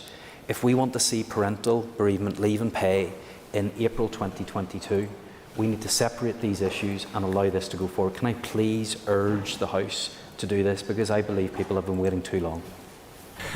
I thank Mr Speaker, the Minister for what he's been saying, but for me this goes beyond parental bereavement leave, and it covers that area, as I will develop, of miscarriage as well, and it's vitally important that we embrace that holistically in this legislation.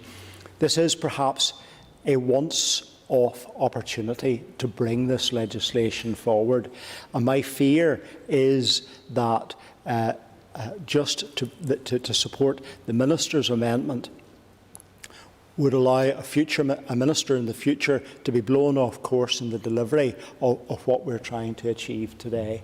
And I think it's important that we work as hard as we can today in this debate and in the subsequent time remaining to us to deliver this to ensure that we deliver the intention that the committee has come about. Yes, of course I will. No, I do appreciate it, because this is an important point. I understand the point that he is making, that within my amendment it is not committing us hard and fast to bringing in regulation. But I think if you listen to the contributions of people right across this House, it's what we all want to see. However, it's not going to be possible to bring that in within the same period of time as the parental leave. So why can't we as a House take the decision today to go ahead, as all the preparatory work has been done with parental bereavement leave and pay, and then address that other issue? I'm prepared to make an amendment at further consideration stage to make sure that consultation and report is done in 1 year. It'll be tight, but we can do it. But I think that allows us to make sure that in April 2022 we have parental leave in place and parental pay in place. Can we please take that route so that we can ensure this gets in? Because I don't think you're going to see anybody lacking anywhere else around this House in terms of doing the necessary work when it comes to miscarriage.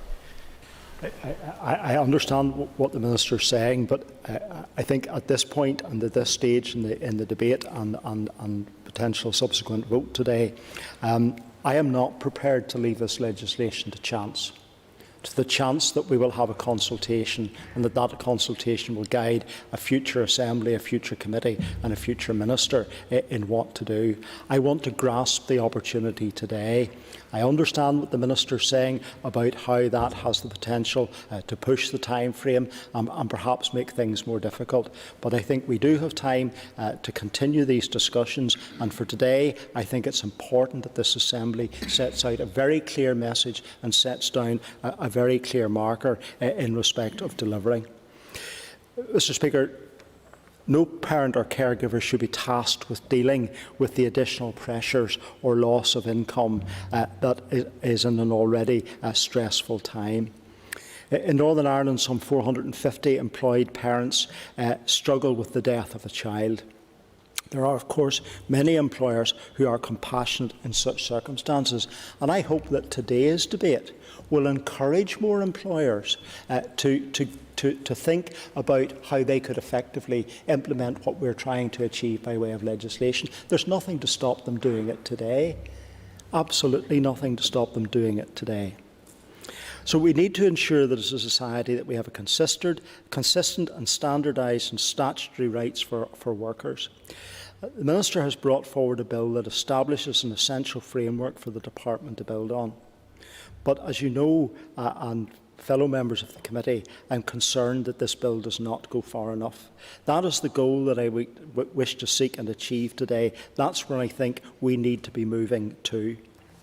That's why, in the consideration that the committee has given to bringing forward these amendments, we have not done this lightly.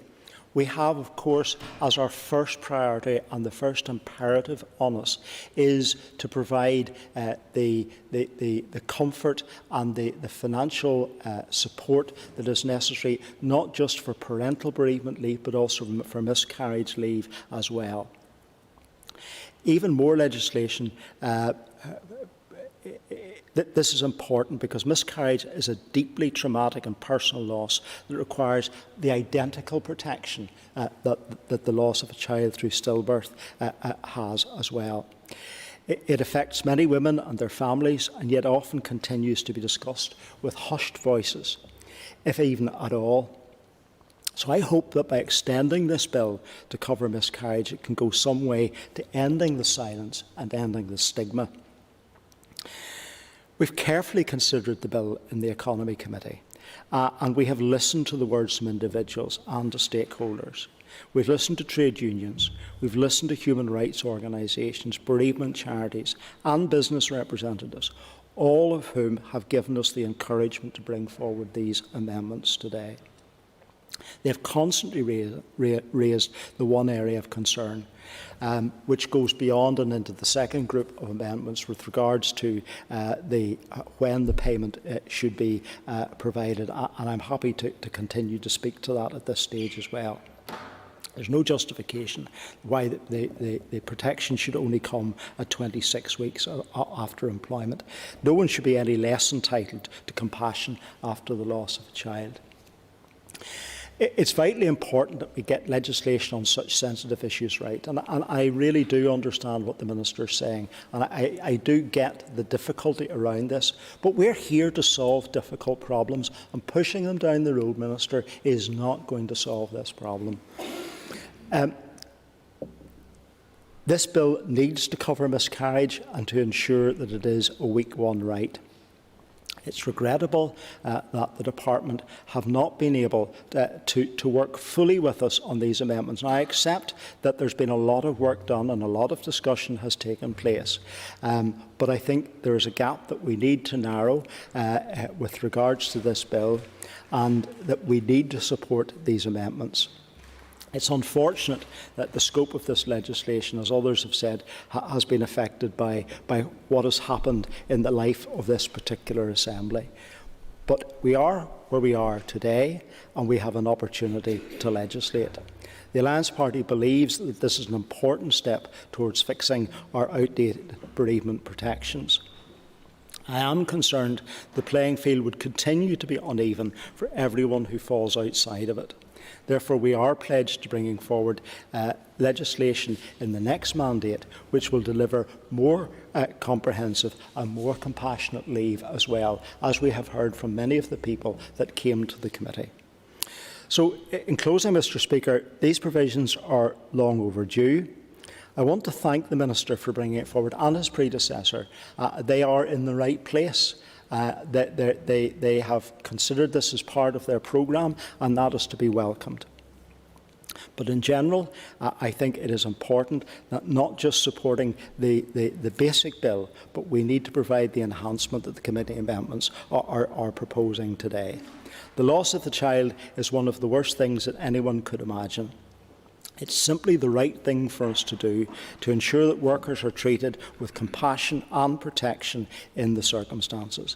Mr. Speaker, this is the day for this Assembly to make a bold decision and to push the envelope as far as we can to encourage and to have a department that hopefully after today's debate will come alongside what the committee is attempting to achieve by bringing forward its amendments, and that we will continue to work in the same direction to deliver for everybody who's affected by the content of this bill. Thank you, Mr. Speaker.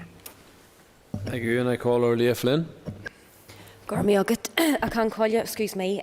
So I also just want to repeat some of the comments that my colleague and the chair of the committee made earlier, and just to say that Sinn Féin is fully supportive of the implementation of the Parental Bereavement Leave Bill.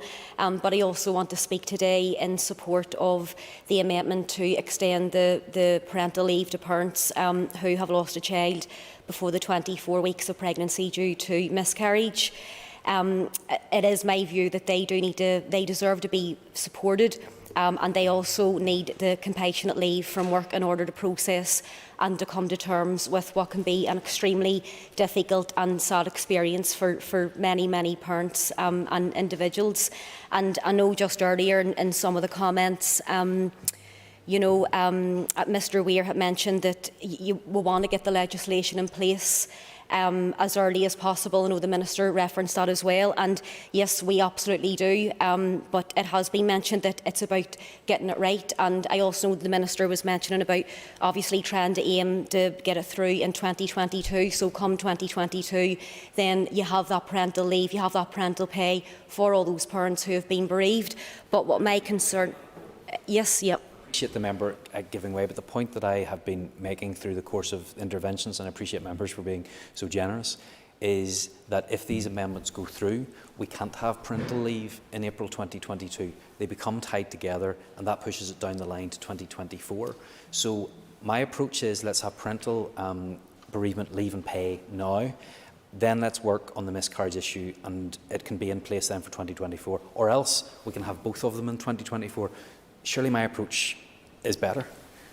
And I thank the Minister for that intervention, and I appreciate his viewpoint and the work that his department have done in considering the issue. But the point that I was actually going to go on to make was, even if we did have that legislation in place as is in 2022 for parental leave, to me then it's still being exclusive to parents who have lost a child, outside of pregnancy. So for those parents that have lost a baby through miscarriage, then they're not going to be included within the legislation. So just to come back then to my remarks, we know that there is currently a huge gap in support for parents that suffer from miscarriages. And again, it's just to make the point to the Minister as well, when we're talking about the gaps in support, it's not exclusively gaps in provision from the Department of Economy, and I'm a member of the Health Committee, and we know that there's gaps in provision in terms of healthcare as well. But in relation to this debate and this piece of legislation, I do think that there is an opportunity for the Department of Economy to actually fill some of those gaps in terms of miscarriages. We know that maternity leave entitlements don't apply to mothers who have a miscarriage during their pregnancy. However, they do apply to mothers that have stillbirths. And I genuinely believe that this legislation provides an opportunity, alongside the amendment, to support those who in the past have really had little to no support in their workplace at all. And the Miscarriage Association presented to MLAs at the Assembly All-Party Group on Women's Health back in April, and we heard some feedback then that there is that lack of specialist support and recognition for parents who are experiencing or who have experienced miscarriages, and parents who have went through, which really is a really tragic and emotional experience for anyone that's went through it. The parents that were given feedback to some of those surveys have been clear about what they want, and this does cut across all the departments, and that is empathy, sensitivity and support. So in terms of financial supports, I think it would be a great gesture for this Assembly and for the Minister's department to show that gesture to these parents through the parental pay.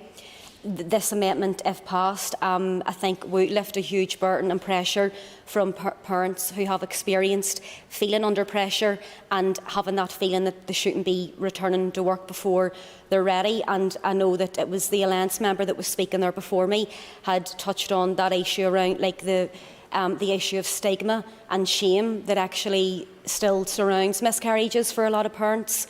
And I think that if this legislation is passed and that payment can be made, that will deal with some of that stigma and shame in the workplace, even being able to have that conversation with your employer that you're genuinely not ready to return to work because of the experience of your miscarriage. So I don't think it's acceptable that the current system doesn't allow for paid time off work following the loss of an unborn baby. And again, I do think that that actually does contribute to some of the shame that some people out there are feeling. And for some people, pregnancy loss can also form a part of what causes a mental health problem, or for some people that actually already have a mental health problem or a mental health illness, going through that experience of a miscarriage can actually make that illness work. We know that some people might be given a diagnosis like post-traumatic stress disorder. That's how serious a miscarriage can actually be in someone's life. And people can go on to experience symptoms that make their life difficult, can make their life difficult for a very long time. Sometimes the trauma of the loss of an unborn baby through miscarriage can cause intrusive thoughts, flashbacks, nightmares. Sometimes it's what happens afterwards that contributes then to someone going on to have mental health problems. And then lots of people experience a combination of these things. And then down the line, I think if we don't invest in this now, and some people do go on to form mental health problems and illnesses because they haven't dealt with their miscarriage, or they haven't took the time off that they genuinely needed, then that actually has a knock-on effect in terms of their jobs and their carrying out and performing, the role that they need to perform in their working environment. And it is estimated, just to give you a sense of how large this problem is, that as many as 1 in 4 pregnancies do actually end in miscarriage. So it is a really horrible common experience that many people in the workplace are experiencing, and that will require time off, and hopefully that can avail of the legal entitlement and frameworks that could be put in place then to allow for them to receive payment. Just to bring my remarks to a close, I just want to thank the committee chair and all the members who have spoken so far in this really, really important debate, and I hope that the department can work alongside the committee and the Assembly can pass the amendments for this legislation. Thank you. Thank you. I call Mr Keith Buchanan. Thank you, Mr Principal Deputy Speaker, and thank you for the opportunity here today. I rise today in support of the bill. I fully support miscarriage being included in the Parental Bereavement Leave and Pay Bill. The inclusion of miscarriage by means of amendments without full consultation would have implications for other employment law. The bill before us today, that was first introduced by the Minister for the Economy on the 1st of June 2021, and many of the amendments, while they seem reasonable and compassionate, require full consultation, and we must ensure that they will not breach any parity principle with our counterparts within the rest of the United Kingdom. The aim of the bill is to ensure that Northern Ireland Parental Bereavement Leave and Pay Bill will replicate the provisions in Great Britain, and to ensure that employees in Northern Ireland are afforded the same employment rights as their counterparts in GB. The Department of Economy would hope that this bill could be introduced by April 2022. With this uppermost in our mind, the emphasis of this bill, therefore, was to ensure working parents who experience stillbirth and child deaths would be afforded the same employment rights as their counterparts in GB. In June 2020, the Department for Economy opened a consultation to notify the Northern Ireland public of its intention to introduce similar Parental Bereavement Leave and Pay Bill provisions to those provided under the GB Act for working parents in Northern Ireland, and this consultation ran from the 15th of June to the 10th of August 2020 and received 36 responses from a variety of stakeholders.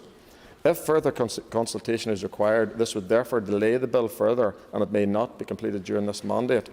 There will need to be an appropriate level of Assembly scrutiny of those regulations to ensure they are fit for purpose. Sadly, miscarriage is a loss that many couples experience. It is not a loss only felt by the mother, it also impacts and affects the father of the child. Many couples suffer this loss on a number of occasions, and each miscarriage causes pain and grief for both parents. Based on the 2019 NSRA figures, and the previous speaker referred to this, for births, and NHS estimate that 1 in 8 pregnancies end through miscarriage. This would mean that there were approximately 3,200 miscarriages in Northern Ireland in 2019. Miscarriage support groups would estimate that 1 in 4 pregnancies end through miscarriage, and this would increase the number of miscarriages to 7,500. So that figure is anywhere between 3,200 and 7,500. And if you look at it, which you looked at actually this morning, the number of children or babies born each year is approximately 24 to 25,000. So that gives you a sort of a context of the number of miscarriages based on what actual children that are then born. For many parents, they carry the burden of miscarriage alone because it is an early miscarriage that they may not have told their family about.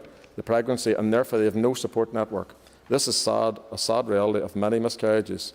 This loss can have a devastating effect on parents, and employers should always consider what's best for their employee, depending on their specific circumstances.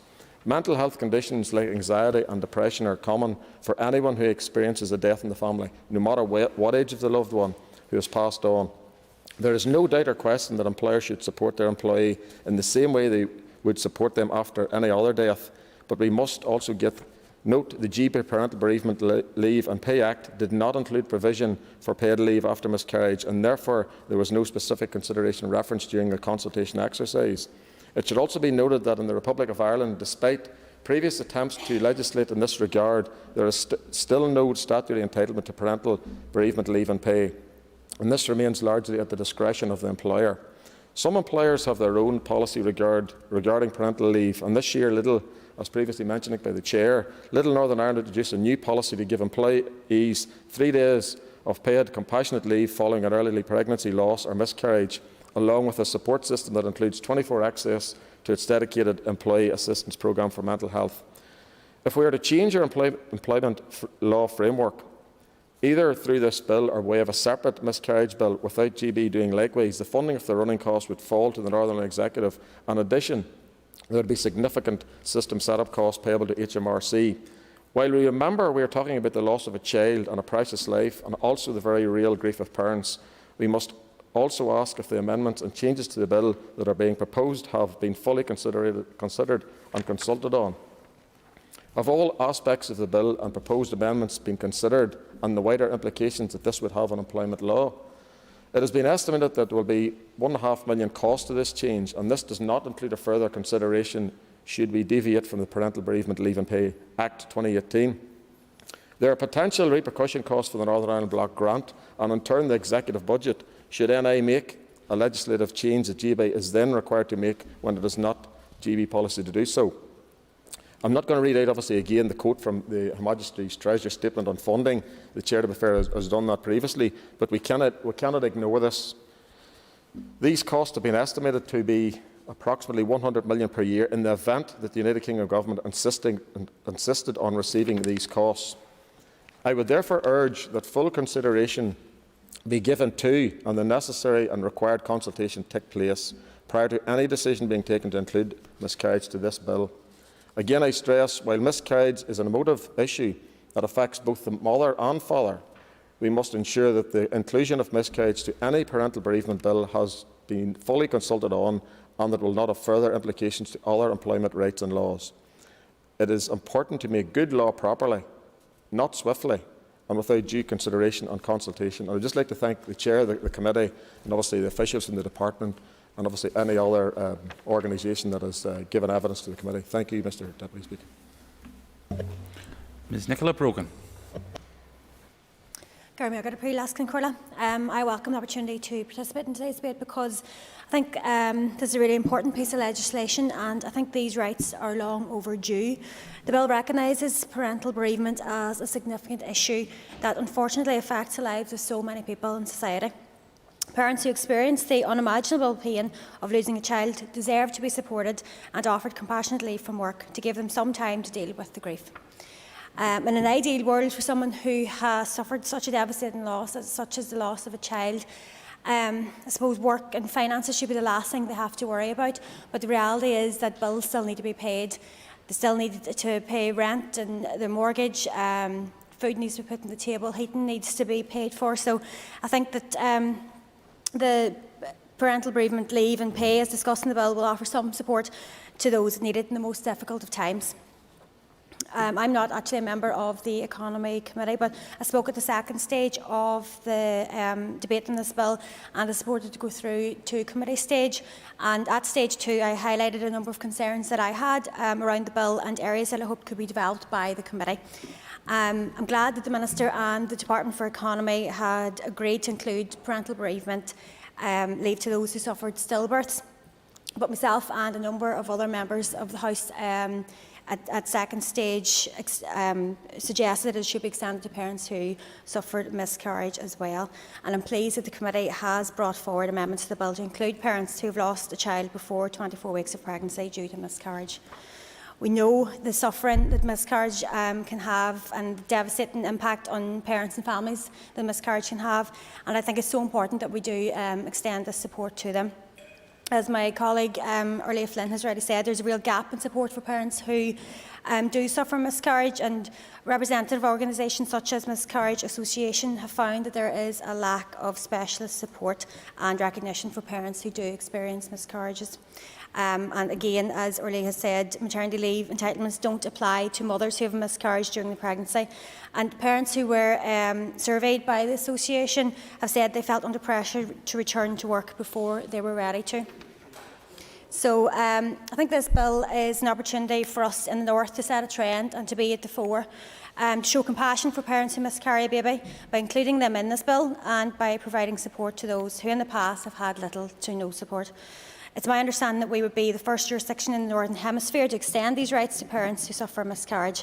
And I think that would be a really positive step. So I will support the committee's amendments, and I hope that the Assembly will support the committee amendments as well. Mr Stephen Dunn. Thank you, Mr Principal Deputy Speaker, and I too welcome the opportunity to speak on this important issue in the House today at the consideration stage of the Parental Bereavement Leave and Pay Bill. Whilst I was not a member of this House when this bill went through its second stage, there has indeed been a considerable amount of work done by the committee and the department, and in that time I have certainly recognised the importance of this bill. This bill follows the introduction of the Parental Bereavement Leave and Pay legislation brought forward by our UK Parliament in April 21 and through the Parental Bereavement Leave and Pay Act 2018. And it would indeed create a statutory entitlement to leave and pay for working parents who suffer the death or stillbirth of a child.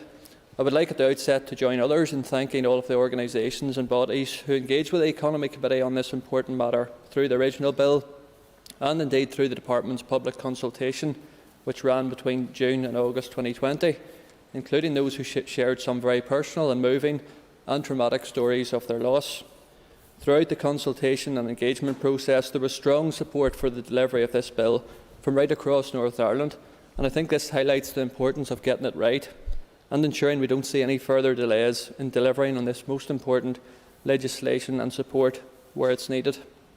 I would also like to commend the many charities who support bereaved parents on a day and daily basis right across our country, as well as the support workers through our health trusts, and acknowledge the work of the Minister and his officials for their input and work to date in ensuring bereaved payments get the support they deserve, and indeed the engagement the Department has had with the Committee, and also to acknowledge and thank the work of our Committee staff.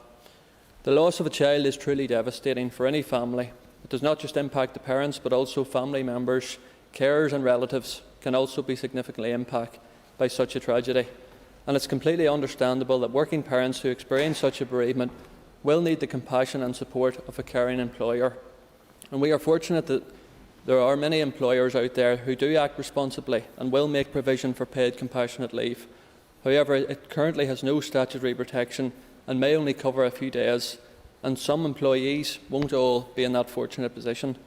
The purpose of this bill originally was always to ensure employees who suffer the loss of a child under the age of 18 or stillbirth would have a statutory entitlement to 2 weeks' leave, and in most cases working parents would be also entitled to statutory payment, bringing much needed clarity, certainty and support for both employers and employees, and a statutory safety net for working parents who suffer such a profound loss, and bringing Northern Ireland into line with the rest of Great Britain in providing parental leave, pay and employment protections and affording the same employment rights for workers. In 2020, according to NSMC statistics, there were 69 stillbirths and 93 infant deaths alone registered here. Each of those represents a wide network of family, friends and carers who are equally impacted. During the committee stage, we learned that child deaths affect approximately 450 working parents here every year, and I think these sad and tragic statistics confirm the need for this bill and for us being here today to introduce this in the first place. And I'm glad and grateful that our previous Minister Dodds introduced this and brought this forward. And these facts and figures also reaffirm the need for any legislation to be carefully considered and fully and extensively consulted upon. I know some of my colleagues have also touched on that point. We cannot ignore the very real and stark financial risks that exist and there would indeed be a cost of breaking parity on such an important issue as this. And this was indeed brought home to us, those of us who are on the Economy Committee, when we received a written briefing in response to engagement between Department of Finance officials with HM Treasury just yesterday on the 29th of November. And the Department stated, and I quote, "If the UK Government sought to restore parity as a result of the amendments made to the NI Bill, the estimated liability would be £100 million per annum." And I think it would be responsible for us all to take serious stock of this and fully consider all consequences. We don't want to see any further delays for working parents getting the support they deserved. Bereaved parents have already suffered through so much trauma, and having to wait even longer would be very regrettable and totally unacceptable.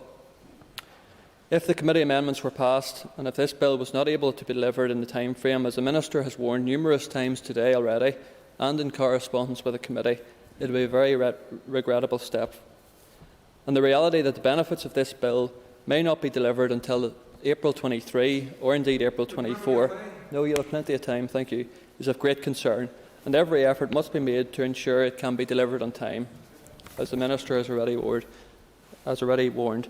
Miscarriage is indeed an extremely sensitive and complex matter, and there can be many different stages to it. A miscarriage can bring such devastation to so many families, and unfortunately some families can suffer from multiple miscarriages, which further multiplies the long-lasting grief. And I know from speaking to close friends, the pain and devastation that this can bring is very real and traumatic and can last many, many years. As has been already mentioned in this debate, it is estimated that it can affect between up to 1 in 4 and 1 in 8 pregnancies, again highlighting the seriousness of this. Whilst the committee amendments do raise very important issues and the need for improved support around miscarriage, I do not believe it is best to support them at this stage, and I don't believe they can be achieved as quickly as they are needed. I am glad the Department recognises the need for a full and comprehensive review around the full assessment of employment law and our framework right across Northern Ireland. However, the reality is that this work around employment law will not be able to complete it in the relatively short window of time we have left of this mandate. All would be better looked at collectively by the Department with full consultation, engagement and focused outcomes, delivering the best for those who have to contend with such devastating circumstances. Thank you, Mr. Principal Deputy Speaker. Thank you. Mrs. Kelly-Armstrong. Thank you, Principal Deputy Speaker. I'm taking a bit of an intake of breath here because, as we all know in this House, this is something that's very close to my heart. So I'll start off with declaring an interest. Of my 14 pregnancies, 13 ended in miscarriage. I have been a bereavement counsellor for Remember Our Child, which is a Northern Ireland miscarriage organisation. Unfortunately, no longer there, but we do have the Miscarriage Association. But what I would like to say, as I did say in the second stage, I apologise if this debate triggers any parents who have lost a child. I would like to thank the Minister for bringing forward the Parental Bereavement Bill. You have no idea how much that will help parents across Northern Ireland. I also would like to thank the committee for bringing forward the amendments to include miscarriage. We are the forgotten grief, we are the taboo grief, and we are always left behind. So, from the bottom of my heart, thank you. As my colleague said, I was working on amendments. I only decided not to bring those amendments forward when it became clear that the committee was taking forward amendments that appeared on the marshalled list. I was going in the same direction as yourselves. We have the opportunity to move Northern Ireland forward to be a leader on recognising that parents who lose a child during pregnancy before 24 weeks matter. As someone who has miscarried, and unfortunately have miscarried many times, the only reason why I'm not in tears here is because I promised lots of parents that I would stand on their behalf. I was an employee. I was an employee in a number of different companies, and while lots of you have said here there are great employers, not in my experience. The long-term cost of not recognising miscarriage within employment is what happened, what I did. I had 3 months off in the sick where a doctor put me on diazepam to cope with the grief. And then eventually after 3 months, when he decided I wasn't going to throw myself off a cliff, he took me off the diazepam and sent me back with a note to go back to work. I left that work. I was a skilled employee in each one of those employments. And I left the work and I said stuff them because I was sitting beside other pregnant women. I was sitting in a room with other families who had all those joyful occasions, and there I was, the pain, sitting in the corner, who nobody wanted to talk about my grief or why I got sad at different dates. The long-term impact of miscarriage is damaging our workforce. I want to talk now just about the money side of things. Can I just say to each and every one of you who are worried about the money, you see, when you've had a miscarriage, you couldn't give two hoots about the money because you're grieving the death of that possibility, of that child who's not going to be there. So let's set the money aside. And can I just say to each and every one of you, and Minister, I'll get to your Amendment 4 and why there's a problem with it, but can I say to each and every one of you, don't assume that anybody who's had a miscarriage will be looking for miscarriage leave. And there was someone on the DUP benches made a very good point. When you have a miscarriage, if it's early miscarriage, you haven't told anyone else. And believe me, while you may say that there are good employers, many employers do still not want to have women of childbearing age in their workforce because you will take maternity leave. So they hide it. Women hide it. I hid it because I didn't want to have to face it time and time again with HR, why I was off for a third time that year because I'd had another miscarriage, because I could have been sacked. That is the realities of being a woman employed in Northern Ireland today. With regards to consultation, some of you have complained and said that people who have miscarriage did not respond to the consultation. Of course we didn't. Why would we? It wasn't on the face of the bill. I am used to not being treated as a grieving mother. I am used to being treated as that embarrassment sitting in the corner. The bill in its original, the way it was drafted, didn't include me. It didn't want me. It didn't see me as important. But Minister, I cannot support your Clause 4, and I come at this in a very, very different way. And I will say to you in your Clause 4, you have no hope of completing that consultation. And the reason why I say that is because Amendment 4, new Clause 3A, number 2, the consultation may include in particular consultation to whether the entitlements should be conferred in all cases where a person has had a miscarriage and only some cases. As somebody who's had a miscarriage, I can't answer that because you are making us who have had miscarriages different. You're making even those who have had miscarriages, you're segmenting us. Then 2B, whether the entitlements to be conferred in such cases should be the same as or different from the entitlements that are conferred where a child has died. I had 13 children died in my womb. They are dead children. This clause, or this Amendment 4, seems to insinuate that mine wasn't children. I just can't cope with that. And then it goes under 2C, whether anyone other than the person who has miscarried should also be entitled to leave or pay. That's any father or other mother.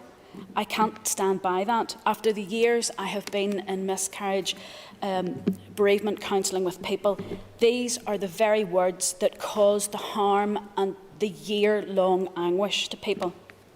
And then again in 2D, whether different entitlements could be conferred in different cases of miscarriage.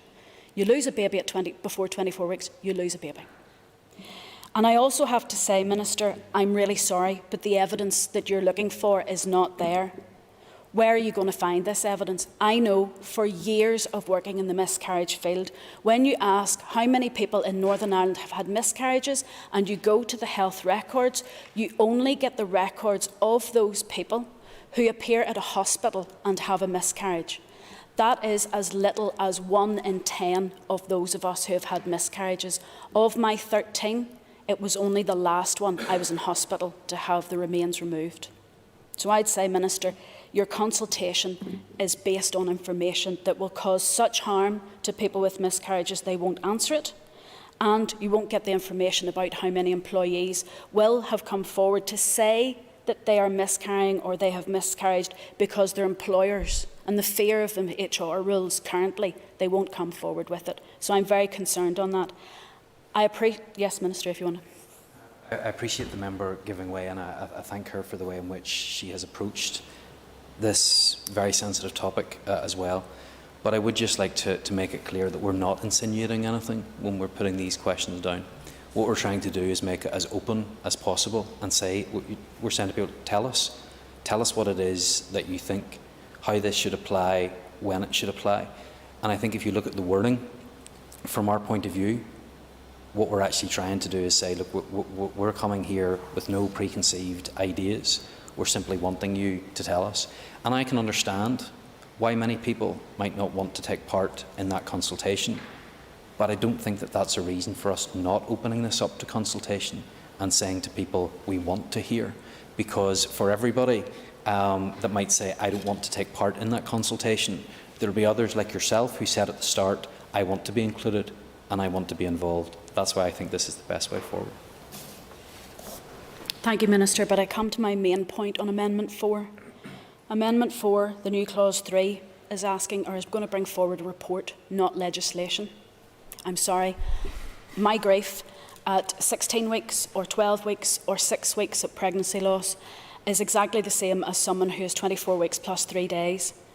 I'm not different. I'm not a report. I deserve legislation, and so do all the other mums and dads out there.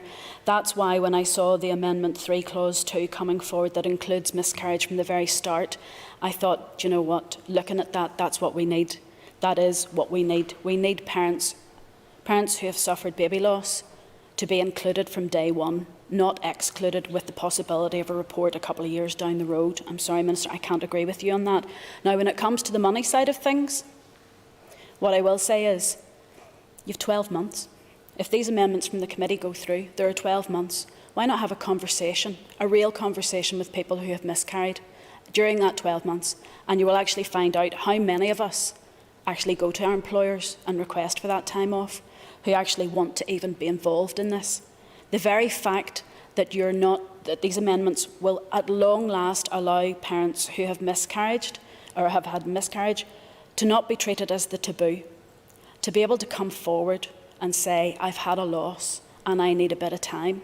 Now, I noticed in the bill one thing I would like to point out to all of you, and it was one of the things I thought about amendment, and it hasn't come forward so far. It's, if I could just find it here, under the rates of rate and period of pay on page 6, line 16, I believe, number 5 there.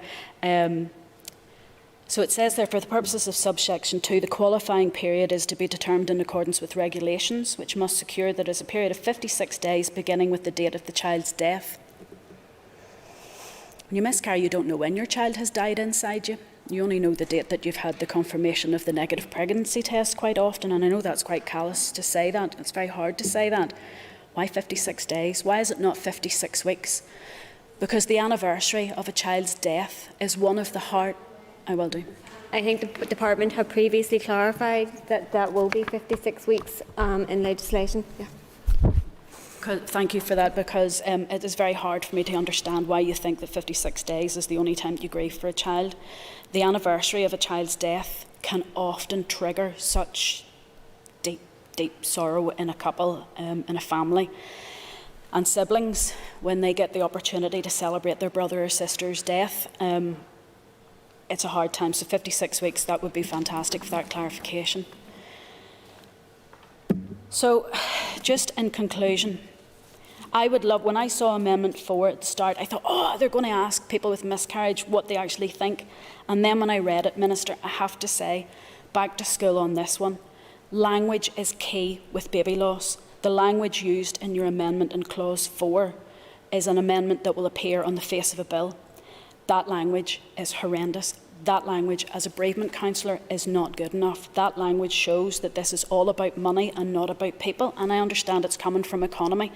I once helped the Department of Health write a bereavement leaflet to do with couples who had had miscarriages following IVF.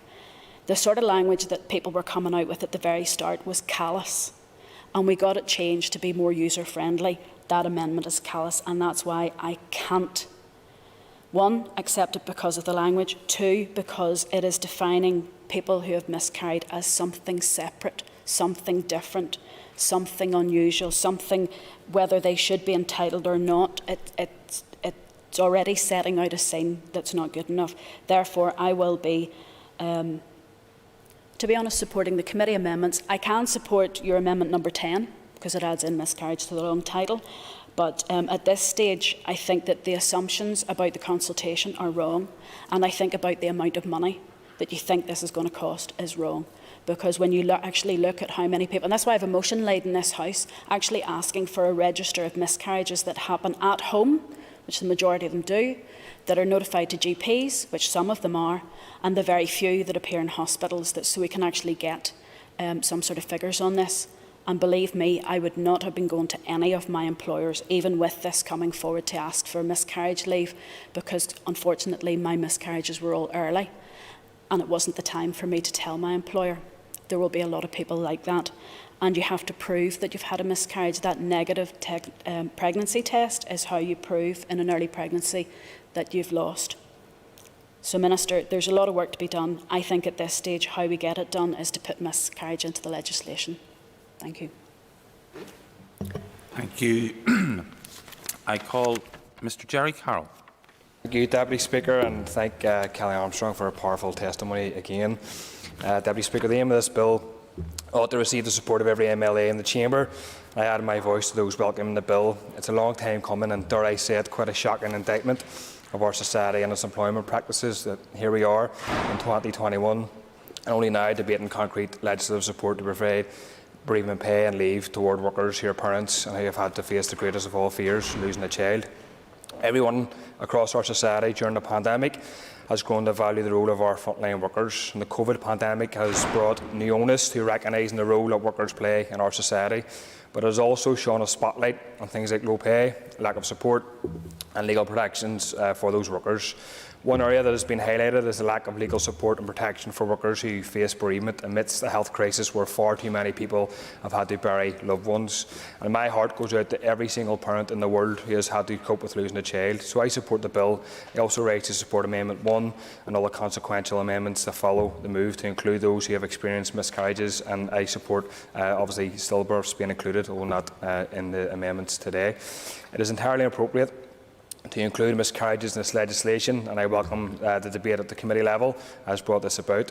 I will support Amendment 1, and I hope that passes instead of Amendment 4, which I do not support, because I don't feel it is necessary to consult on this issue over a 2-year period, nor do I want to see a situation where this chamber picks and chooses which people experiencing miscarriages are or aren't worthy of this support. This is obviously a very difficult subject and one that must be approached with the utmost sensitivity and respect. No parent should ever have to grieve for a child, but it's an awful reality for some parents, and there's a duty on decision makers and leaders to provide as much support as possible for those who have to face this traumatic, life-changing experience. And for that reason alone, this legislative move to provide for parental bereavement pay is a welcome one, and this bill would obviously bring things here in line with legislation across the water where such provision already exists. As I say, it's quite an indictment on our society. This Assembly is only doing this now, and we're playing catch-up with Britain. Up until now, employed parents who have found themselves dealing with bereavement have been left to deal with this alone with their employers without any legislative support in place for paid time off work. No doubt there are many employers who treat this issue with compassion and humanity and have their own provision in place when it arises, but as we have heard, there are also employers who don't have decent provisions in place, who don't meet these situations with the humanity and compassion that is needed.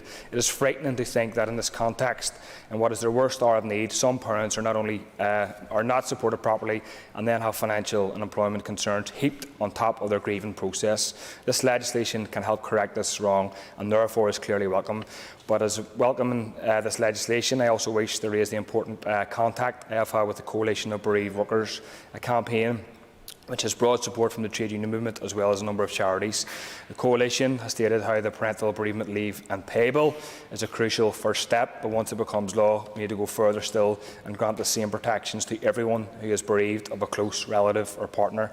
That would ensure that so many more people are given the time, space and financial security they need to begin grieving away from work. I'm glad to say that my party and councillors in Belfast and Derry Council have proposed motions to those respective councils based on the Coalition's call to action and hope to secure 2 weeks bereavement pay for all workers affected by the bereavement of a close relative. I hope these local councils lead the way on this issue and others follow, because crucially going forward we must listen to the voices of those impacted by bereavement, parents, workers, their trade union representatives, in the hope that these voices are heard and are allowed to strengthen this legislation if it needs strengthening. So I look forward to doing this, and if I could play a role in helping one person that has been faced with losing a child or another relative, it would be a worthwhile endeavour. indeed. I have to say, in conclusion, Deputy Speaker, I'm very concerned yesterday in the discussion about domestic abuse leave and parental bereavement bill today. There's a focus on financial cost. Frankly, I think this is obscene. We shouldn't be counting pennies and pounds when we're talking about dealing with extremely difficult and traumatic experiences for people. The focus should be on supporting those who need help and support and time off, and not prioritising financial concerns. So I hope the Minister takes that into account when coming forward and respond to the debate today. Thank you. Thank you, Minister. Thank you very much, Mr. Principal Deputy Speaker. And before I begin, I wish to thank the committee chair and the committee for their work on this bill during committee stage. We all share a desire to ensure that we provide the best level of support for working parents in Northern Ireland who find themselves in heartbreaking circumstances of losing a child. Fewer experiences could be worse for any parent or carer, and it is right that anyone who finds themselves in that terrible situation has all the support and the help that they require. I also want to thank members who have spoken today and all who have contributed during the passage of this bill. I especially wish to take a moment to acknowledge the instances of personal loss and suffering which have been experienced and which have been bravely shared with this chamber. That's not an easy thing to do, but it goes to demonstrate that those of us tasked with the role of legislator often face these dreadful events in our own lives and in our own families. When this bill was first brought to the Executive by my colleague Diane Dodds, it was in recognition of the fact that bereaved working parents here were not provided with the same level of support that is given to bereaved working parents across the rest of the UK. It was also recognised at that time that we had an extremely short window of opportunity remaining in this mandate, but that this was a priority for her and the Department, and I share that desire to ensure that we close that gap. There are many employment law issues which, given the limited time we have and the challenge of responding to COVID-19, must wait until the next mandate to be addressed, and parental bereavement leave and pay could easily have been one of those issues. But in recognition of the singular importance of parental bereavement and of the opportunity to secure passage of a very specific bill in the remainder of this mandate, Diane decided not to wait. That was the right thing to do then, and it is still the right thing to do now. The tight focus on the time remaining was also one of the key reasons why this bill was solely focused on the issue of parental bereavement, trusting that it would secure the support needed and ensuring that the required secondary legislation would be straightforward and in place at the earliest opportunity of April 2022. Officials both here and in the Assembly and in my own department, my predecessors as Minister and indeed committee members, have worked tirelessly to ensure we achieve this date. And unfortunately, the passage of this bill is now facing a real threat. Whilst I acknowledge that the proposed amendments moved by the Chair of the Committee are undoubtedly well-intentioned, worded as they are, they're likely to scupper this legislation.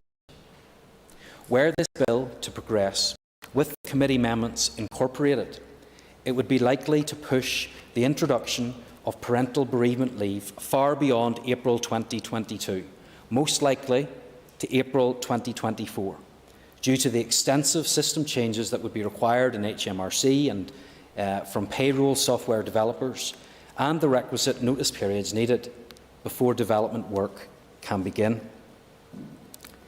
The amendments also run the risk of disrupting the content of the bill so comprehensively that it may not be possible to implement it at all due to potential unintended consequences and possible ruinous repercussive costs. I'll give way to the member. I appreciate this is a point to some extent which we have covered, but I don't know if there's any more detail the Minister can give in terms of the time frame, because obviously one of the major differences between his amendment and the Department's amendment and the amendment in the name of the committee is the time frame, as to whether this is achievable within 1 year. So I don't know if there's any more detail he can give the House on the timeline as to what would be that, because again, knowing from experience in terms of the length of time that these things take, I think the House does need to know what is realistic and what isn't. I appreciate the intervention from the member, and I refer to previous comments from other members. The chair of the committee said it's up to me to lay this out, and Mr Dixon said I do not pretend to understand all of what the Minister has laid out. So I want to take a little bit of time to do just that and to explain why 12 months is not a realistic prospect for this to be brought in. Once royal assent is granted, for the SRs to be drafted and in place would take 4 months. But then we also have the miscarriage policy development process commencing, including research, benchmarking, impact assessments, cost assessments, drafting of the consultation paper and engagement with the committee if required. It's likely to take 4 months. It then has to go to the Minister for the approval and consultation of the document, and then there's further engagement with the committee and executive approval, another 6 weeks. 10 weeks for the consultation process, including 2 weeks that would be lost over Christmas. Departmental analysis and assessment of the consultation responses would take 4 weeks. Ministerial approval of the departmental response and engagement with the committee to seek executive approval would take another 6 weeks. 4 to 6 months then to commence drafting of the regulations. Of course, this may take longer than usual as there's no GB template to follow. Of course, that will also require extensive engagement with DSO and across NICs. 4 weeks for the draft rules to be made. And then if SRs are approved by the Assembly, commencement could be October 2023. However, the introduction date for the new employment right would be April 2024, as all new employment rights commence at the start of the new tax year. So that's why that will be pushed back to that period of time. I have said this to members time and time again in this chamber. I have taken the time over the last 24 hours to meet with the larger parties, in some cases twice. I have offered further meetings to explain this is why we need to accept my own amendments. Otherwise, it will not be the case that these will get through in April 2022. That's why there's a very clear choice for this House, and I give way to Ms Armstrong. Thank you very much, Minister, and I thank you very much for laying out that timescale. However, we've just come out of COVID where things could be turned around quite quickly. Could I ask the Minister, can you please be careful with your words, because what this sounds like to me is parents who have miscarried on one side holding back everyone else who has lost a child, and that's how it comes across. Can we please just accept the fact that there are ways that we can do things quicker in this place? We've done them quickly. We maybe haven't done them exactly right quickly, especially during COVID with some of the grants, but where there's a will, there may well be a way. And I think that there is a potential for us if we go down the proper consultation route and the process that I had outlined that would follow in my own amendments. Of course, if we can hurry that up, I would want to see that happen. However, there are lots of competing priorities. You have to realise the small size of my employment law team. You have to understand that there's a number of regulations that have to be brought in. You have to understand there's a number of competing bills as well that will be taking up their attention. We were only here yesterday debating another employment bill. There's other private members' bills that are coming through. And in addition, as other members have said, there's a number of outstanding employment issues before this House, including the need to have a full employment bill because of all of the other issues that still need to be addressed. This is not a case of us taking our time or not progressing this. These are timelines that are fairly accurate in the way that the process goes. Very, very hard to quicken these up. And it is only right, because of the seriousness of this issue, that we give these the attention that they deserve. Appreciate the Minister giving way. In a previous piece of legislation that I did some work on, actually, Ms Armstrong did too, the licensing bill, there was an amendment that I laid creating an obligation on the Department to do a review. The Department's the amendment was successful. The amendments were successful at consideration stage. And one of the what the committee did, what the department did at further consideration stage, they didn't want the amendments to pass in the first place. And the minister said the department said it wasn't going to be achievable in the time frame. And then at further consideration stage, they took a regulatory making power to give them, if they required more time, they could come back to the Assembly and ask for more time via, I think it was by negative resolution, if required. Is that not possible in this case? Would it not be possible for for the department to come back at further consideration stage with an amendment that included, for example, a regulatory making power, giving them more time specifically on the miscarriage component, should that be necessary? So if it was a small technical change to extend the amount of time for these regulations to come in, that would help. However, because of the nature of the way in which the amendments were drafted, they all stick together.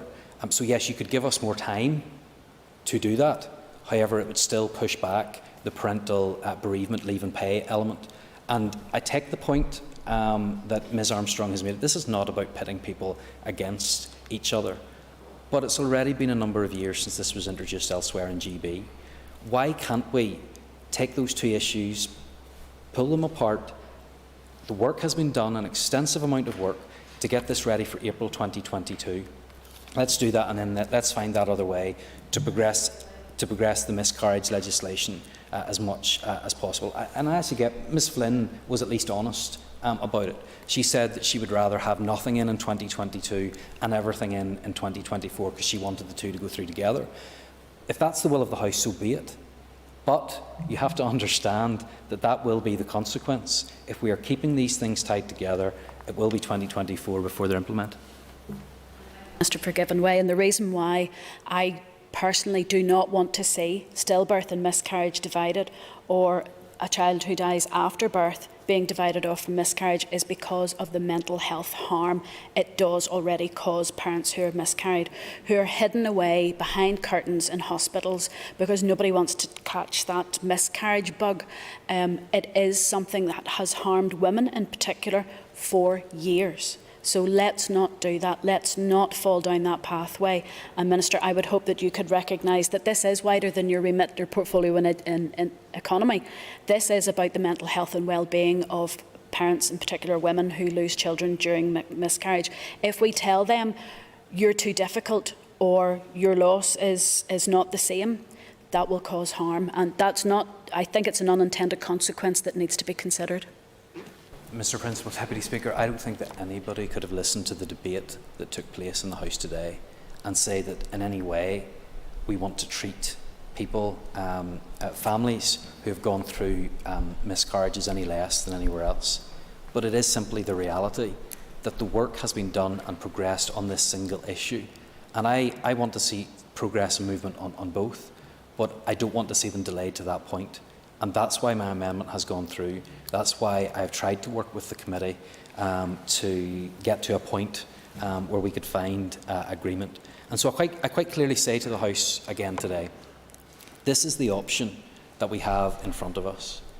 We can go for parental bereavement leave and pay in April 2022 and commit, and I will expedite that as much as I can, to bringing forward that consultation report on miscarriage, but we're not going to be able to get that in before 2024 anyway. So what do we want? Do we want to get both of them in 2024, or have one in 2022 and then work on the other and give it the time and the consultation and the serious consideration that it requires? I want to move on to talk a little bit in and around the financial implications. And before this bill was introduced, it received the unanimous support and backing of my executive colleagues. And the executive support was for a bill with an estimated cost of £100,000 per year. And I know that we would all share the same belief that you cannot put a value on the death of a child. To attempt to do so actually misses the underlying aims that this bill seeks to achieve. But not only does this bill aim to guarantee a modest level of financial support to bereaved working parents, it sets a benchmark and very much a baseline against which all employers must compare. And many good employers already provide comprehensive support for bereaved working parents that goes well beyond the levels outlined in this bill. And like all family-related employment legislation, this aims to set the minimum level of support that employers must provide, a safety net below which no employee should fall. Good employers lead, and all employers should be expected to follow in supporting their staff much more than this at a time when they most need it. And when we discuss the financial implications of these amendments, we are therefore not examining the value of a child, for that is unmeasurable, But as elected representatives, we are entrusted by those who have elected us, and the trust that has been placed in us ensures that we don't lightly reach difficult decisions, including those involving public finances. It ensures that we carefully weigh up and consider the implications of our spending decisions. That's why we have an Assembly and an Executive, why we have committees and departmental officials engaged in policy development and public consultation, all to ensure that we are responsible in our approach and that spending decisions are made following due and careful consideration of detailed policy development and public consultation. We should not allow ourselves to fall into the trap of judging the success or failure of the mandate based on the volume of new law that we create. As the former President of the UK Supreme Court, Lord Newberger, said in his Tom Sargent lecture in 2013, there is a welter of ill-conceived legislation, poor in quality and voluminous in quantity. The result is little more than the illusion of action without much in the way of the reality of achievement, coupled with uncertainty and confusion about the law. And let me be clear, I am fully supportive of the need to support working parents who suffer the heartbreak of miscarriage. I have said as much consistently throughout the committee stage of this bill. But I also fully support following the proper processes of policy formulation, consulting on and assessing the unintended consequences of legislation, and ensuring that new law, well-intentioned as it may be, is both necessary and easily implemented. I'll give way. Thank you to the Minister. I'm sort of going to go back, if I may, to one of the comments he made earlier on about the binding. According to his argument, seems to be about the binding together of the miscarriage provisions with the broader provisions of parental leave. Just out of interest, given that both Amendment 1 and Amendment 3 involve insertion at end, so application in relation to, in both cases it is adding miscarriage, it is application in relation to miscarriage, coming after application in relation to stillbirth. Now, would it not be possible, given he's saying that the upshot of what he seems to be saying is that passing these amendments today means that forevermore, unalterably, you couldn't, for example, at further consideration stage, make the miscarriage amendments subject to what we talked about before, a negative resolution in the Assembly where the power to come back and review was extended should the Department need more time. Wouldn't it be possible to simply add a further amendment at the end of either of these, at the end of either the revised Clause 2 or the revised Clause 1, to say that these provisions are subject to the timing is subject to approval via negative resolution of the Assembly, subject to the other, the review clause that we talked about, if I'm making sense? I think I know what the member is saying, but that wouldn't take away, though, from the commitment that there is to make sure that these are brought in together.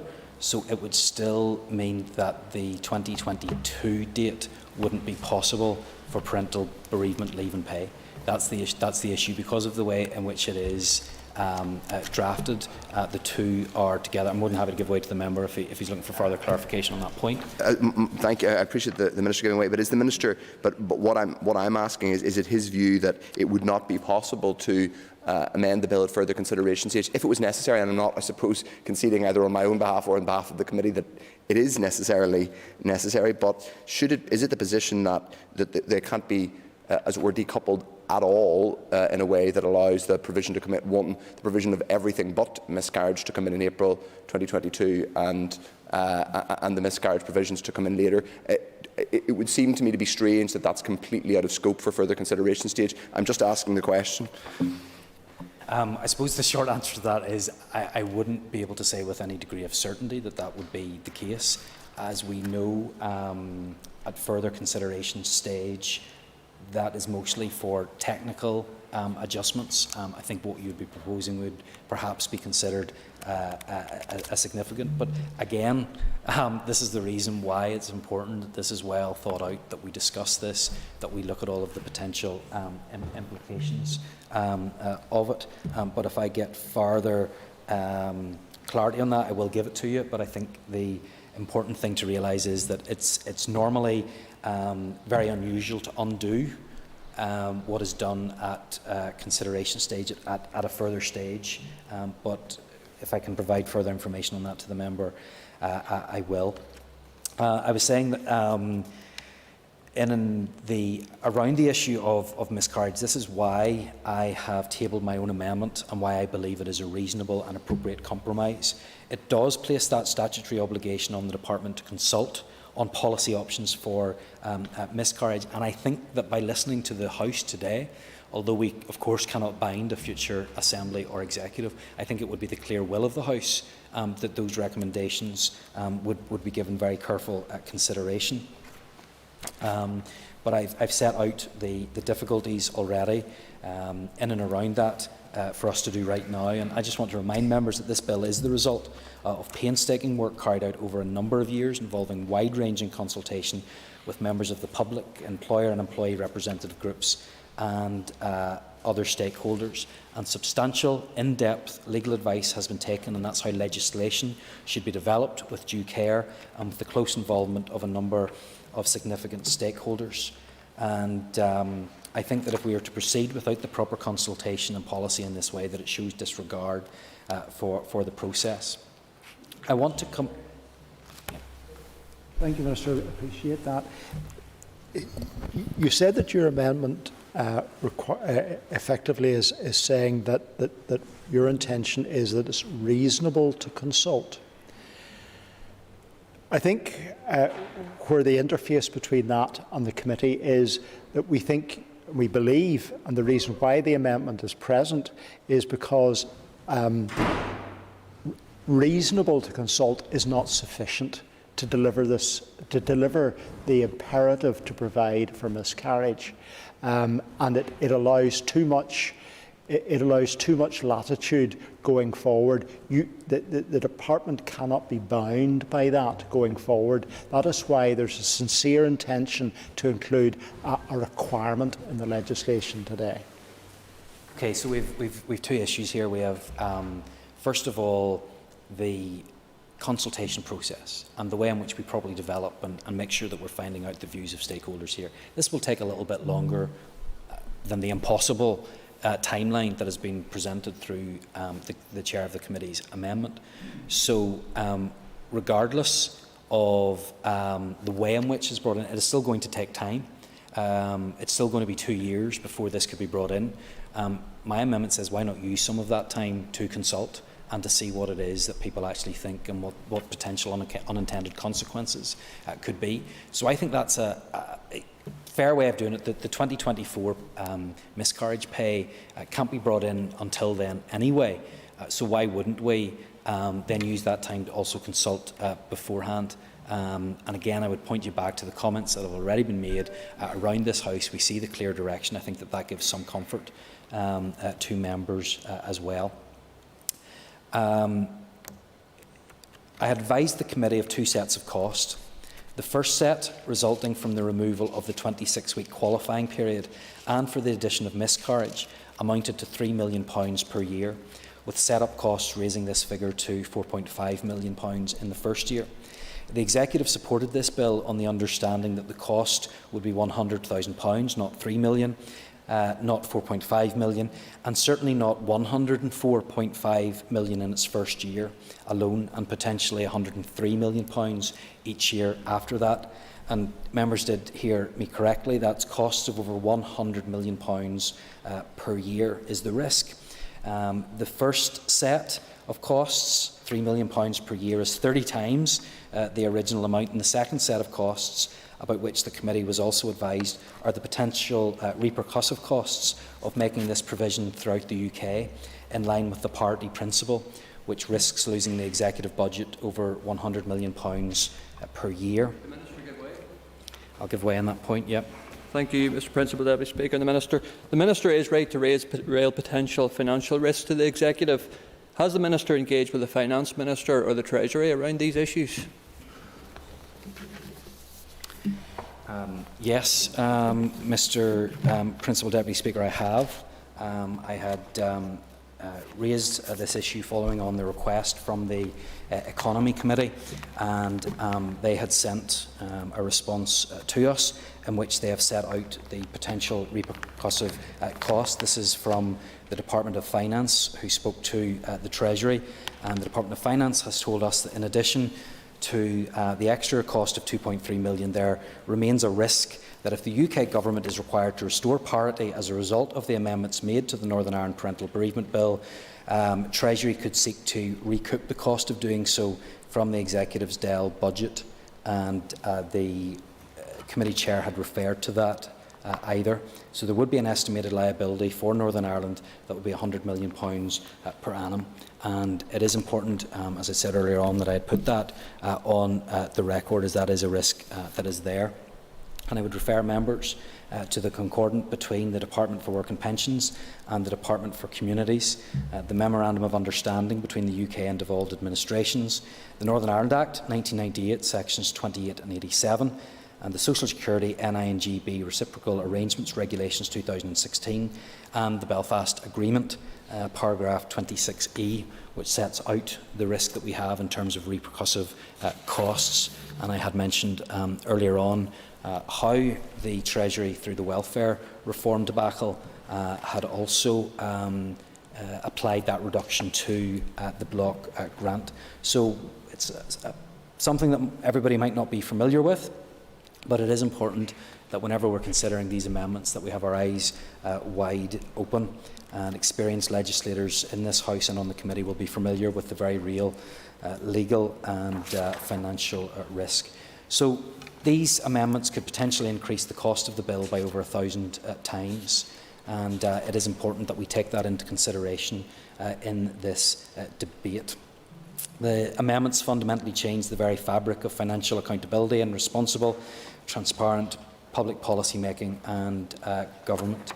And I don't want us to be placed in the position as an Assembly where we're being accused of not supporting those who have experienced loss through miscarriage when nothing could be further from the truth. That's why I believe that my amendment will allow all members to vote for this bill, safe in the knowledge that they are securing parental bereavement leave and pay for bereaved working parents by next spring, April 2022, which is only 4 months away, and also safe in the knowledge that they will also have secured a firm commitment in legislation to public consultation on how we can support those who experience miscarriage.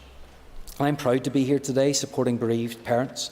I'm proud to bring this bill to the Assembly, and I am proud that my executive colleagues have supported the introduction of this bill. However, I cannot support what I'm afraid looks like a reckless disregard for the finances of this executive, with hundreds of millions of repercussive costs as a result of how these amendments would be tabled. And yes. Minister, I just want to clarify something, if I may, on the repercussive effects question. In relation to the specific advice his department sought, he said that effectively, I think, if I'm understanding correctly, the Department of Economy spoke to Finance, who spoke to the Treasury. Now, the note we got quoted the Statement of Funding Policy, which is in relation to devolved. That was not, I presume, a bespoke piece of advice which came from HM Treasury about this policy.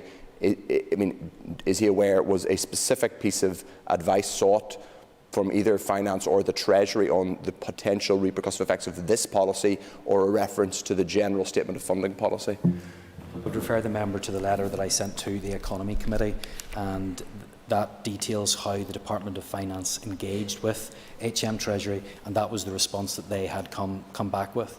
So the member's now aware, as other members are, of the implications of this that we have had as a result of direct communication with the Department of Finance and the Treasury. I want to touch a little bit on the committee scrutiny and the deliberations on this bill, because departmental officials met with the committee on 4 occasions, sometimes at very, very short notice. I myself wrote to the committee on a number of occasions. I sought to reach agreement with the committee. I met with parties within this House. And so I do take exception to the comments from Stuart Dixon when he said that my department didn't work with the committee. I don't think that that is fair. and I will stand up for my officials and recognise the amount of work and the time and effort that they put in. We're very much keen to work with the department. But I committed the department to undertaking a full consultation into miscarriage leave and pay, and I strengthened that with an undertaking through this amendment to copper fasten the commitment to a consultation by including it in the bill, in other words, by giving it legal effect. This is now subject to the law. No stronger commitment or statement of intent could have been given. The committee was also provided with clarification on approximately 100 separate queries. That clarity was comprehensive, it was detailed, it was time-consuming, and it was provided without delay. Detailed responses. No query went unanswered. Officials, under my express instruction, were at the committee's disposal throughout their deliberations. And so you can imagine my dismay that after hearing that the committee, after they'd completed their examination of this bill, and after they had issued their report, and after they had written their miscarriage amendment, at that point they chose to seek further detail and clarity from my department on repercussive costs. Yes, the committee sought this information after the report had been published and after their amendments had been tabled. Yes. It prior to the clause by clause, and then we sought some further clarity because we hadn't got the exact detail we were looking for. So just to put that on the record. The emails here in front of me that state that that is not the case and that the information was requested afterwards, and I'm more than happy to share those with the member afterwards. Yes. This is just very important because I think it's important to get the reading of this on the record. The response that we got from the Economy Department is clear that the DOF engaged with Treasury on the cost to the executive, the direct cost to the executive of the amendments at an annual cost to the executive. In a sense, you wouldn't expect the Treasury to say anything else about whether it's cost. Now, that's separate from the knock-on repercussive effects of kind of UK-wide policy of maintaining parity. My reading of the response that we have is that there was specific advice on the cost of the amendments in NI, and then a more general statement on relating to the statement of funding policy. I don't think there was specific guidance, unless I'm wrong, from HM Treasury about a potential repercussive effect of this policy. It was a general reference to the statement of funding policy. I can quote from what I've got in front of me, which says that DOF engaged with HM Treasury on the financial impact of the committee's amendments. So my reading of that is that not only was it about the additional cost that we have as a result of breaking parity and having to fund the Northern Ireland contribution to this, but that engagement also led to HM Treasury supplying that statement from their funding policy. I hope that's useful to the member. So we should seriously consider the opportunity that my amendment gives, which is for proper and due consideration of the issue of miscarriage through a detailed consultation in the matter, a blank canvas with nothing ruled out. And is there a mistaken belief that the committee's amendment can be voted on and then tidied up at further consideration stage? Because that's the risk of the executive losing over £100 million per year. Thinking that that can be tidied up at further consideration stage. And if that were to come to pass, we all know the impacts that that would have. As a minister going through budget discussions at the minute, I know the impact that could have as well. But again, I go back to the point that I had made before. The committee amendments could push both parental bereavement leave and pay and miscarriage leave and pay back to 2024. And even if this bill could progress now without amendments, royal assent could barely be obtained in time. And whilst it will be tight, my officials would work flat out to get the parental bereavement secondary legislation in place for April 2022. And there will, of course, be preparations for an Assembly election in the midst of this. There will be a new executive with its own set of priorities. And as I've said before, it would be impossible to consult and introduce miscarriage legislation within 12 months of royal assent. And how could I burden my department with an impossible deadline, which, in failing to achieve it, sets it at being at the mercy of being in breach in the law? Who could do such a thing? What minister could do that and accept a deadline in the full knowledge that it will place their department and officials in breach of the law? That's just not appropriate. And so, look, I think I've explained to members why this is simply not going to work, and the impossible situation that I will be placed in and decisions that I will have to make in relation to pulling this bill if we have unworkable amendments that put us at risk in this way. That would have meant that as an Assembly and as a committee we would have failed to support bereaved working parents and those who have suffered a miscarriage by failing to get this legislation in place and securing a public consultation on it. And I know that committees are working flat out to ensure that they are playing their part in ensuring that every outstanding bill is being progressed with the minimum of delay, but there is a real risk to that. I hope that this is not the case. I hope that this bill will not be rendered unworkable because of a well-intentioned but ill-considered amendment. Every minister that has held office will be able to recall an example of where they've been forced to resist such an amendment. Indeed, I can cite many examples from ministers from the very same parties which the members of the committee represent, and they have highlighted and challenged their committees, or those that have brought forward unattainable amendments, that they should not be doing the same thing as is now happening. And here's one quote: "I am concerned that they were never subjected to the full rigours of public consultation, executive consideration or committee scrutiny. I do not therefore believe that the threshold for proper consultation and participation on those amendments has been met." It was Mark H. Durkin of the SDLP. Another quote: "The role of consultation on significant issues was fundamental to the establishment of devolution here. Last-minute amendments on substantial issues with direct effects on everyone, even on small numbers of people, are not the way to do good government and not the way that we should operate in this place."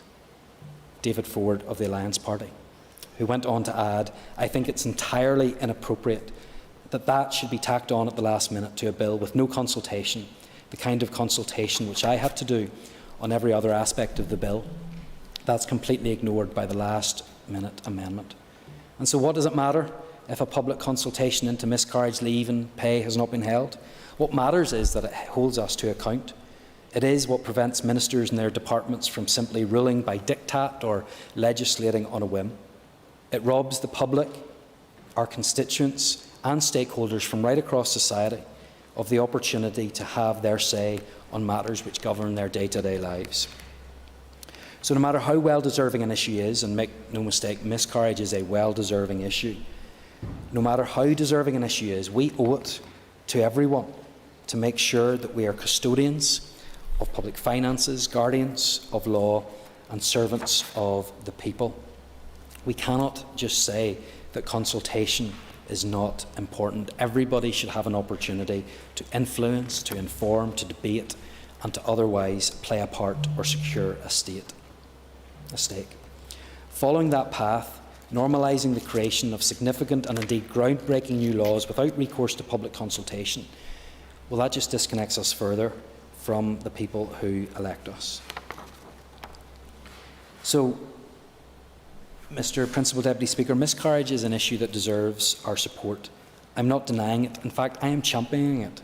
But it is the very nature of the worthiness of this issue that perfectly illustrates the risk of supporting the committee's amendments without proper consideration and consultation, without regard for the financial calamity that repercussive costs could reap for this Assembly.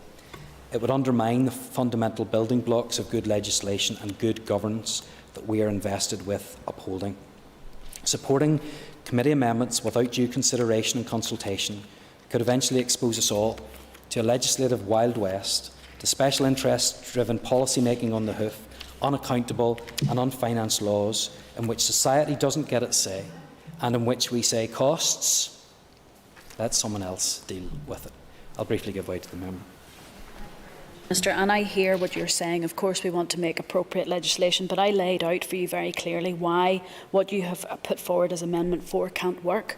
There is no legislation, there is nothing that measures how many people have miscarriages. The wording that is used in the Amendment 4 is very difficult for someone who's had a miscarriage to read. It's not a consultation, it's a report. And I have to say to the Minister, unless you're actually really valid on this, that doesn't actually respond to what you've put forward. Look, I think I've referred to the member's intervention on this before. I think we're on a different page. I think this is giving people a voice. It's giving people an opportunity to have their say. This is a very open consultation. I think that's an appropriate move for me to make. So whenever we say costs, what costs? Let somebody else deal with them. And please remember that we are potentially putting that burden on our public services, on all of those public services that we're trying to support at this time, be it within our health service, within our education service, or other public bodies. This was intended to be a small bill, focused on one thing only, and not moving it further would not be something I would do lightly. It would be a decision reached with a heavy heart. But we are where we find ourselves, and that is unfortunate. So again, I say to the House, my amendment allows us all to achieve what is right for bereaved parents and work out what is right for those who suffer miscarriage. There remains an opportunity for us all to show that we can work together and achieve what is best for our citizens, to show that we can be responsible and face the difficult choices, making the right decisions. And I ask this chamber not to give their backing to the committee amendments, but to support my amendment. And I'll give way to the member. Thank the member for giving way. I appreciate it. I think there is around the wording in terms of Amendment 4, and I appreciate the point that has been made by Ms Armstrong, who has probably got a level of expertise in terms of the language around this more than others. But I would then point in terms of, and if there is a level of disjoint in terms of the communication in relation to this, that the wording of the amendment in terms of what will be in the consultation talks about may include. So it is by its nature permissive. That means that none of the points which have been raised within that are essential elements of that level of consultation. They could change, other stuff could be added in. And I would like to think that before any consultation was arrived at, indeed views being sought, there would be appropriate work with those who have got expertise in this to make sure that precisely whatever was consulted with in terms of what was going to be brought forward, that the language would be got right so that those sensitivities aren't reached. So it's not a question of a shall, it's a may in terms of the wording. What the member said, I think that's an important intervention, and thank him for it. Would urge members to reflect on that as well. So, look, I think there does remain an opportunity for us all to show that we can work together, that we can make responsible choices. And so I ask the Chamber not to give their backing to committee amendments, but to support my amendment. To pause, to allow my amendment to deliver parental bereavement leave and pay now, to allow for miscarriage to be properly consulted upon, to ensure that we do not burden the next executive with hundreds of millions in repercussive costs that may rob us of nurses, teachers and valuable public services. And I would like to ask the committee, what engagement did you have with DOF on this matter?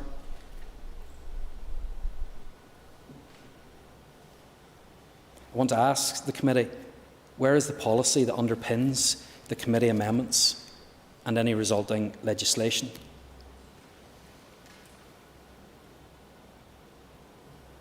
Where is the work that needs to be done to make sure that this is the right policy? I don't think the policy preparation exists. I don't think that it has happened. And I think that only the vaguest assumptions can be made about the impact of these amendments.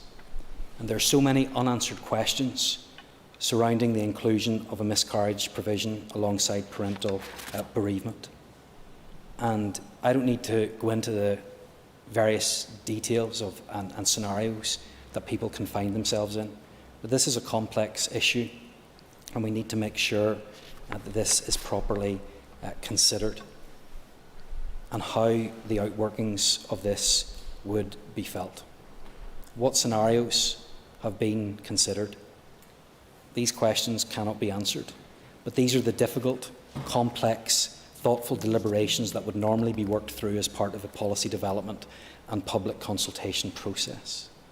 And I don't want to overlook all who might need support and run the risk of creating an unjustifiable equivalence between some sets of parents and others. That's unfair, and it's unfair on this Assembly as well. I think these amendments constrain proper Assembly scrutiny? Where are the accompanying evidence packs, the policy proposals, the impact assessments that will allow Assembly members to scrutinise, consider and inform our debate about these amendments? Where are the hundreds of points of clarification provided to the committee? The financial impact assessments, the equality impact assessments, the explanatory and financial memorandum, where are they? They don't exist. And Assembly members are being asked to reach a decision about a matter without having been given so much as a single page of policy detail to underpin the argument for these amendments. And it's why we now have, in this debate, Mr O'Toole asking me about potential amendments that we can take through at the next stage, because we haven't properly considered what we may put through at this stage. I fully accept that there are instances where fast-tracking of legislation is required, and the pandemic over the last number of years have taught us that. It allowed the furlough scheme to be set up, it allowed us to amend the way maternity and other family-related statutory payments are calculated. And miscarriage support has undoubtedly become a hot topic for family-related employment law, but that doesn't mean that we shouldn't afford the time in order to allow us to have a full consultation into it. This Assembly needs the time and the opportunity to properly consider and debate the matter. I believe that the public, working parents, miscarriage charities, employers and trade unions need the time and the opportunity to have a say through public consultation. I have to say, Mr Principal, that I'm just coming to an end, but I will give way. Minister, I thank you for saying and recognising that people need time. I've been involved with miscarriage for 27 years. How much longer do we have to wait? Well, of course, that's one of the reasons why I am bringing forward these amendments as I am now, because I feel that parents who have lost a child have had to wait far too long as well. That's ready to progress, and I want that to progress now so they can have leave and pay, and I want to deal with this in the appropriate way. But I will just say this as I close, Mr Principal Deputy Speaker, I have been extremely disappointed with how this debate and this issue has progressed. I have been sincere and genuine in reaching out to colleagues across this House. I have sought to work with them to highlight the concerns that I have, and I believe that I have made the arguments as to why this would be a better route for us to go down if my amendments are accepted. When I have challenged other members on that, they have not been able to give reasons for why they are continuing to push this through. So not only has there been a reluctance in the first instance to give this issue the proper consideration and scrutiny that it deserves, but even when that very real risk of this bill falling apart has been presented to them, there has not been the further interrogation or desire to see this issue sorted out. I find that really, really disappointing, and I just urge members to support my amendment. Thank you. Thank you. Excuse me, Minister. I call the Chairperson for the Economy Committee, Dr. Keith Archibald, to wind. Dr. Archibald. And I want to start by thanking all members for their contributions to this afternoon's debate on what is a really important issue. And I think a number of members have very rightly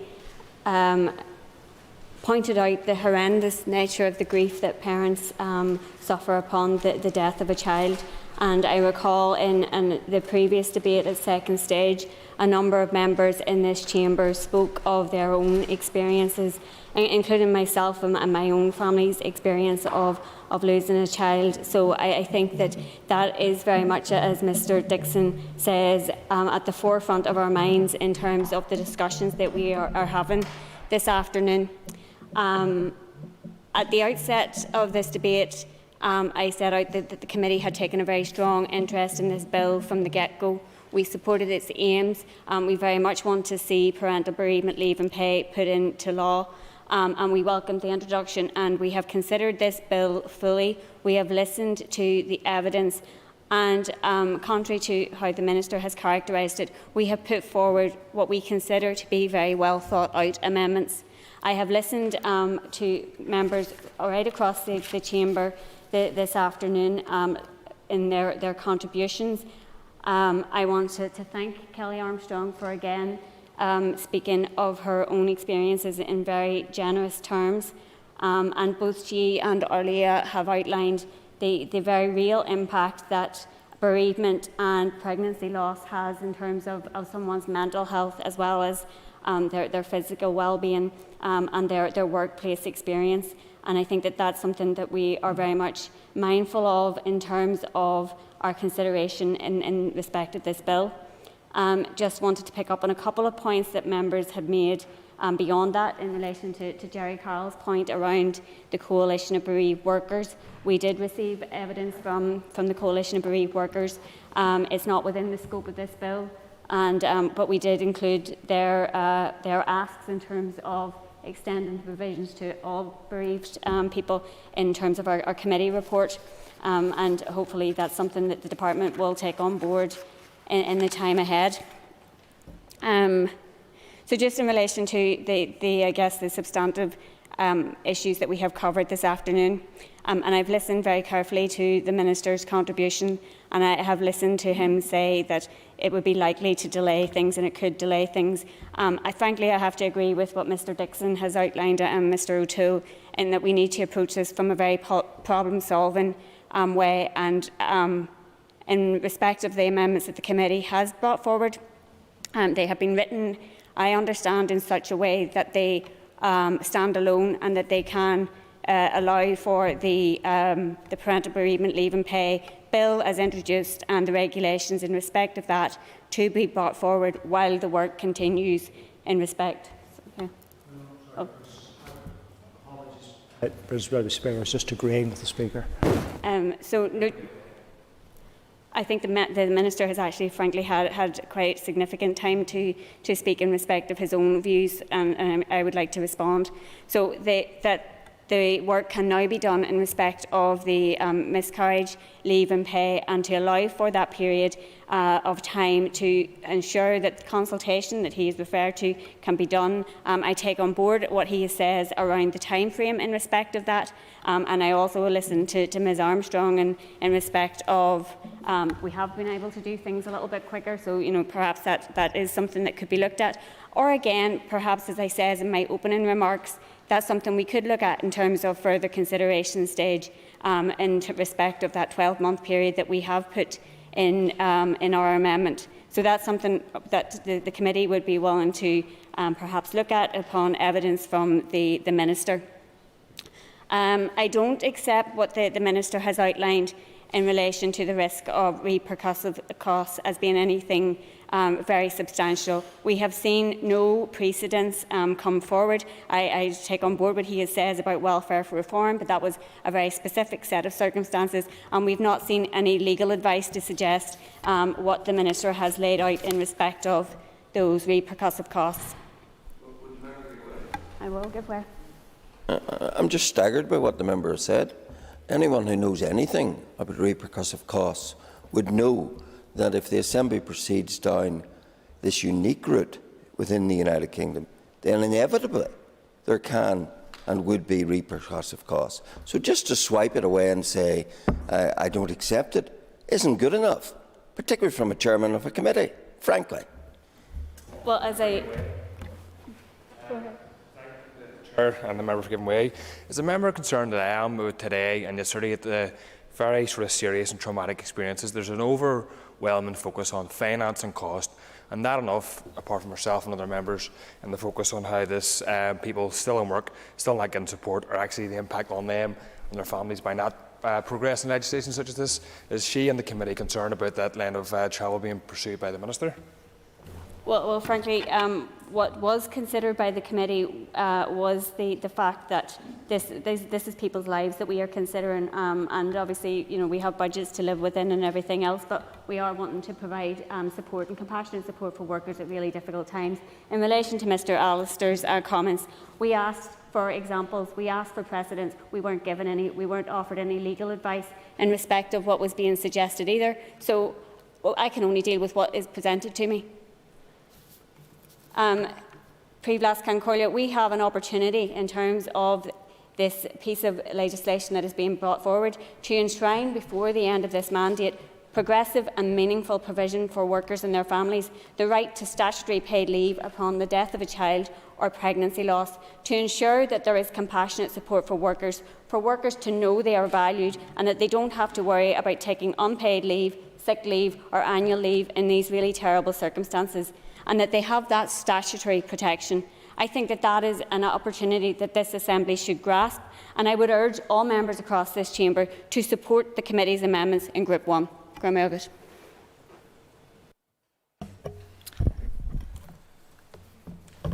Thank you. The amendment proposed to Clause 1, page 3, line 42, insert the words as printed on the Marshall list. The question is that Amendment 1 be made. As many as are of that opinion say aye. Aye. Contrary, if any, no. No. The House will divide. Clear the lobbies.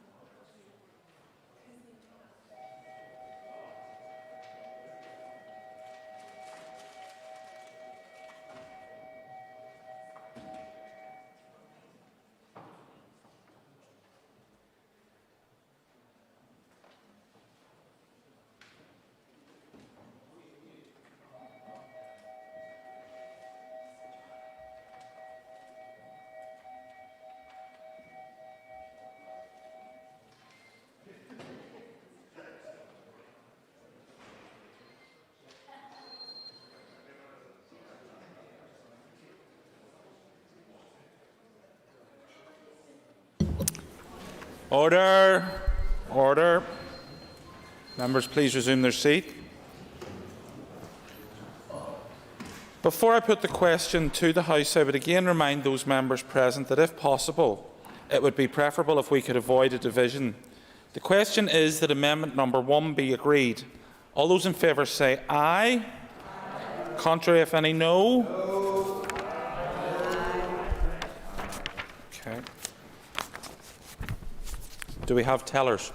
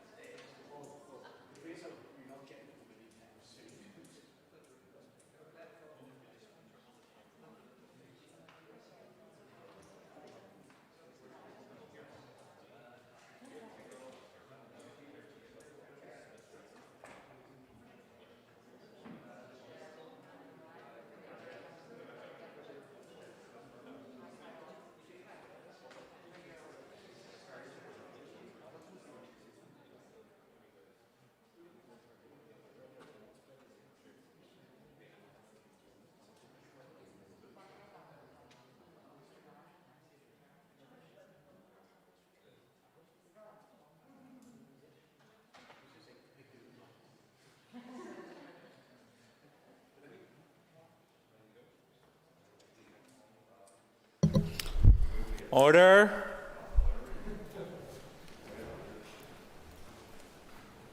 Tellers have been appointed as follows. The tellers for the ayes are Nicola Brogan and Liz Kimmins. The tellers for the noes are Peter Ware and Keith Buchanan. Before the Assembly divides, I want to remind you that as per Standing Order 112, the Assembly currently has proxy voting arrangements in place. Members who have authorised another member to vote on their behalf are not entitled to vote in person and should not enter the lobbies. I remind all members of the requirement for social distancing while the division takes place. I ask you to ensure that you retain a 2-metre gap between yourself and other people when moving around the chamber or the rotunda, and particularly in the lobbies. Please be patient at all times, observe the signage and follow the instruction of the lobby clerks. Clear the lobbies. The Assembly will divide. Ayes to my right, noes to my left.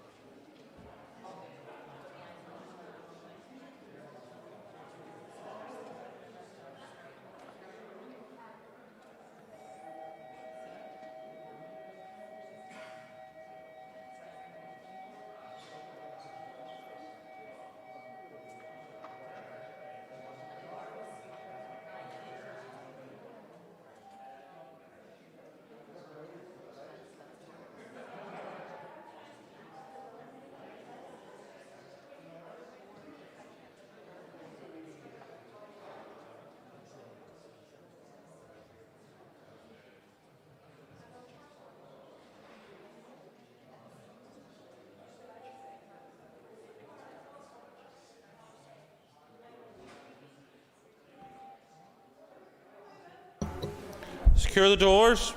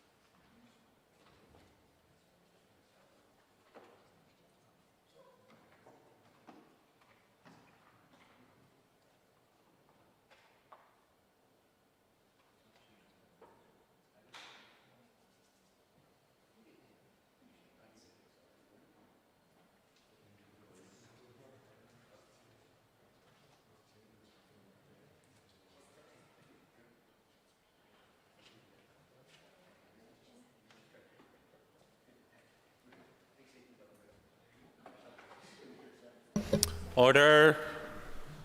Order. If I could ask members to resume their seats and the clerk to please read the result. 78 members voted, 51 members voted aye, 27 members voted no. The motion is carried. The amendment is carried.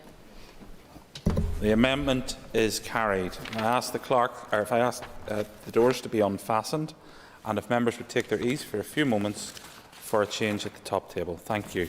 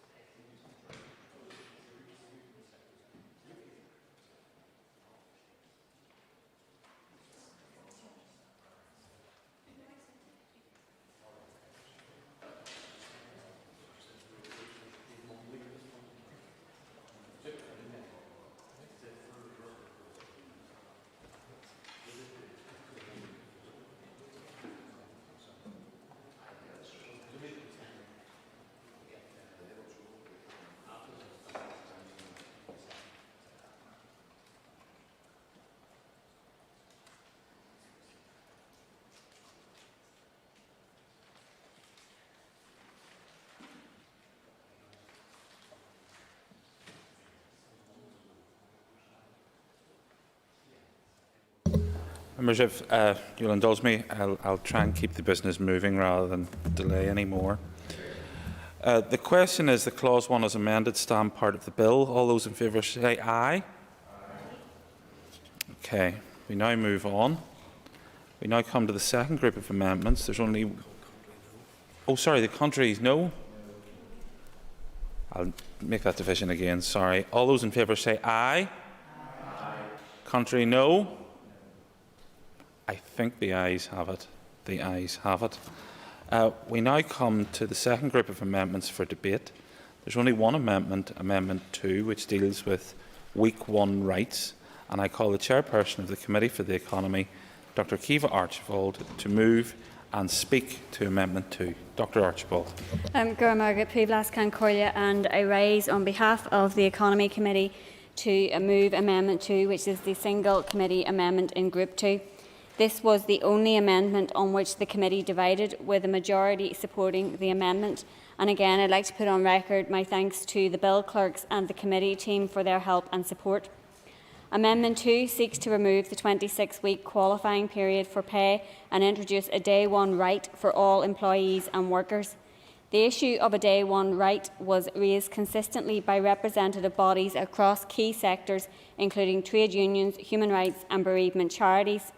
This is a view not only held by those representing employees, but was also expressed by business representatives as well.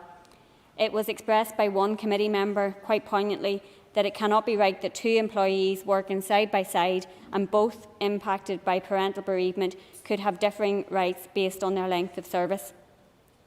The committee was also particularly mindful of the impact of any qualifying period on 0 hours contract workers, agency workers and those on temporary contracts. The committee again engaged extensively with the department on this issue. The department estimated that a maximum of 40 parents would be impacted by the 26-week qualifying period, and that the cost of this would be above what would be commensurate with the number of additional persons that the change would benefit. Those figures, of course, are predicated on the bill as introduced, that is, not including workers who experience miscarriage.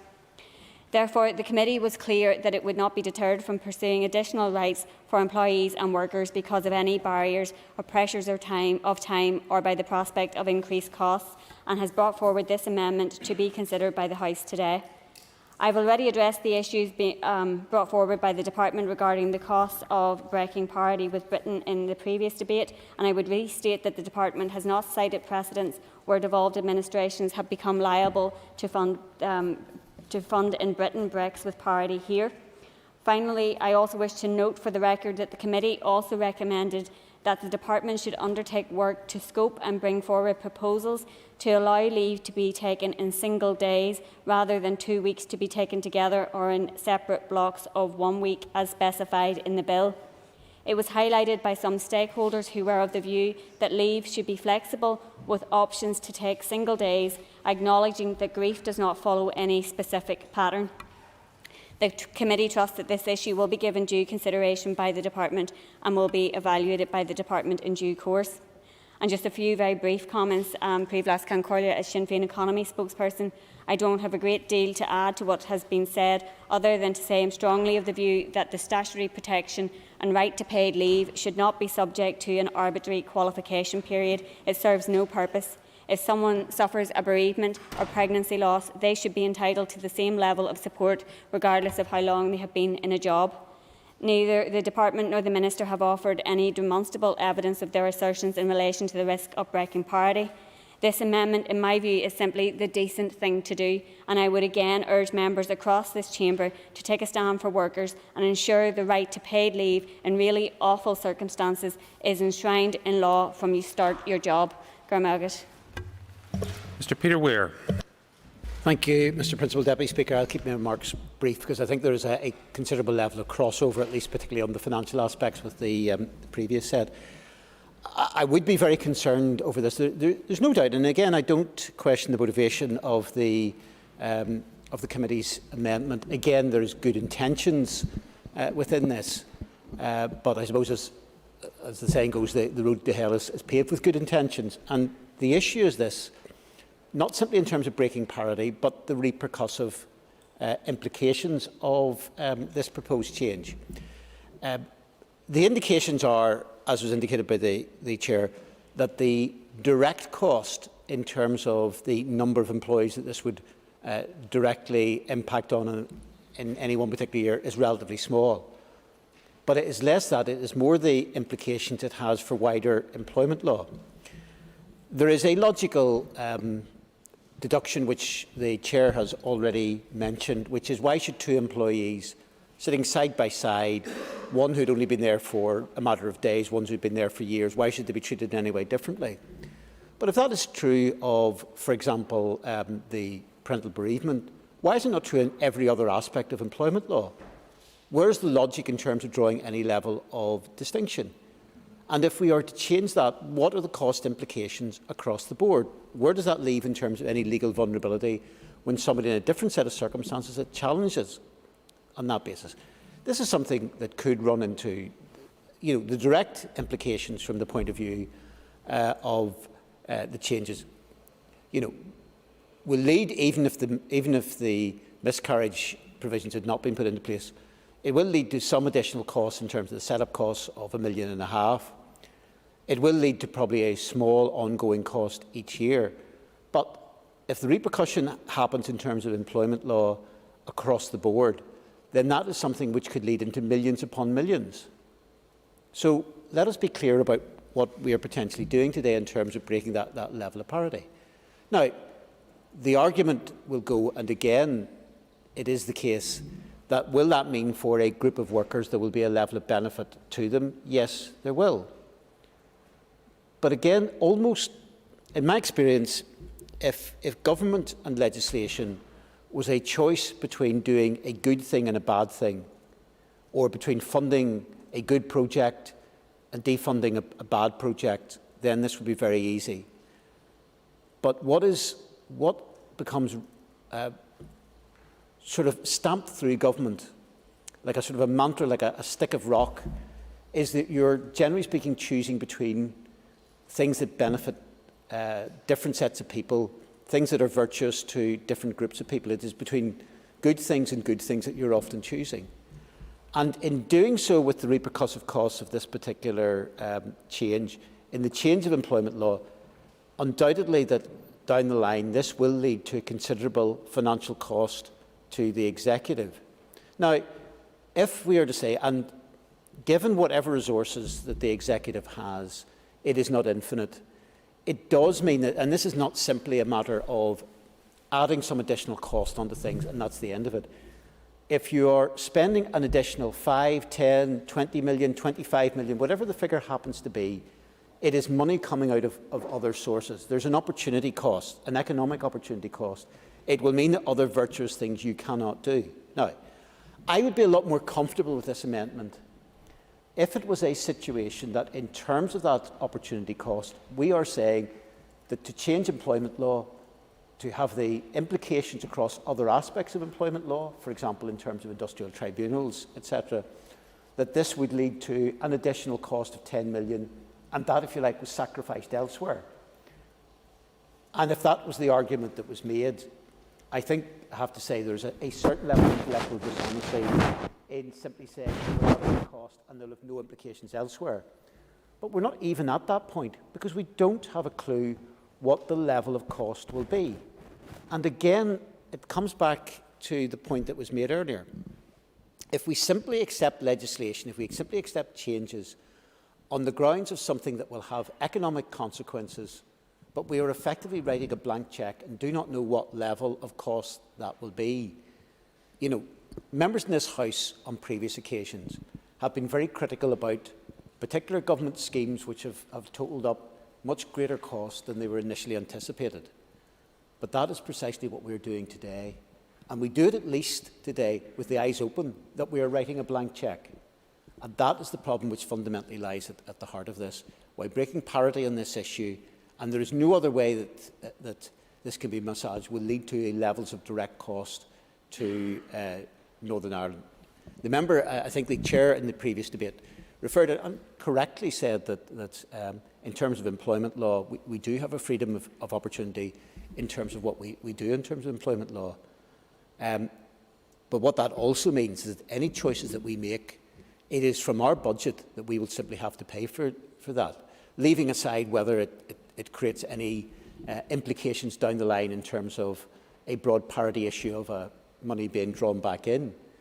And again, this leads to a scenario in which we are racking up additional costs, not simply in this one particular aspect, but setting the precedent, setting the legal opportunity for others to challenge on a range of other issues across the board as regards day one rights.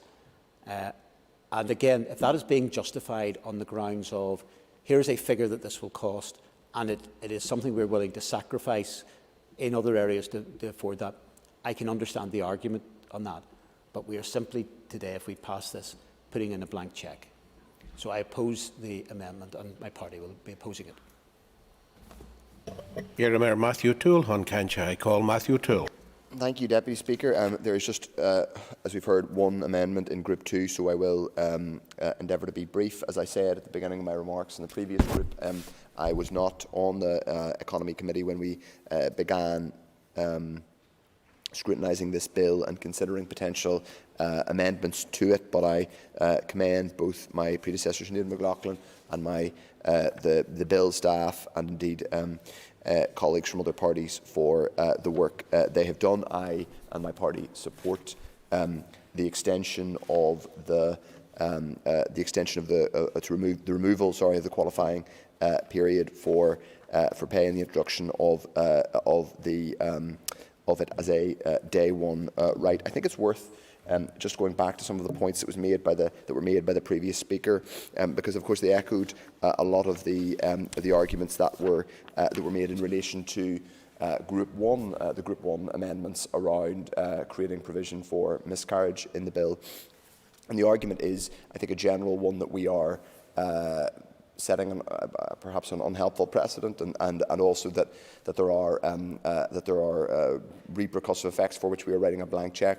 I'm afraid it is important to say that though we have had, as I said in the previous group of amendments, though we have had a written communication from the department stating that the Treasury and the Finance Department here, or the Treasury via the Finance Department here, had said that the direct costs of these provisions would be borne by the Northern Ireland Executive. There wasn't clarity from either the Treasury or the Department of Finance on repercussive costs. So I think it is important to make that point. I'm not dismissing the idea of repercussive costs. I will give way in a second. Yes.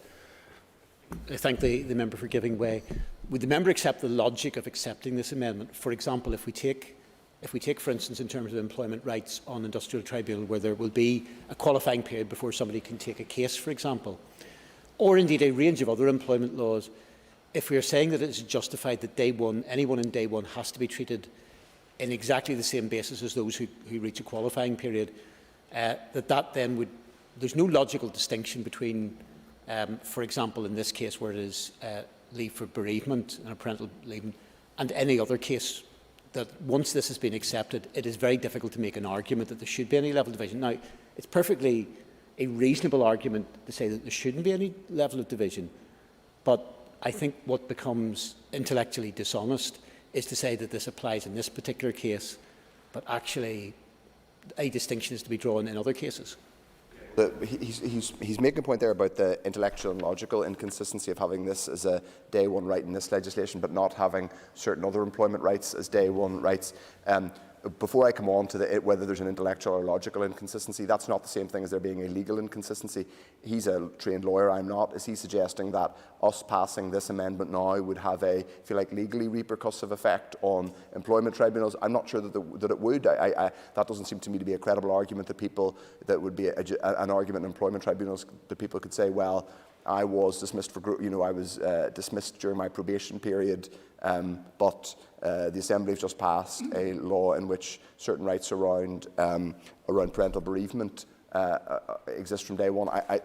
If that's what he's arguing, that doesn't seem to me to be plausible with respect. On the other point he made about intellectual and logical inconsistency, with respect, and I see the point he's making, but I don't completely accept that. The reason being that, as we have, I think, established today, issues around parental bereavement, baby loss, and indeed miscarriage are a very particular area that is extremely sensitive. This is an area that is not just sensitive, but it's devastating for people affected by it. I don't think intellectually or ethically it is that strange to make the point that, as the committee chair said, there is an ethical argument for saying that someone who loses a child on week or day one of a new job is entitled, or this Assembly should say they are entitled to equal treatment with a colleague who's been there for longer. To me, it is possible to make that argument while also saying, should we choose to say it, should the matter ever come up, that there are certain other employment rights which are subject to a probation period, or which do not necessarily have to be applied on day one or week one. So no, I'm afraid I don't accept that point, because I do think there is a clear, obvious and indeed ethical distinction, as we've unpacked and discovered today. But I thank him for his intervention. So, Mr. Deputy Speaker, I won't delay the House too long, other than to say, yes, there was a division in committee on this. I think the argument is made that there is a particular ethical burden on making these rights, if you like, instantaneous, or that there not being a qualifying period. I believe one of the arguments made by the Department on the qualifying period was that a relatively small number of parents would be impacted by the qualifying period.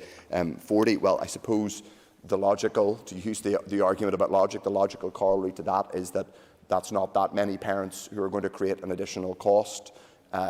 So I don't think the argument around exorbitant or runaway cost applies in this case, or I don't think it's fully made in this case. And I go back to the point, I will give way in a second once I finish this point, and I go back to the point that was made around repercussive costs, and I also go back to the point I've made around, if there are particular other technical clarifications or additions that the Department seeks to make, and then there is, of course, further consideration stage in that, and that is open to the Department. I give way to the Minister. I appreciate the member giving way. The point that my officials would have been making as they came before the Department was that this is a very, very small number of people. So yes, the costs themselves are small, but of course it's not just those costs we have to worry about, it's the cost of setting up the new system, which would have been in and around the region of £1.5 million. So we had estimated that for those individuals that would be affected by this, you're talking in and around £10,000 a year. However, the cost of bringing that in would be £1.5 million. Now, that doesn't mean that we shouldn't provide support to those people, which is why I wrote to the Minister for Communities to confirm that the discretionary support fund would have been a vehicle through which those that were in need of financial support could get it. She had confirmed to me that that would have been the case. So hopefully he can see what the Department was trying to do. Instead of bringing in a new system at the cost of £1.5 million, breaking parity, having to set up our own system, at a cost that would pay out something relatively small, we already have another support mechanism in place. That is a point that my departmental officials would have been making. Okay, I acknowledge the point that the Minister is making there. I'll give way to the Committee Chair. £1.5 million cost to set up the system for the day one right is the same as the £1.5 million cost for setting up miscarriage. It's either or both, so that's the same cost. And in relation to the discretionary support, obviously there are other eligibility criteria that apply to discretionary support, so it would only be available, for example, to people on lower incomes, and they would have to demonstrate that they were in financial stress to be able to access that support. So I'm not sure it's the most appropriate vehicle. Indeed, I welcome that. Thank you for the Committee Chair for that amendment. I think she's for that intervention. She's made her points. I think, Mr. Deputy Speaker, this group of amendments, it's one amendment, adds to the important, progressive, ethical step forward that this legislation will hopefully represent, and it may involve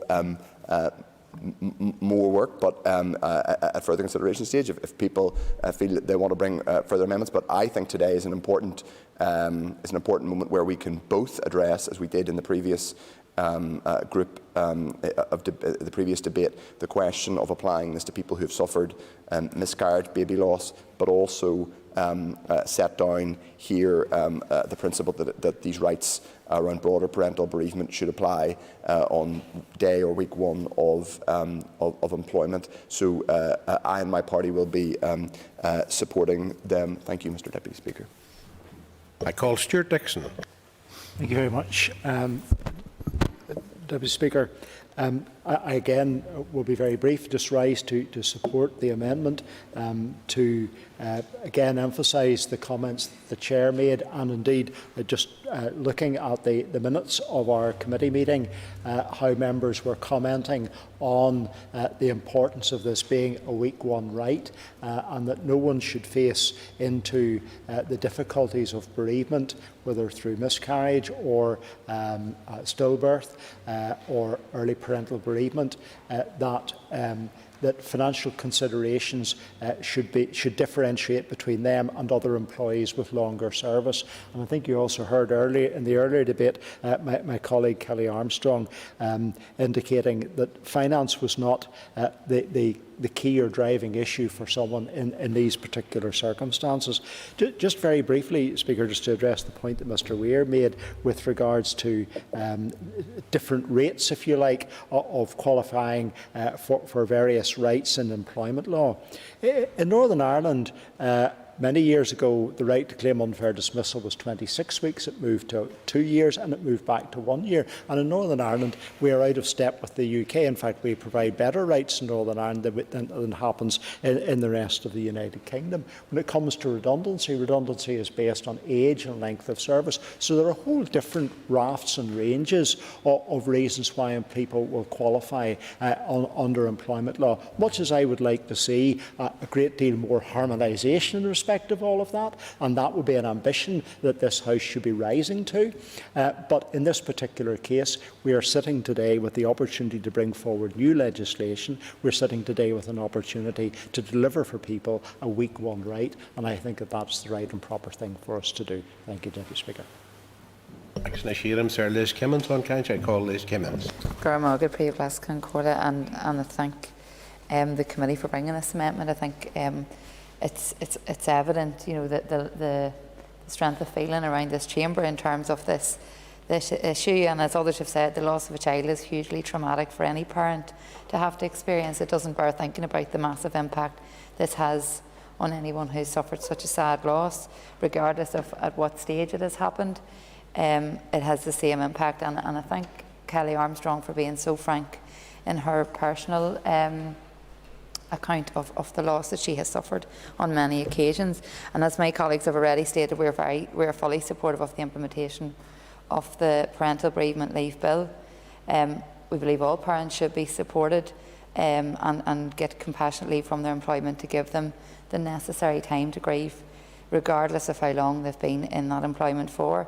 So we fully support this amendment from the committee to make bereavement leave a day one right, and believe it is wrong to try and make this leave only available for workers after they've served 26 weeks.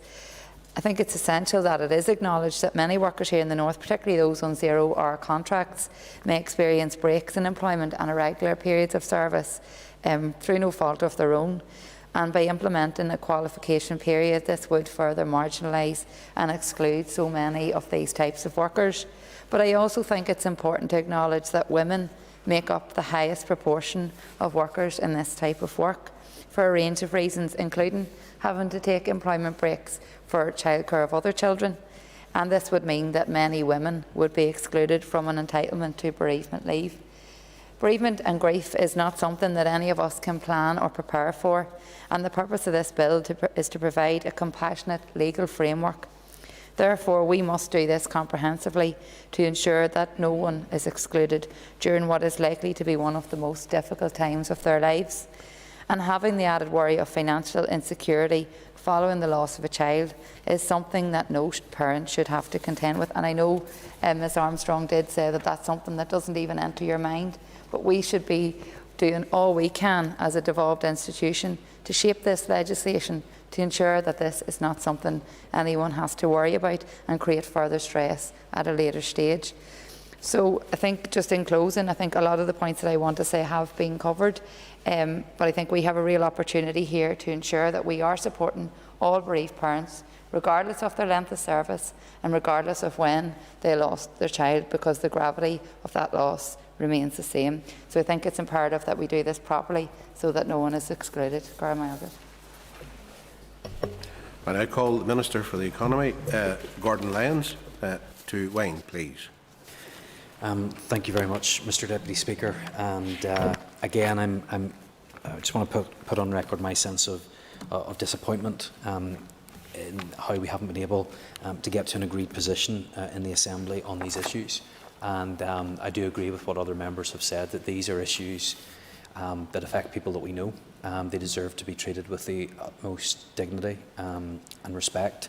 And we need to be aware that we are dealing with issues that are very raw and hurt people not just for a period of time, but the pain and the loss that is felt by people can still be very acute, even after many years. So I am aware of the sensitivities around this issue. It's my responsibility as Minister to take all of these issues into consideration, and I don't intend to detain the House for much longer, because I think we've rehearsed many of these arguments already. However, I do think it's incumbent upon me to place on record the concerns that I have about the legal and financial risks and liabilities that we are potentially leaving ourselves open to as we depart from a long-standing and accepted practice for employment-rated statutory payments.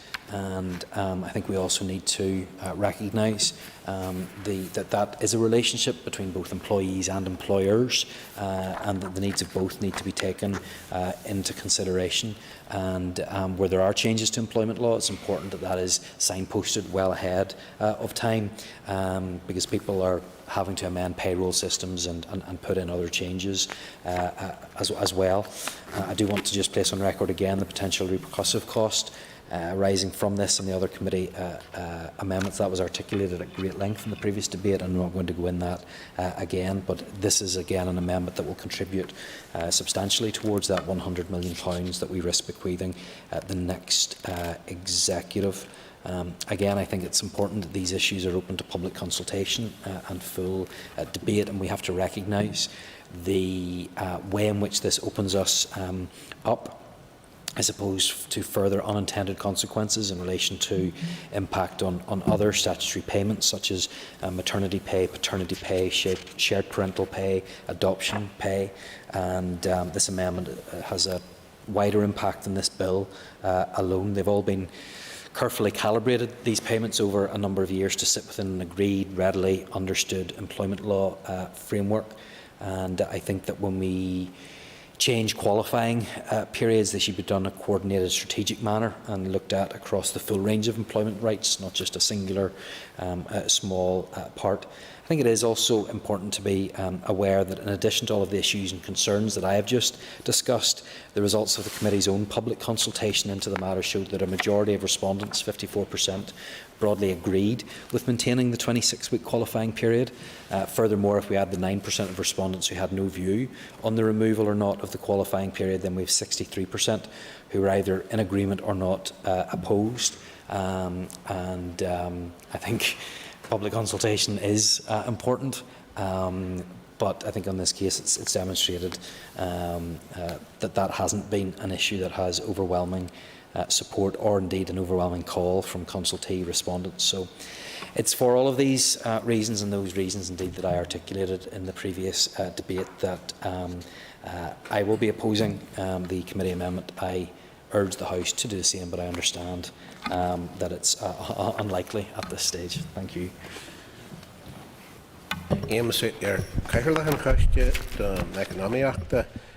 And Dr. Kiva Archibald, on Creacha Correlation G-Sprack, I call Dr. Kiva Archibald, the Chair of the Committee on the Economy, to Wayne.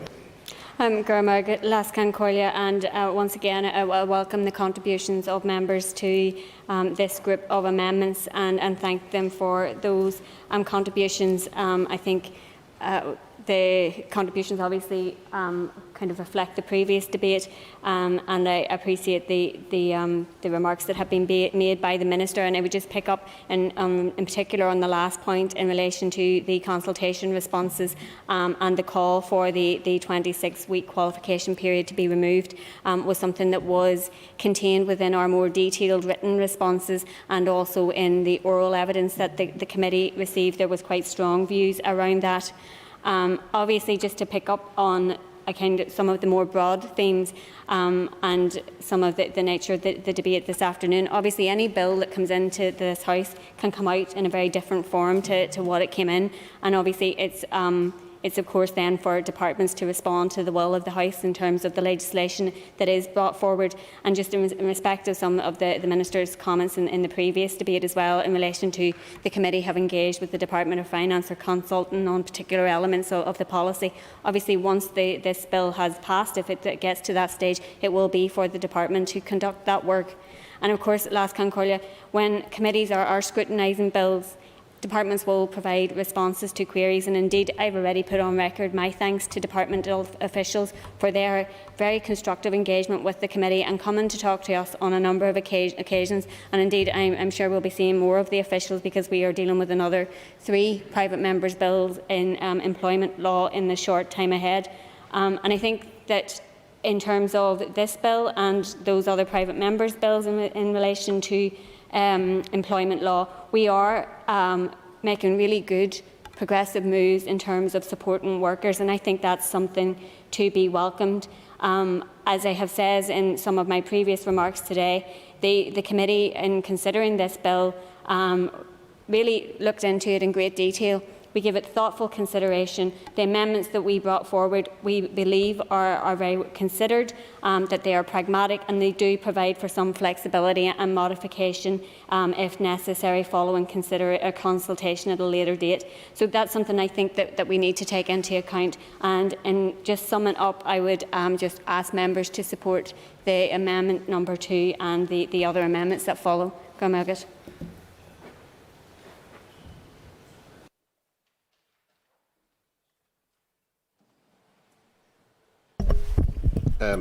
Amendment proposed, this is Amendment 2 as proposed. Amendment proposed to Clause 2, page 4, line 12. Leave out words as printed on the marshalled list. The question is that Amendment 2 be made. All those in favour say aye. Aye. Contrary, no. No. Aye. No. Okay. Okay, members, if we would clear the lobbies, the question will be put in 3 minutes. I would remind you that we should continue to uphold social distancing and that members who have proxy voting arrangements in place should not come to the chamber. Thank you.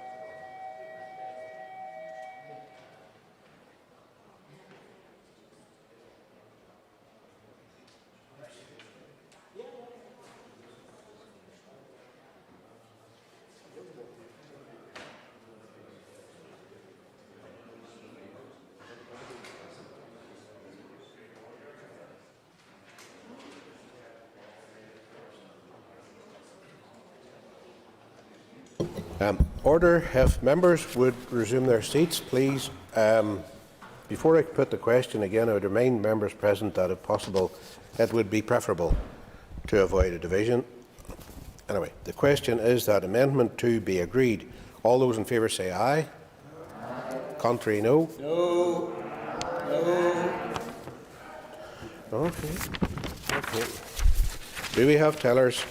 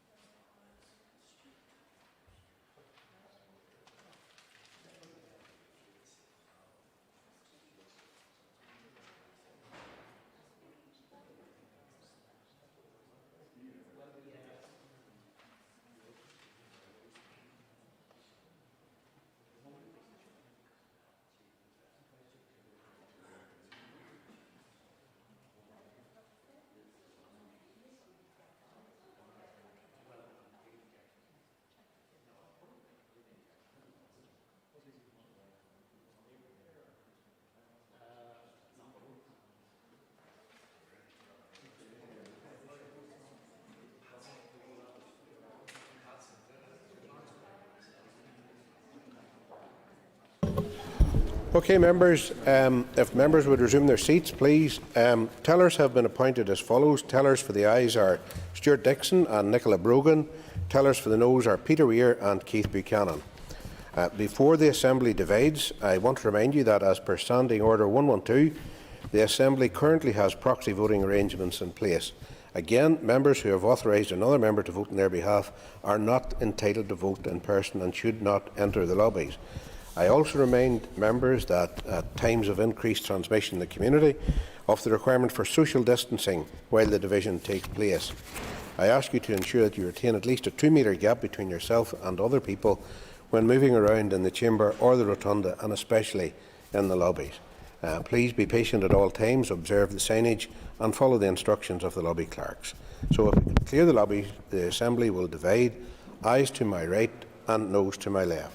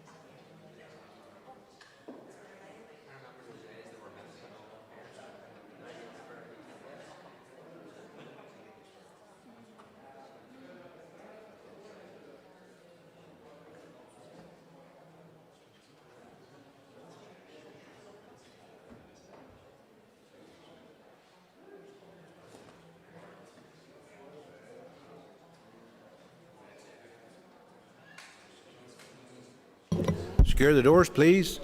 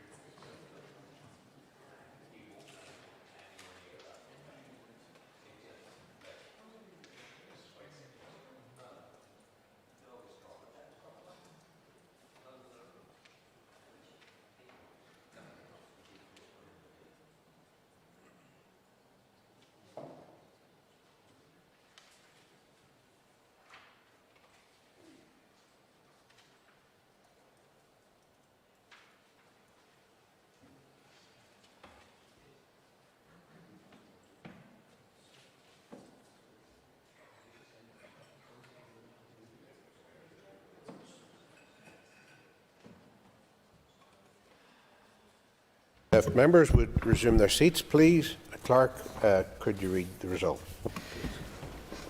79 members voted, 52 members voted aye, 27 members voted no. The amendment is made. The amendment is made. Could we unfasten the doors, please?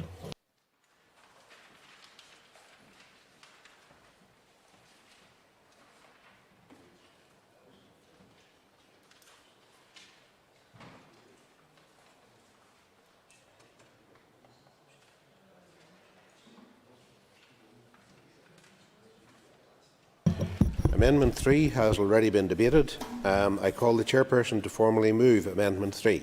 I beg to move. Thank you. Amendment proposed to clause 2, page 10, line 17, to insert the words as printed on the marshalled list. The question is that Amendment 3 be made. All those in favour say aye. Contrary, no.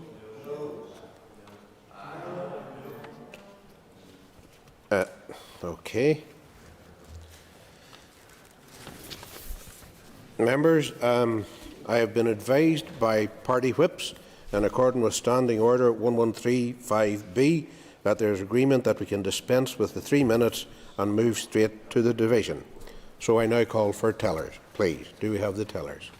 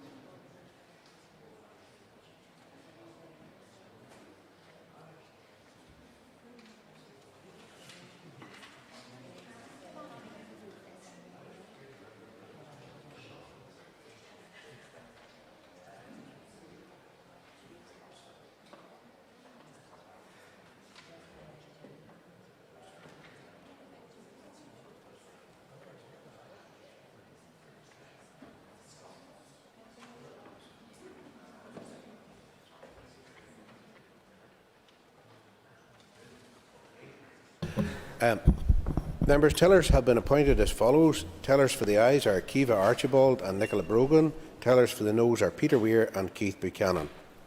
Again, I remind all members of the requirement for social distancing while the division takes place, and please ensure that you retain at least a 2-metre gap between yourself and the other person when moving around in the chamber or rotunda. So if we clear the lobbies, the assembly will divide. Ayes to my right, noes to my left.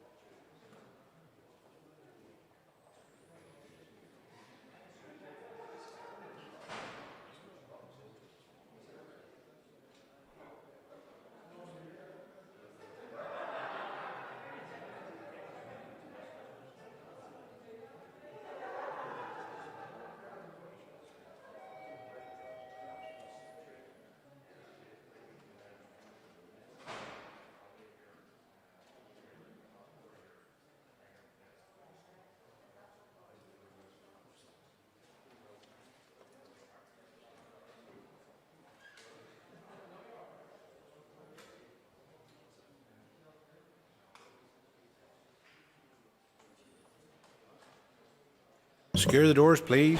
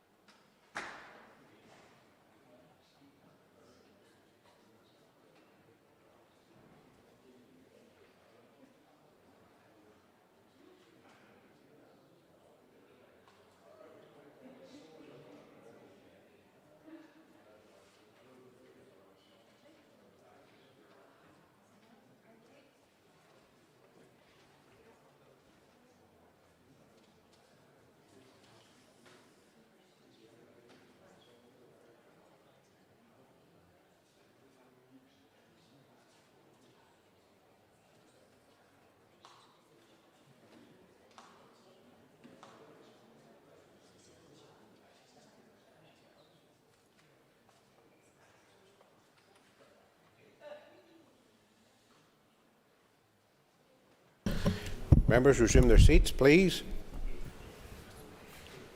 Clerk, if you would read the result, please. 79 members voted, 52 members voted aye, 27 members voted no. The amendment is made. The amendment is made. And please unfasten the doors.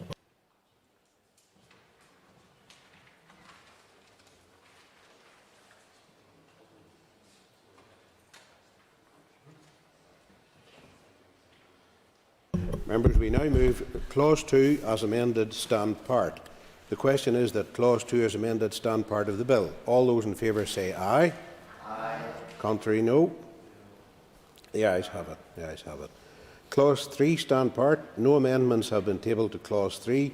The question is that Clause 3 stand part of the bill. All those in favour say aye. Aye. Contrary, no. The ayes have it. The ayes have it.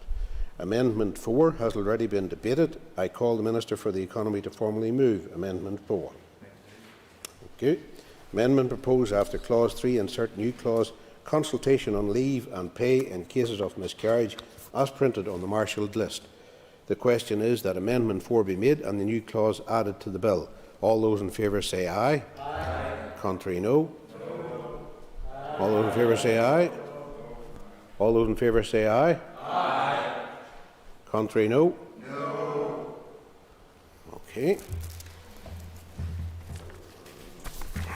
I have been advised again by the party whips that in accordance with Standing Order 1135B, that there is agreement that we can dispense with the 3 minutes and move straight to the division. So I now call for tellers. Do we have tellers, please?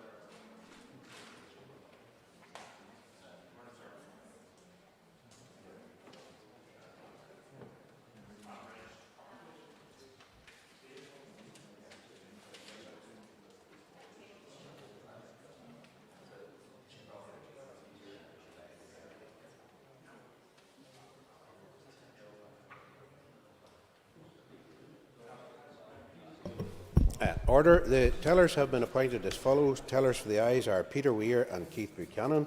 Tellers for the noes are Kiva Archibald and Nicola Brogan. Thank you.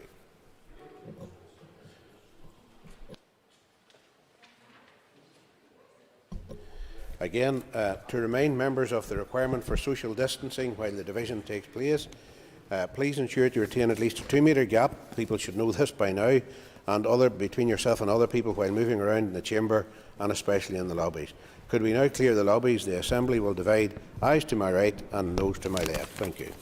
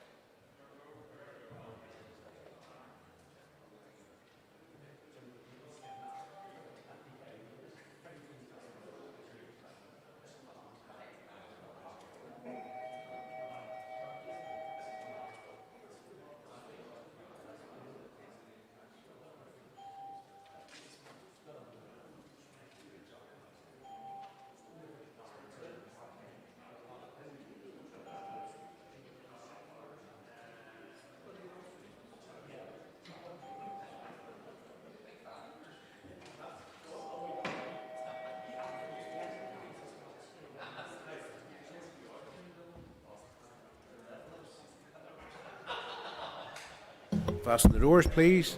Thank you.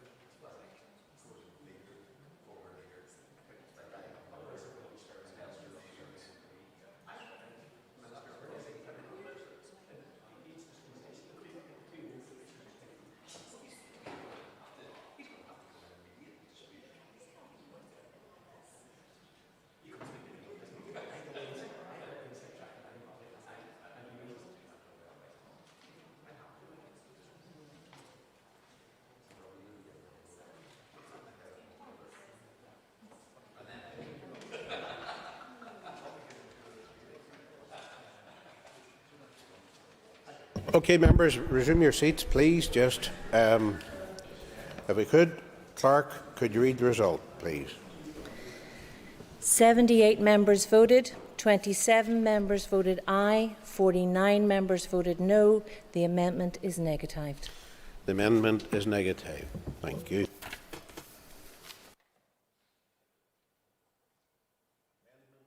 Amendment 5 has already been debated and is a paving amendment to Amendment 6. I call the chairperson to formally move Amendment 5. I beg to move. Thank you. Amendment proposed to Clause 4, page 10, line 24, insert words as printed on the marshalled list. The question is that Amendment 5 be made. All those in favour say aye. Aye. The contrary, no. I think the ayes have it. The ayes have it. Okay. Now, Amendment 6 has already been debated, and I call the chairperson to formally move Amendment 6, please. Moved. That's amendment proposed to Clause 4, page 10, line 27, to insert words as printed on the marshalled list. The question is that Amendment 6 be made. All those in favour say aye. Aye. Contrary, no. I think the ayes have it. I think the ayes have it. Amendment 7. I will not call Amendment 7 as it's consequential to Amendment 4, which has not been made. And then excellent.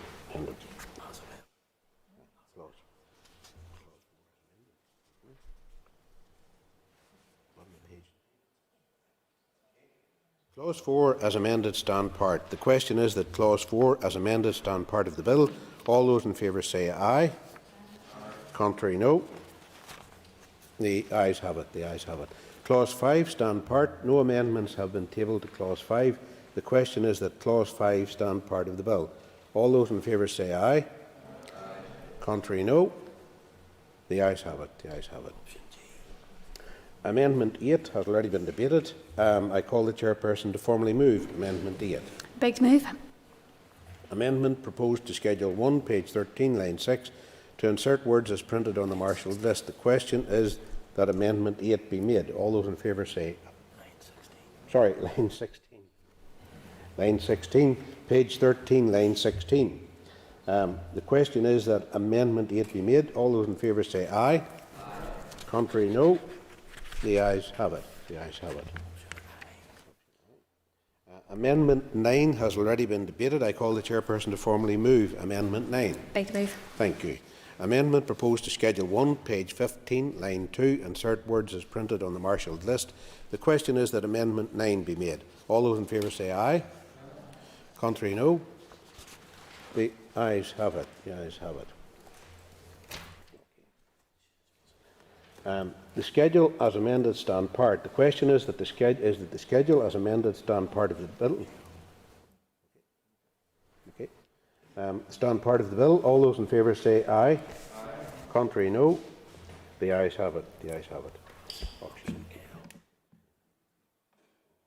Okay. Amendment 10 not called. I will not call Amendment 10 as it is consequential to Amendment 4, which hasn't been made. With the long title. The question is that the long title as amended be agreed. All those in favour say aye. Contrary, no. The ayes have it. Pardon? Oh, sorry. Excuse me. The long title hasn't been amended and it be agreed. All those in favour say aye. Contrary, no. The ayes have it. And that concludes the consideration stage of the Parental Bereavement Leave and Pay Bill. The bill stands now referred to the Speaker. Thank you for your perseverance and patience. Thank you.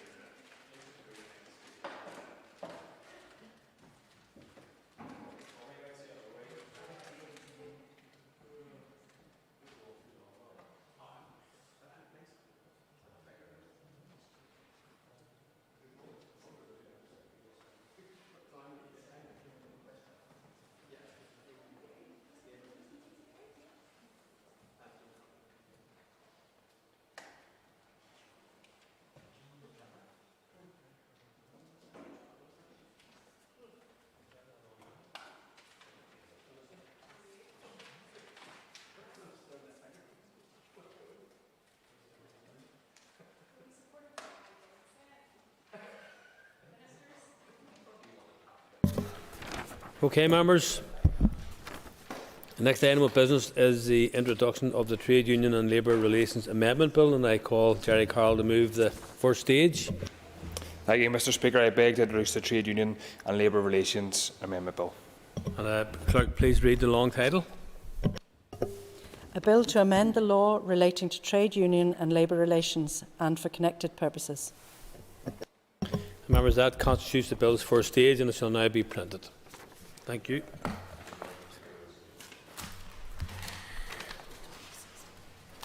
And we're now on to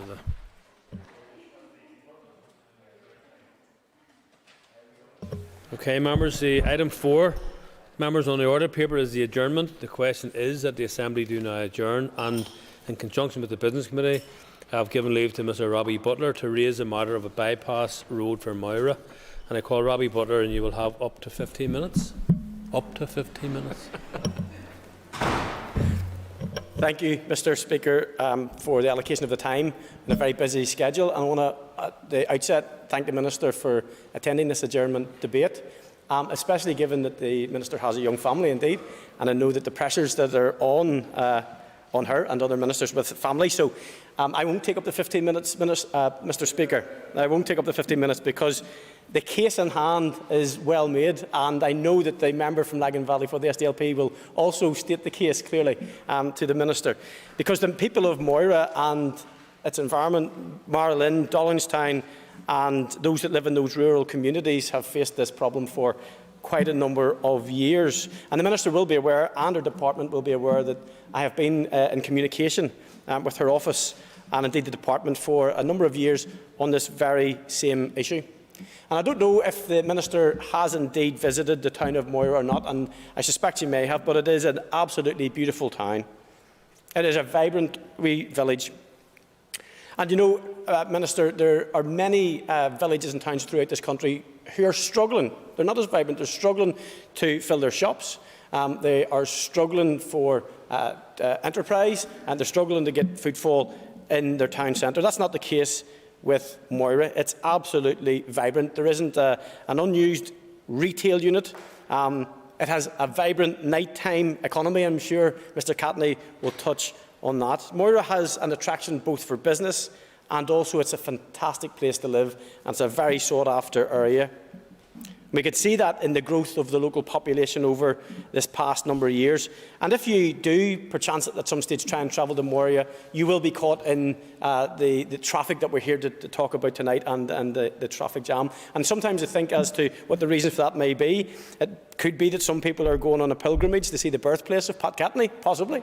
I suspect it's not. I suspect it genuinely is those people who live in and around the area who simply have to calculate every day and add 15 to 20 minutes onto their journey time. And that's a loss of time spent with family. It's a loss of time spent in productivity in their workplace. It's a loss of time spent possibly to do the leisure things that they would want to do. The downside to this is that the volume of traffic in the town is at an all-time high. And it's not just Monday to Friday traffic, rush hour traffic, Minister. Recent stats from the traffic survey will show that Moira has a constant 7-day high level of traffic. The reasons for this are obvious. Moira is a bottleneck for all the traffic to and from the M1, Marlin, Dollingstown, Warrenstown and parts of Lurgan. And this is in addition to all the traffic to and from Moira itself. I put it to you, Minister, that a solution does indeed need to be found. We cannot continue with a situation where people are waiting in slow-moving gridlock for 15 to 20 minutes to get from one side of Moira to the other. It's just a short piece of road. It's a straight road. The impact is hugely detrimental, not just for commuters, but for local residents. My own view, Minister, is that Moira needs to have a bypass around it. Not only would this solve the traffic issues, but it would also have a measurable environmental benefit by eliminating the constant stop-start driving through the town. And I know the Minister has ambitious plans for tackling environmental pressures. I appreciate that the costs would not be insignificant, and indeed, perhaps the Minister would outline maybe some other possible solutions that might be preferable. Having looked at it myself, I can't see what the other answers might be, but I'd humbly ask the Minister to start the conversation on what I believe is a regionally significant arterial route and dedicate some resource to finding a practical solution and solve this issue once and for all. I look forward to the other members' contributions in the debate, Mr. Speaker. Thank you. Thank you very much, Mr. Butler. And just before I call the next speaker, just to say that the constituency MLAs will have up to 7 minutes to contribute. Non-constituency MLAs will have 5 minutes, and the Minister will have 10 minutes. Thank you very much. And I call Paul Given. Thank you, Mr. Speaker. Can I thank my good friend and constituency colleague, Robbie Butler, for putting this adjournment debate forward. It's always good to get an opportunity to speak from the backbenches again. And on this issue, it's one that him and I, and right across the constituency, we all agree on in terms of the level of congestion that there is in Moira. For those that are familiar with that part of the world, they will know that at particular peak periods, it is difficult to get through Moira, although that peak level does at times extend almost throughout the entire day. And we have information in terms of the impact that we do have in terms of vehicle movements, and there are on average over 10,000 vehicles moving per day through Moira. On some occasions, on a Friday in particular, it'll go over 11,000 per day, and that's taken from the Department for Infrastructure's own traffic count data as of a year ago. So you have over 10,000 car journeys taking place in Moira. And those are people wanting to get to their own properties within the village, but onward commuting into the neighbouring towns of Marylin, Dollingstown, Warringstown and indeed Lurgan. And I know, speaking to the Member of Parliament for Upper Ban, Carla Lockhart, she has campaigned on these issues as well. And I know it's something that my colleagues there would very much want to echo that on behalf of them in Upper Ban, Mr Buckley and Mrs Dodds. This is an issue that they too would like to see resolved. How you do that, I think, is challenging. A bypass has been called for now for many years, and in other parts of Northern Ireland and indeed within our constituency. The North Feeder Road, as one example, it was tied into property-led developments where there were conditions associated with planning for housing that then led to the private sector funding this road.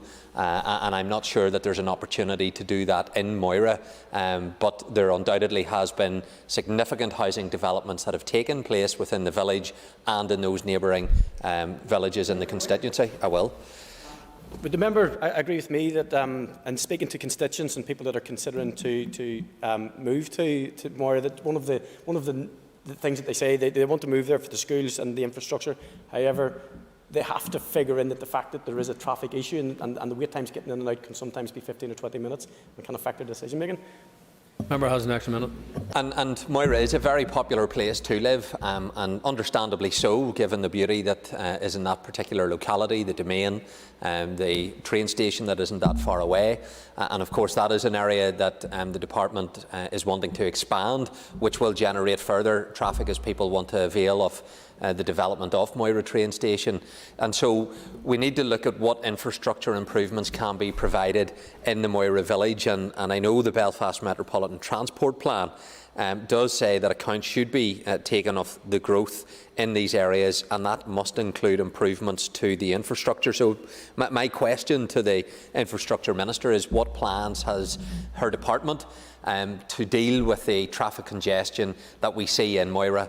It does impact on residents' own amenity and the ability to enjoy that community. It does impact on businesses because of the lengthy queues that it takes, as well as those that are then trying to commute on to neighbouring towns in towards the Lurgan direction. And so we do need to see progress made.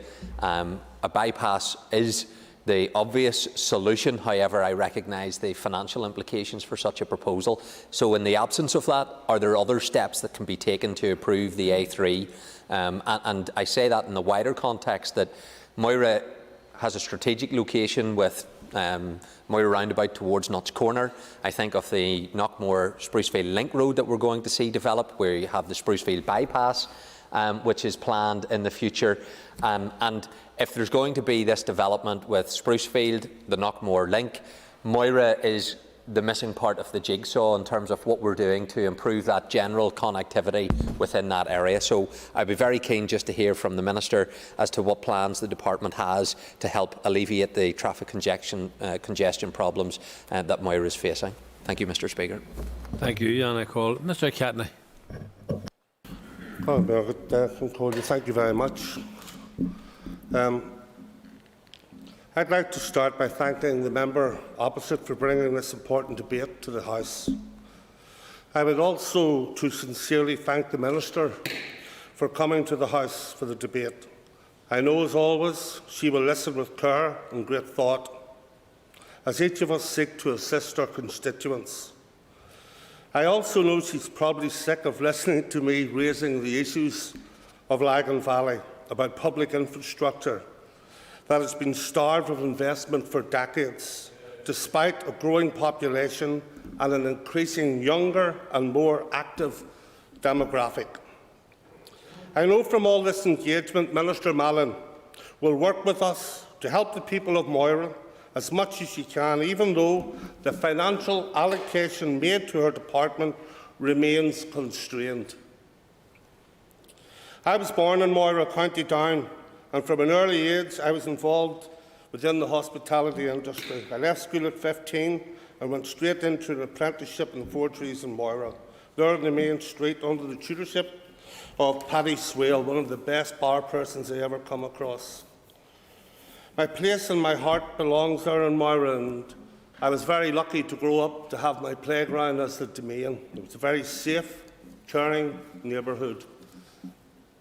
Many a time with my fellow MLA, I went down to the Wilsons, and along with his cousins, Edmund's cousins there, it was just a beautiful place for us in order to try and grow up, and I can see why people want to live there. It's a privilege to stand here with the trust and the confidence of my neighbours to speak on their behalf. Moira, like many parts of Northern Ireland, is suffering from unacceptable traffic congestion, which has an impact on local residents, businesses, schools, air quality and the lifespan of existing infrastructure. I know, like me, colleagues from across Lagan Valley will want to find the best solution to alleviate that congestion. A bypass road could be the solution, and I'd like to hear from the Minister if the merits of this have been considered by her department. I'm looking forward to hearing her views, and if possible, could she consider an appropriate scheme to alleviate the congestion? The Minister will know from my own frequent and many representations to her that I am keen that facilitating the motor vehicle is not the only way to find solutions. I may be on the older side of this House, but I like to think I am young at heart, so I am open to new ideas and the ways that the Minister might think of doing this. Earlier this year, I was delighted to welcome our SDLP Minister to Moira's train station, as she announced a plan for hundreds of new park and ride spaces, allowing more and more people in Moira to commute using a cleaner and more sustainable form of transport, Mr. Speaker. Absolutely. And I know the member will know that this is meant in the best of intentions. We also welcome the future development of Moira train station, but that in fact could bring more traffic into Moira. Whilst it will take cars off the road, Minister, it potentially also brings hundreds of cars in and through the village to avail of the car park. So it sort of speaks to this this debate as well. Member has additional minutes. I thank the member for his intervention, but what I'm trying to portray to you is that this can't be done as a single issue. It has to be done collectively, and it has to be done with great plan and great caring. There will be 4 to 5 and possibly up to 700 houses there, or not houses, sorry, cars able to be removed off that road to be able to park. And if people are not going through the village, maybe turning off light or right in order to try and do it, I just think that all of it together will be the solution, Robbie. Yesterday, the Minister announced her public consultation on a historic and ambitious all-island strategy rail review. This programme is aimed at connecting our communities across the island through cleaner and more sustainable travel mode of rail. And the Minister knows I welcome her vision for rail travel and will be taking full advantage of her ambitious programme to make strong representation to enhance our connectivity across Lagan Valley.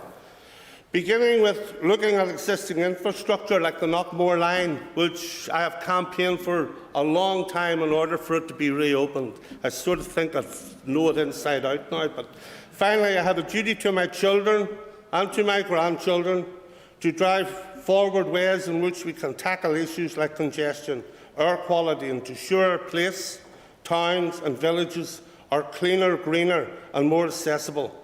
We can create a Moira for all. I look forward to the Minister's response and working with her and colleagues in the time ahead. I just want to thank you, Minister. I know the debate earlier went on longer than it should have, and I know you do have a young family, but that is the heart and where Moira is, the amount of young people that want to go out and live there and call where I was lucky enough to grow up home. I call Andrew Muir.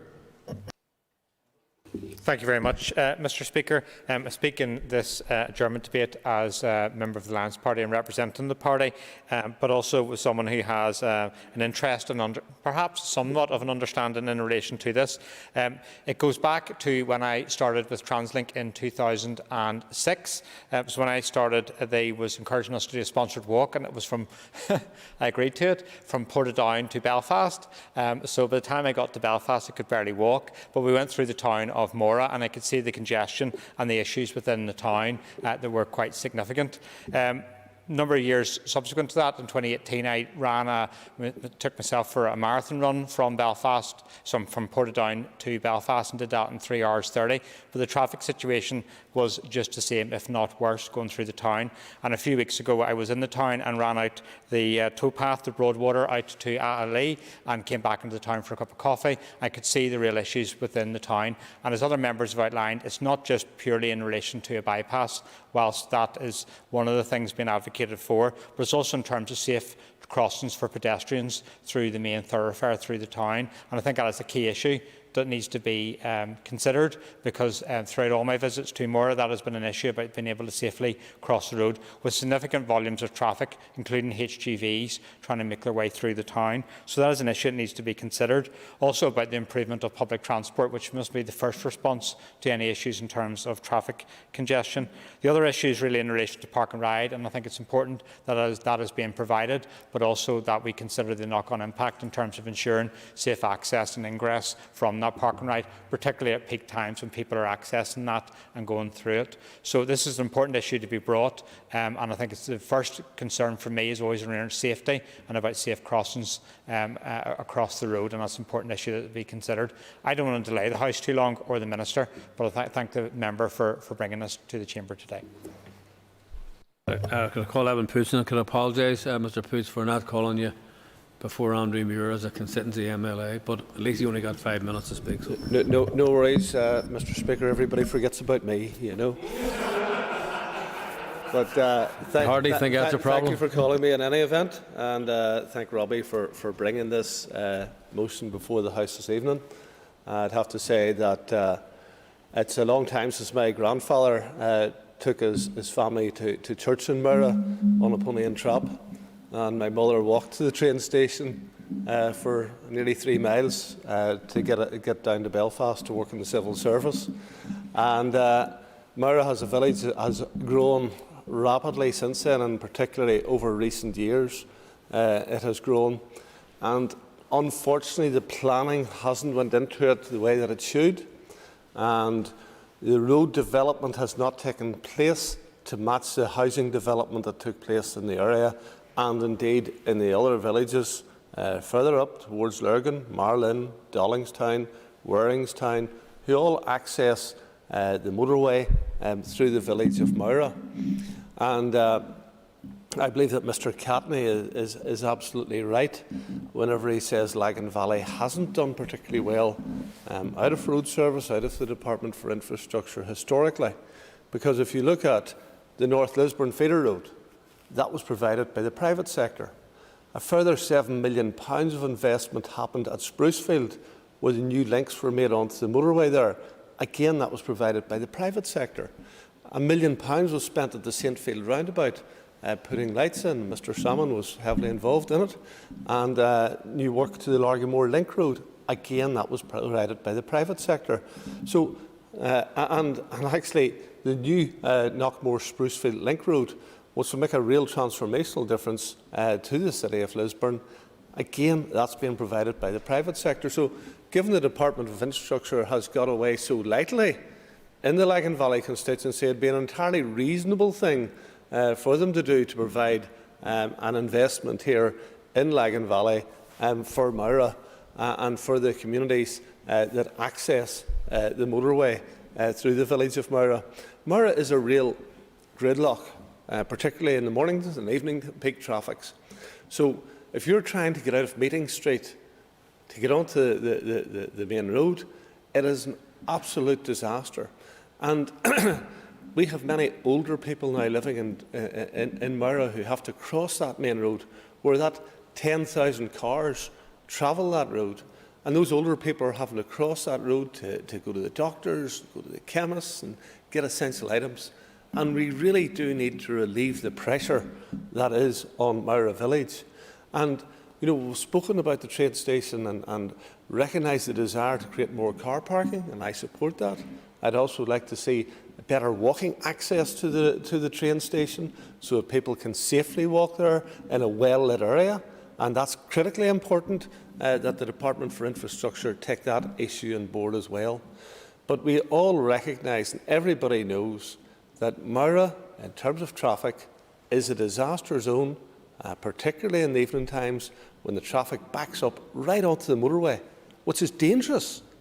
Dangerous for traffic to be queued back onto the motorway. So we would really encourage the Minister, really hoping for good news tonight, given the lobbying that Mr Catney has already done with the Minister and has her well softened up. And I really hope that we're going to get positive news tonight from the next Speaker, so I'll not delay the House any further. Thank you, and I call the Minister.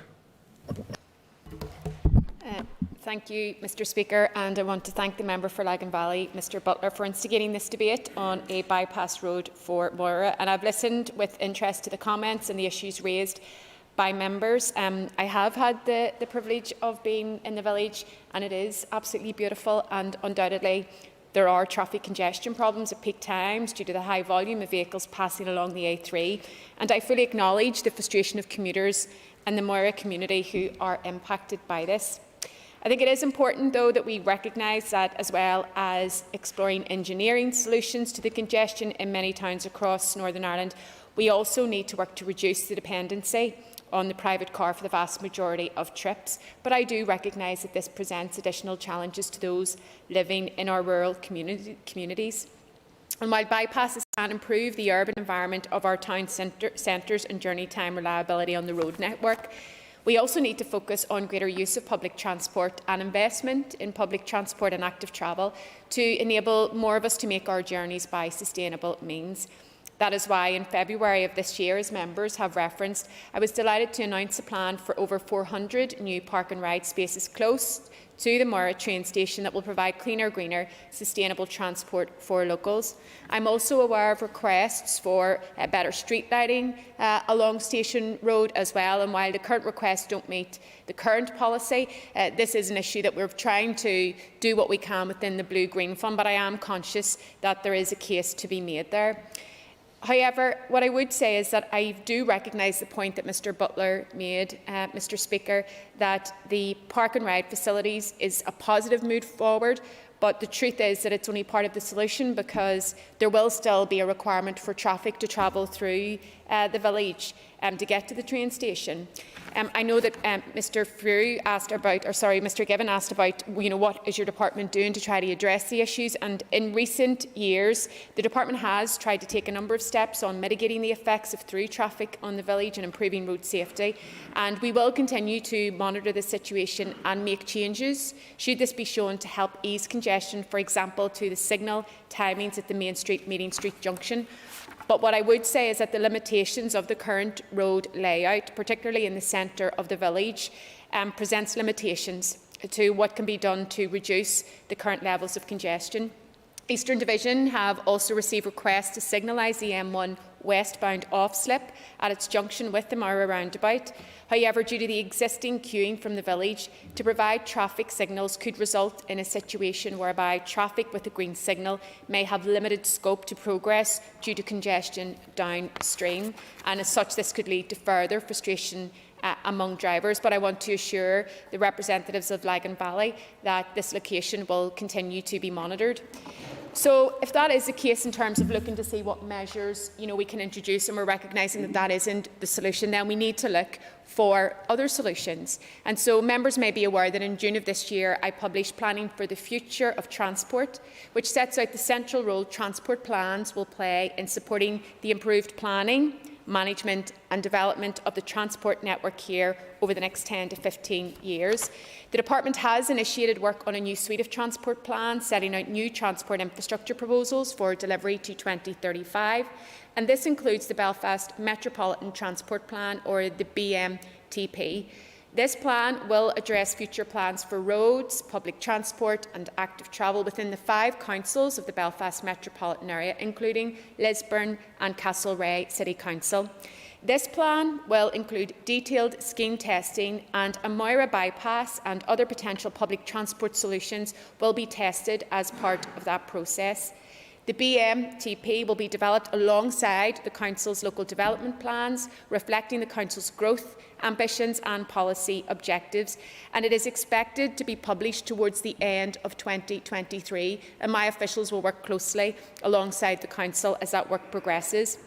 And so this will provide for a holistic consideration of which transport solutions can best deliver our desired outcomes, including reduced carbon emissions and creating high-quality urban spaces that benefit communities. I can assure the representatives of Lagan Valley and Upper Bann, who have also made several representations on this matter, that I will look closely at all options to improve our transport networks to increase their resilience, sustainability and benefit for communities. However, members will also be aware that my department has suffered budgetary constraints and I have inherited significant financial challenges. But working with all parties across this Assembly and the Executive, I am committed to exploring what is possible to improve community connectivity and enhance lives, and I will give very careful consideration to a Moira bypass as we complete the work on our transport plans in conjunction with the local councils. I want to thank the members for raising this important issue and also for the nature of this debate. I do recognise that this has been a long-standing problem, and I recognise the frustration among the local community, commuters and also the elected representatives, and I look forward to working with them closely and their colleagues in the Council as we develop these strategic transport plans. Thank you, Mr. Speaker. Thank you, Minister. First of all, I thank the sponsor for the motion and the Minister for attendance and all of the colleagues who have contributed to this debate this afternoon. And the Assembly is adjourned. Thank you all.